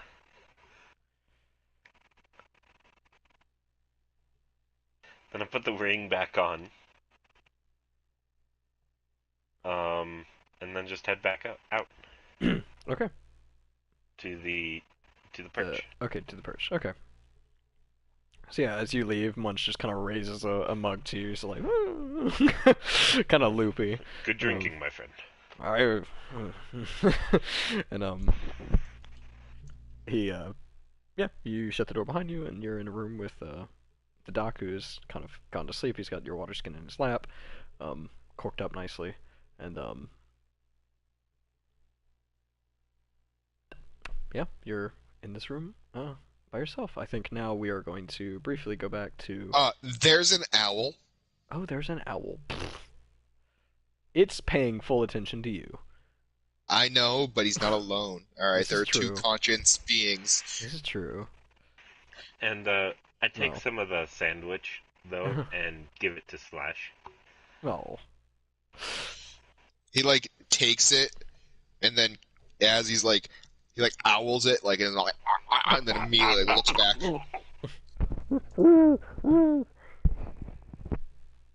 I give him some more while eating as well. He takes whatever you give. Okay. He's I a give glutton. him like a quarter of the sandwich, and then that's it. Because I'm like looking at the proportion of the bird and going, it can't fit much more. Fuck that shit.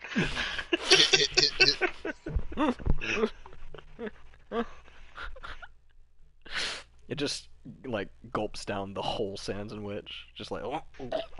But I start eating as I open some of the doors to look down at the city, looking for Kaz and well, everyone. Yeah, you're looking at everyone. From here, I guess before we cut away, yeah, you can actually get a really good view of the Corvellian complex, and it's largely obscured by a large plume of kind of black smoke, which raises from just inside the gate to the left, which you know is the armory, Mm-hmm. is very obviously burning. Something is, at least. The smoke from Stone's office is kind of a white plume. It's been put out, but it's still smoking rather heavily. And yeah, you just see massive action going in and out of the gate. Just it's an anthill right now. Everyone's moving in or out. Um, And I just go, yeah. yeah, burn. Oh my god. In fact, you actually see a lot more motion, quick motion on the streets below, just because people are like, "What the fuck were those explosion noises?" News is starting to spread, no doubt.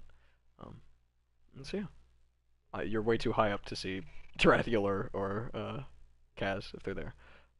But with that, we're going to I cut. still look. Just Yeah, you don't see him. Yeah, we're gonna go back to Kaz and Tarathiel. It has been well, how long would you want to wait, Kaz? That's 15 minutes. 15 minutes. Okay, Tarathiel gets antsy after probably 10. But 15 comes, and no sign. In fact, you see a lot of people, Thieves Guild members are starting to rush past your alleyway. You've kind of probably had to take slight cover by this point, Right. to make sure they don't see you. But traffic is starting to pick up around your alleyway. Both sides of this alleyway connect to roads that go directly to the Corvellian complex. So Right, they're either dead or they've already left. Let's get moving. he gives you a nod. He retrieves the box and yeah. Do you want to lead the way, or shall he? Um, I'll lead the way. Okay. Yeah. Keep in mind, he is in full like Watcher get up, and you look like you, so you could blend in, but he is he stands out a little more. I kind of walk a couple more steps, then look at him, walk a couple more, look back at him. Look, mate, don't get me wrong. The get-up's quite cool looking, but you kind of stand out like a sore thumb. Yeah, he gives you a nod and he hands you the box. I take the box. Okay. That same feeling in your head. It's not painful, but it's just uncomfortable, and he just kind of gives you a nod, and he just starts climbing the side of the building. Like genuinely impressive. Like he just kind of kicks up onto a crate and latches onto like up like the bottom of like like a fire escape thing, pulls himself up, like jumps across the street to another hold, and is just like scaling up to the roof basically. And then he just kind of zips. You see him pull himself over the roof, jump across that roof onto another roof, and he's gone. I kind of like drum my fingers on the side of the box. All right. And I just start walking. All right, so cowl up, I imagine. Yep. You've got a metal box, and yeah, so you get to the end of the alleyway, and you're on a street, and it's not dissimilar from that night that you all had to escape from the like army of Thieves Guild members that came down upon you. There's a lot of traffic.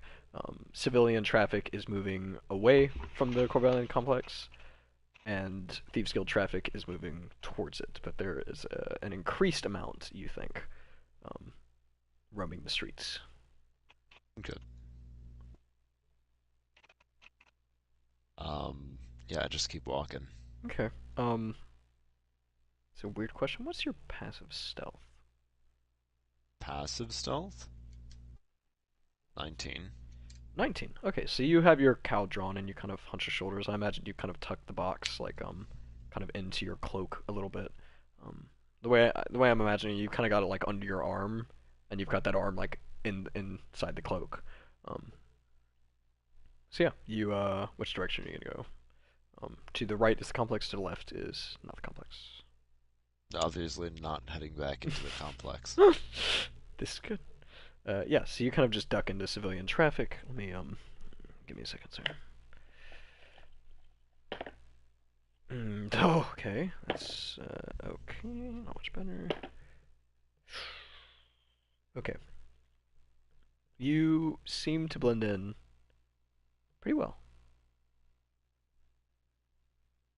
And yeah, is there any specific route you want to take, or anything specific most you want to direct do?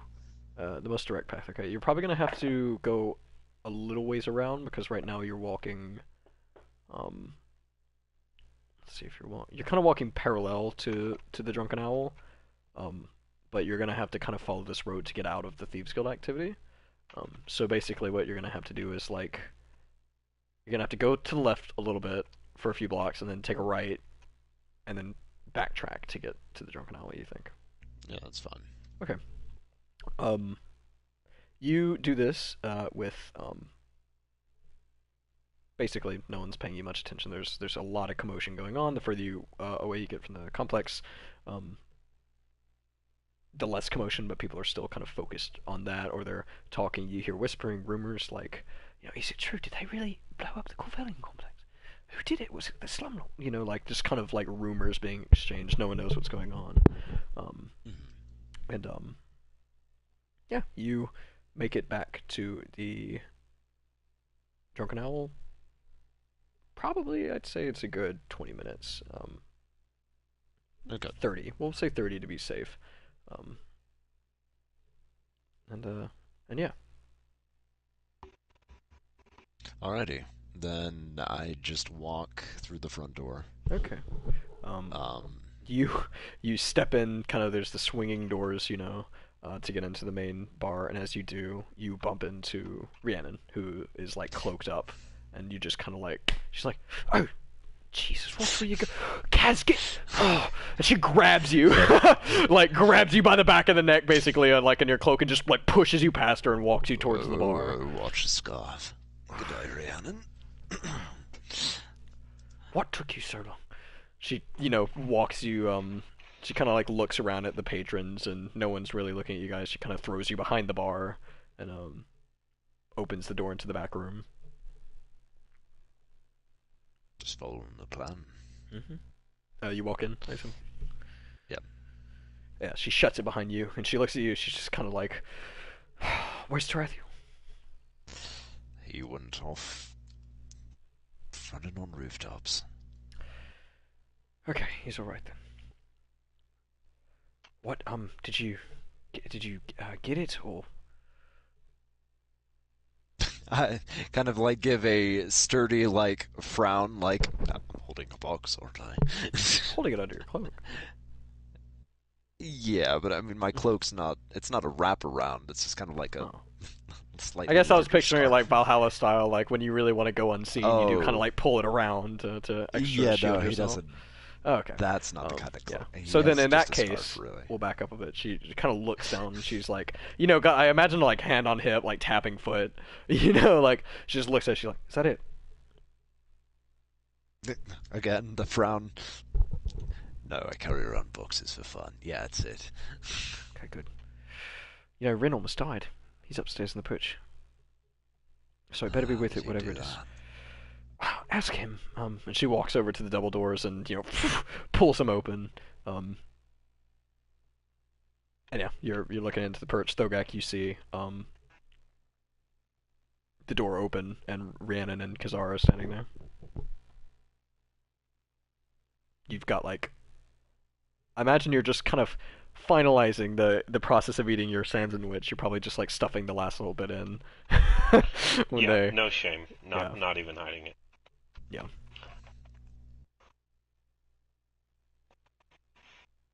And I'm just looking. So yeah, Kaz, you see Thogak munching on the remnants of a sandwich. You see Rin laid in the middle of the table, very bloody with bandages around his neck, unconscious. Slash is sitting on top of him or next to him, just kind of looking at you as well, I On imagine. my stomach. On your stomach. On his stomach, looking at you in the doorway, I imagine, and Dr. Clockwork is kind of like snoring in a chair to the right of the door.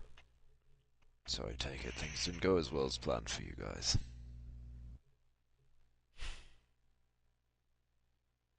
Yeah.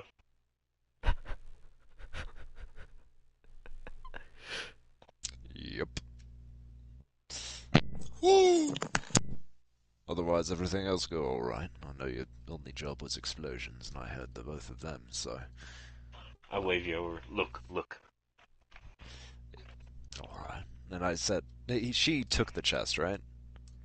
No, Or you still have it. okay. I set it down as soon as possible. Okay.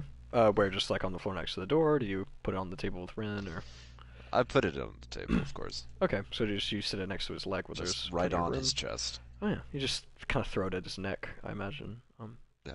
Mm-hmm. Yeah, so you just sit it down. There's And if it plenty of hits room like chin by his too, feet. like, Oh, that's no okay. problem. Okay. Yeah, that's fine. Yeah, his feet are towards you, so that's closest to you, so that works too. Yeah, Rhiannon just shuts the door behind you very angrily, so you just hear the door slam and.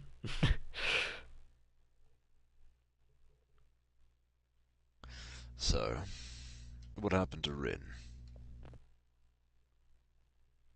He was attacked. Fair enough. Oh. But the only people who know what happened really are both unconscious, and it's great because everyone's like, "What the fuck happened to Rin?" Everyone's like, "I don't know. They're like, I just saved him. I don't fucking know." Well, I'd say job well done, everyone. Hopefully. Assuming we're wanting to wait for the man of the hour to arrive for the grand unboxing. Sorry, go ahead. Thogak, I didn't mean to speak over you.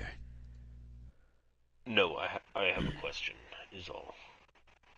So, I Right. pull out my leatherworking kit.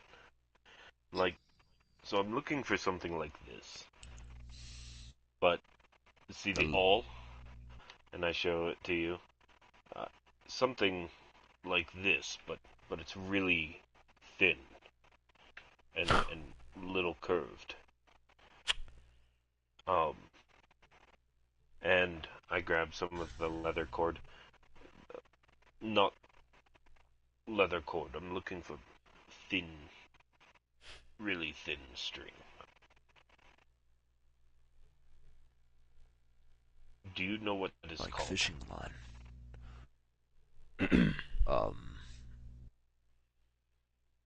Uh, what purpose does it serve? Well, it's the same as the leatherworker tools. It punctures hide and it ties it together, but it's more small for weaker hide.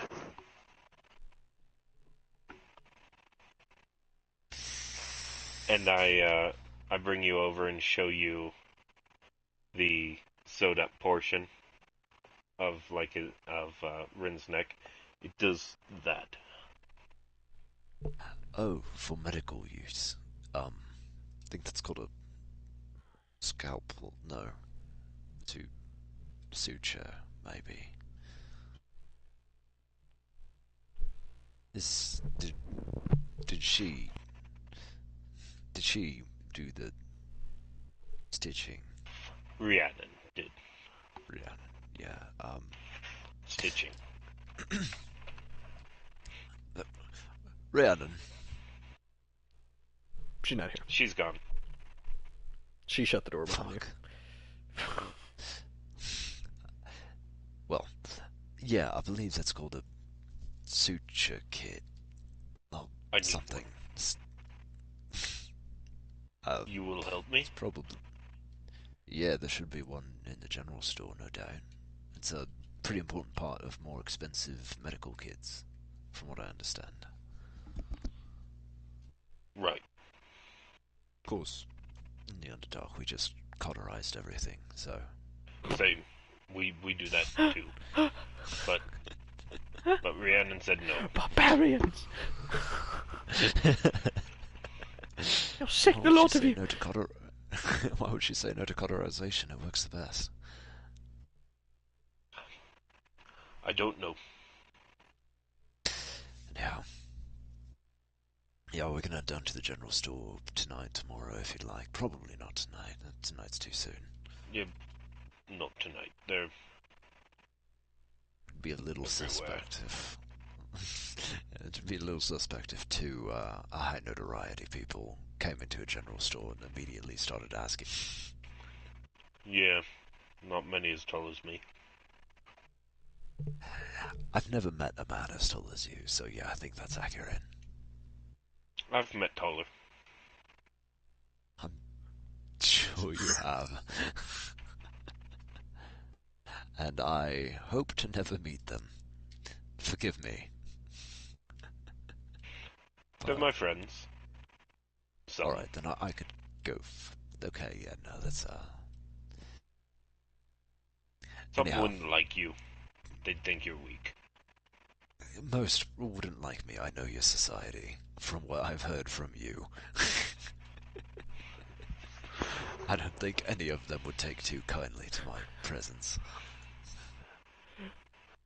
So, what is the box? You've got me, mate. I'm It's a box. gonna try to open it. It has 3 very dense padlocks on it. The box itself, even without the padlocks, just is very heavy and reinforced. You hear what sounds like something smaller rattling around the side of it. It sounds like about I, 50 things. It's a deck.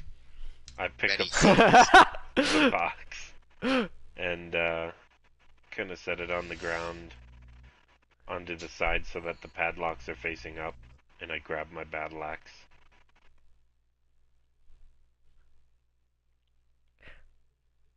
Okay.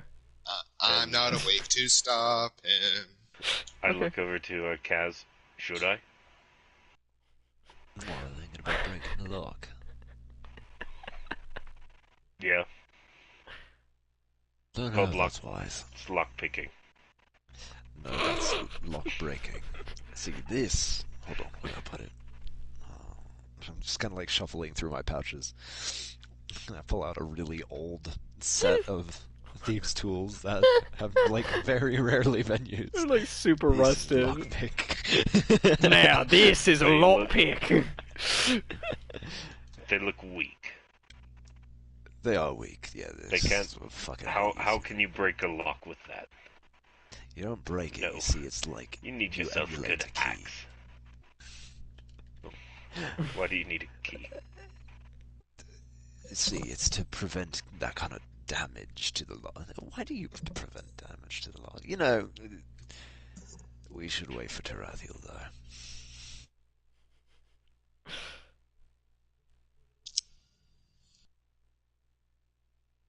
Why?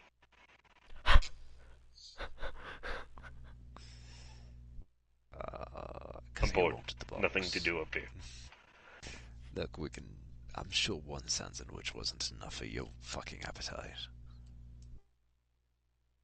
Rhiannon says it wasn't the time. Renan said it wasn't the time, yet you obviously grabbed one yourself, so... I was It's always almost the dead time from for starvation. See, I'm suffering the same right now. That last fight really worked me up quite the appetite. Hey, I take off my key and hand it to him. There you go. And Thanks, mate. Hey, do you have any fire or anything? I got a bit of a scrape myself. my eyes kind of light up. And then I immediately start the torch and start heating up the all. He's gonna give you all he's got. Oh Hey, my you got a god. stick. What? You got a stick. Don't want to break my teeth, mate. I just hand you my battle axe. Yeah, It's a just put little this large, handle in your mate. mouth. It's as tall as you Yep. are. Taller, probably. Bite the Whatever. table. Then I hand you a torch, realizing it's probably too large.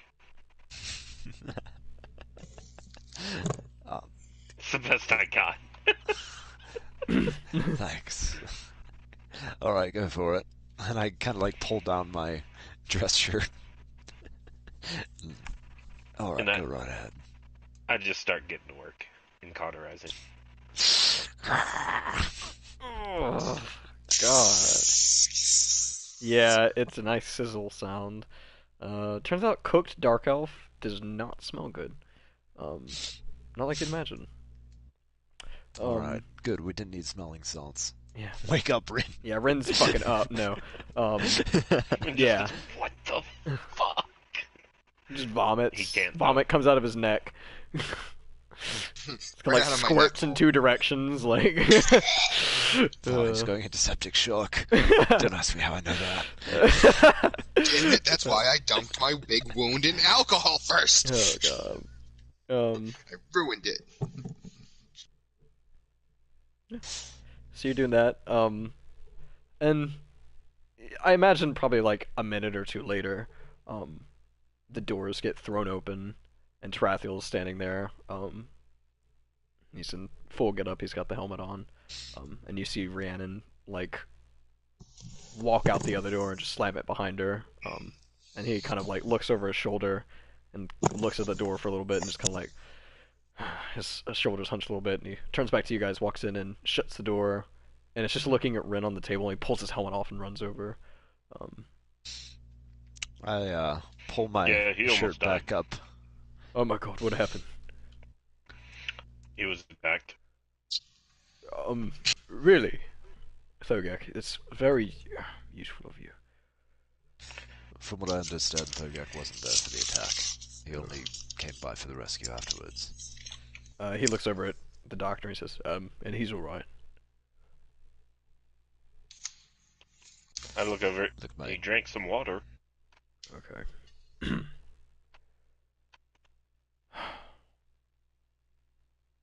He's just looking at Rin on the table. He just kind of like slams his fist on the table, kind of in frustration. And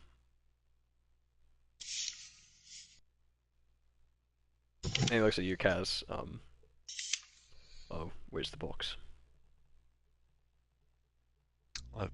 Thogak. He looks at you. I'm like, Okay. huh? He He looks looks at at you. me. Yeah, he kind of turns his head to you.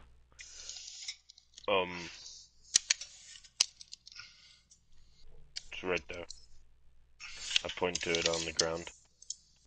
I was gonna pick the locks with my battle axe. Oh, were you? Okay. Yeah. You picked it up, you said, or is it on the floor still? The box. It's on the floor still. Okay. He walks over to it, picks it up, sets it on the table. Clockwork actually kind of nods awake, and walks over to you guys. Just kind of very groggily. He still has your water skin. He takes a sip of water. Tarathi looks over at him. He's like, "Oh, good, you're awake. Okay, this better have been worth it." And he starts picking the locks. And it probably takes him 30 minutes on the first lock. Here. By minute 10, I'm like, Step away. No, I'll pick I'm the making lock for you. progress. This I'll is pick the lock for you. Thogak. And I'm clearly getting ready to swing. Thogak, put your axe down. Why? Because that's not gonna work. I think it will. No. No, it won't. Why? See? It will work. Okay, he takes a step back and he's like, "Yep, be my guest. Keep in mind this box is right next to Rin's legs." I am moving it. Okay, okay, yeah. Tarathiel just doesn't even look. He just steps away, and is kind of pacing, sort of frustratedly. I'm setting it on the. Oh, go ahead. You finish what you're saying.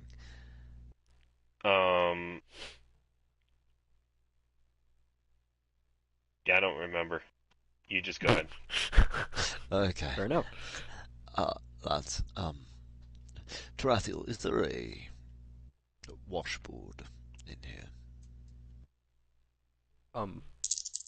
No. Shit. Alright, carry on. Interesting.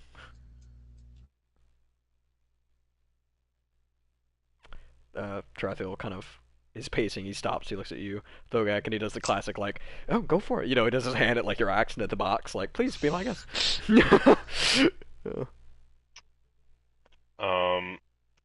And I get in my lumberjack stance. Oh Jesus. And get completely ready and do a massive downward swing with all of my strength. Okay. Give me roll to hit with at advantage. Okay.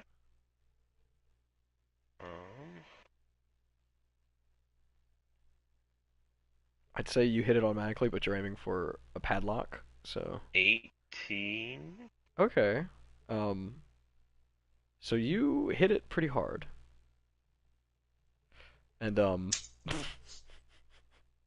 remind me of your axe. What is it? Is it one of the ones that's got like a it's like a Dane axe, right? So it's got a blade on the front and then it has like a smaller or more of like a spike or like a sharper blade on the back, right?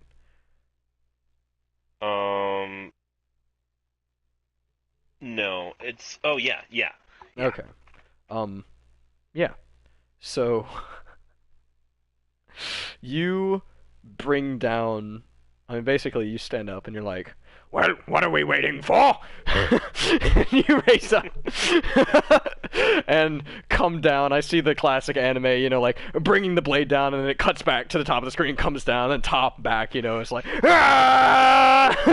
coming down, and it hits this lock and springs back with an equal amount of force. Give me a dex, or I guess like a sleight of hand to see if it comes out of your hands or not. or if you, what would you say, strength, or you're trying to keep it gripped, but you wouldn't be expecting that for it to rebound like this. So Um, either I don't know, deck save or sleight of hand probably. ah, I I'll mean, give if he's trying to you keep it gripped, though, that would gripped. also be Strength. strength. That's what I was Yeah, thinking. Actually, I strength. also Strength. think of it being a Okay, strength check. that's good. I was thinking strength as well. That makes sense. We'll do a strength. We'll do a strength. Athletics or just strength? Just a strength, I think, because you're just holding Okay. it. You're just gripping it like you normally would. Um,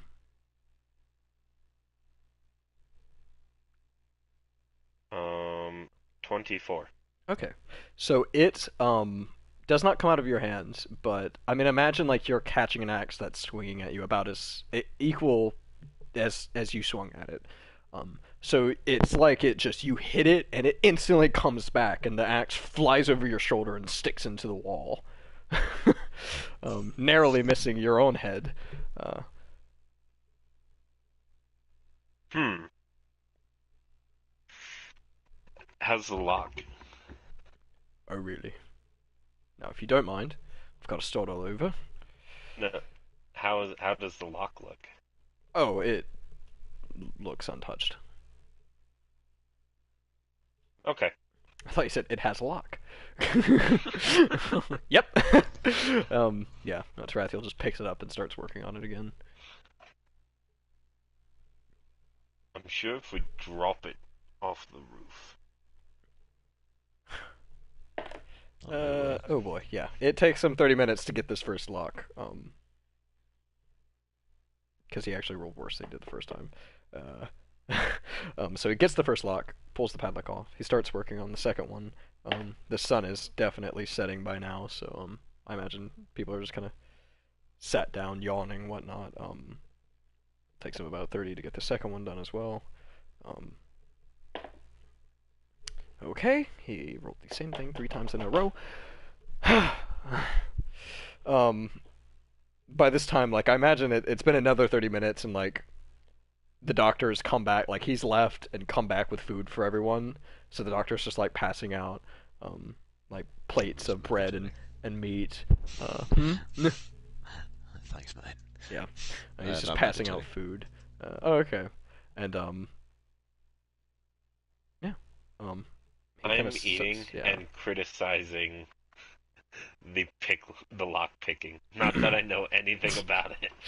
He's been ignoring you for the last like 15 minutes. Like after the last 2 locks, and he's on the last one now. He's basically just like turned a blind elf ear to Maybe your. you should practice, get a little better. That stabbing motion's all wrong, so you gotta thrust it deeper. We're just poking him because we're bored as fuck now. You watch as like his hands are shaking from like having to like hold the padlock with one hand, and he's got like very masterfully like got these like he's holding one of the like the pressure picks still while he kind of wriggles around with the other one, and he's kind of having to really keep the pressure on it, and his hands are shaking, and he just looks very tired. I guess his hands do. And kind of in the silence, chewing and breathing. And about how long does this all take? Hour and a half to get the 3 locks done. Okay. You get hit points over a short rest, right? Only if you spend. I mean, only if you spend the short rest, yeah, recovering. But you do regain consciousness after. I think I don't remember if it was a D4 or a D6 hours. We'll say D4 since you didn't consciously like it. You didn't like go to sleep. You passed out. So I'd be up after 1. okay, so you've been up for the last 30 minutes. In which case the doctor is actually attending to you. So he comes and he brings the food. When he brings the food, he comes. I imagine you're still laying on the table. He's not gonna let you get off that table. And he is kind of trying to feed you. He's got more of a mash, some sort of like mash, kind of like porridge for you. And he's trying to feed you that. very cold and drippy. And every time you try and talk, he's like, "Just don't try, son."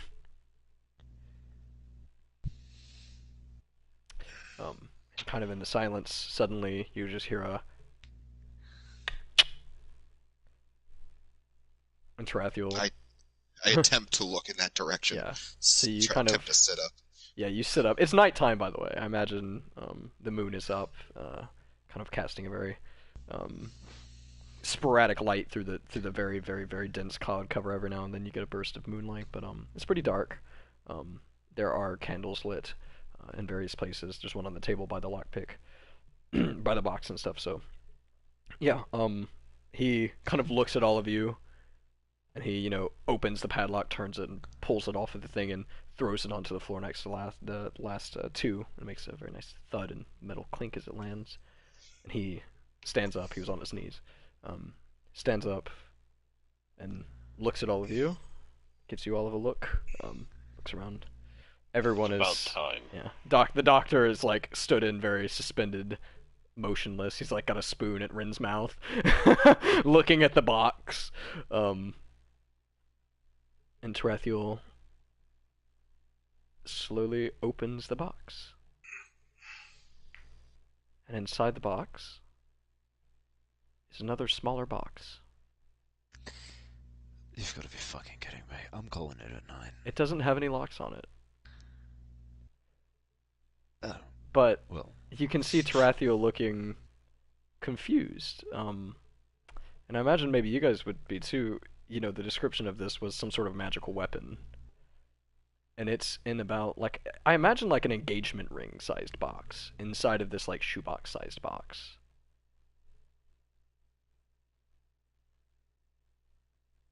And Tarathiel's just kind of looking at it.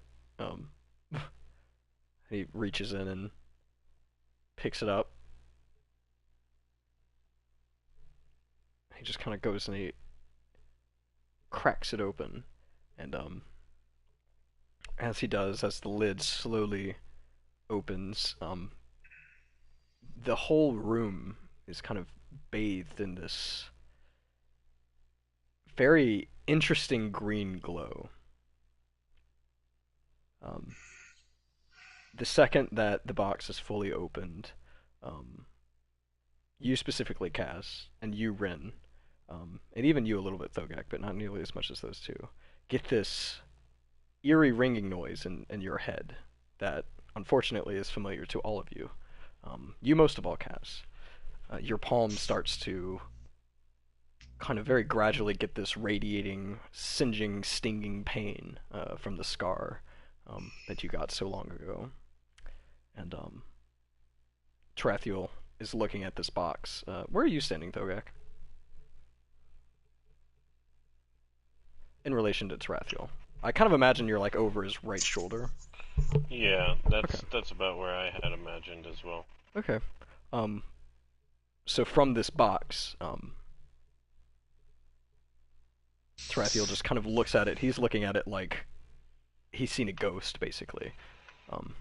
And the doctor is very, very intently looking at Tarathiel. And Tarathiel just kind of lifts this, what ends up being a necklace, out of the box. Thogak, you recognize this as the necklace you've seen Tarathiel with on numerous occasions before. The last time you saw him years and years ago. And Tarathiel just says, "It can't be." And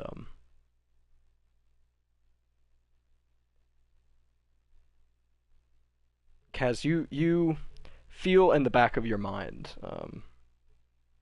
Varian, who's been rather silent the past couple of days, you just feel an immense discomfort. You feel just suddenly, the second you see this thing, and kind of it clicks in your mind that you recognize it even. You almost feel Varian like tense up, like you almost tense up. Part of your soul tenses up, if that makes sense. And you almost feel the knife getting just plunged into your throat. And you can just you get a glimpse of her kind of just clasping her hands over her throat as this necklace is pulled out of the box. And I think that's where we're going to end tonight's session. Unless, yeah, you? Alrighty. Yeah. Um, You. What were you gonna do? Nothing. I was just gonna do like role play flavor, Yeah. um, Yeah. if necessary, but Okay. or if we were going on, but yeah, no, that is not necessary. Now Okay. I can do that next time. Yeah. All Whew. right. Rose has been impatient. What? It's only been almost 5 hours. Yeah. Oh man. Well, it's good to be back when your player characters aren't dying. I thought uh, that was fun too. I mean, yeah. So yeah, what do you guys That's think? me. First session back, longest session we've had yet. I can't say the next couple will be this long, but I would like them to be maybe, hope like at least probably 4, maybe 4.5. We're gonna need to do longer sessions if we are to finish the campaign before I go back to school. So, yeah. How did this session length feel? This one was a little longer than I intended it to be. Um, I feel almost as if I was railroaded into life. oh yeah. Interesting that. Longer sessions do my head in. Yeah. Who? I do not typically do too well with longer sessions, What would you but say is your max length? And we'll try to compromise, but we're definitely gonna need to do them a little longer, just to get through it, so we don't have another like 4 month hiatus. uh, yeah. Yeah. Well, I mean, we'll try and tailor it. We'll see next week. This was probably, I will say, some telltale moments, and I think the first song from the playlist that I'm not gonna omit because it could be applied, but first song from the playlist that I think we can say did not actually happen. The scene I had in mind did not occur, um, which is the Nitro heist. Was set to be basically yours and Rin's escape from the Corvallis complex if you like went out the front doors. Um, there's a high likelihood that you would have gotten to combat with the older gentleman in the great store that you saw if you had gone through the front door. So you actually very narrowly avoided that. Thank God, because well, you could have probably taken him on Thogak. He's kind of more your style, I think. So, yeah. But that's a If nothing major else, I telltale would have moment. thrown him and then ran. Yeah, I mean that could have worked too. Major telltale moment is obviously you guys differed from the heist plan, and yeah, other things could have happened for sure this session. Um, Yeah. so yeah, overall rating. How did you guys thoughts, opinions? Hope you enjoyed Yeah, it. it was fun. Um, there's just a lot of time since we're separated. Yeah, Just a lot of time open of time. Yeah, and yeah. that's kind of my thoughts as to why the next couple should be shorter than this one, but hopefully still longer sessions. It's just a lot more can happen when you're all together. Um, thankfully, I can't see a reason from my end where that needs to happen again.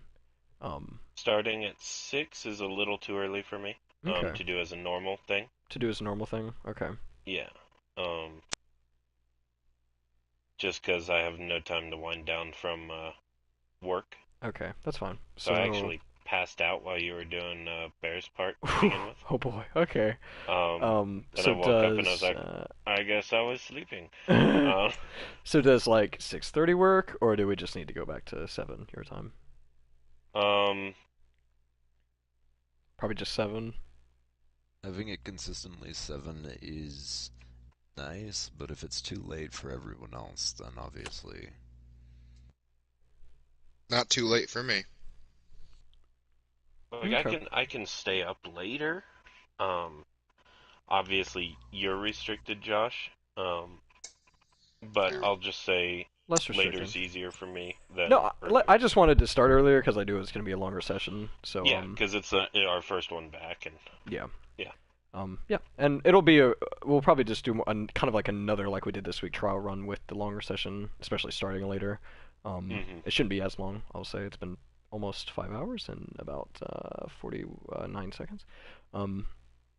So yeah, Cool, cool. This is a packed session. This might be the most packed session we've had. I don't know, actually. Hmm. A lot happened this session. One of the most impactful sessions because we almost lost Ren. Um, Speaking of, Yeah. Mark, I will need to meet with you either before the session next Tuesday or just sometime in between. Probably after, probably like anywhere between Saturday and Tuesday. We've got to do a solo session for you. Um, Okay. yeah. So with that, I think I can officially end the session and the after session. And cool, cool, cool. All right. Thank you guys for joining me for Chapter 8. Yeah. Oh man.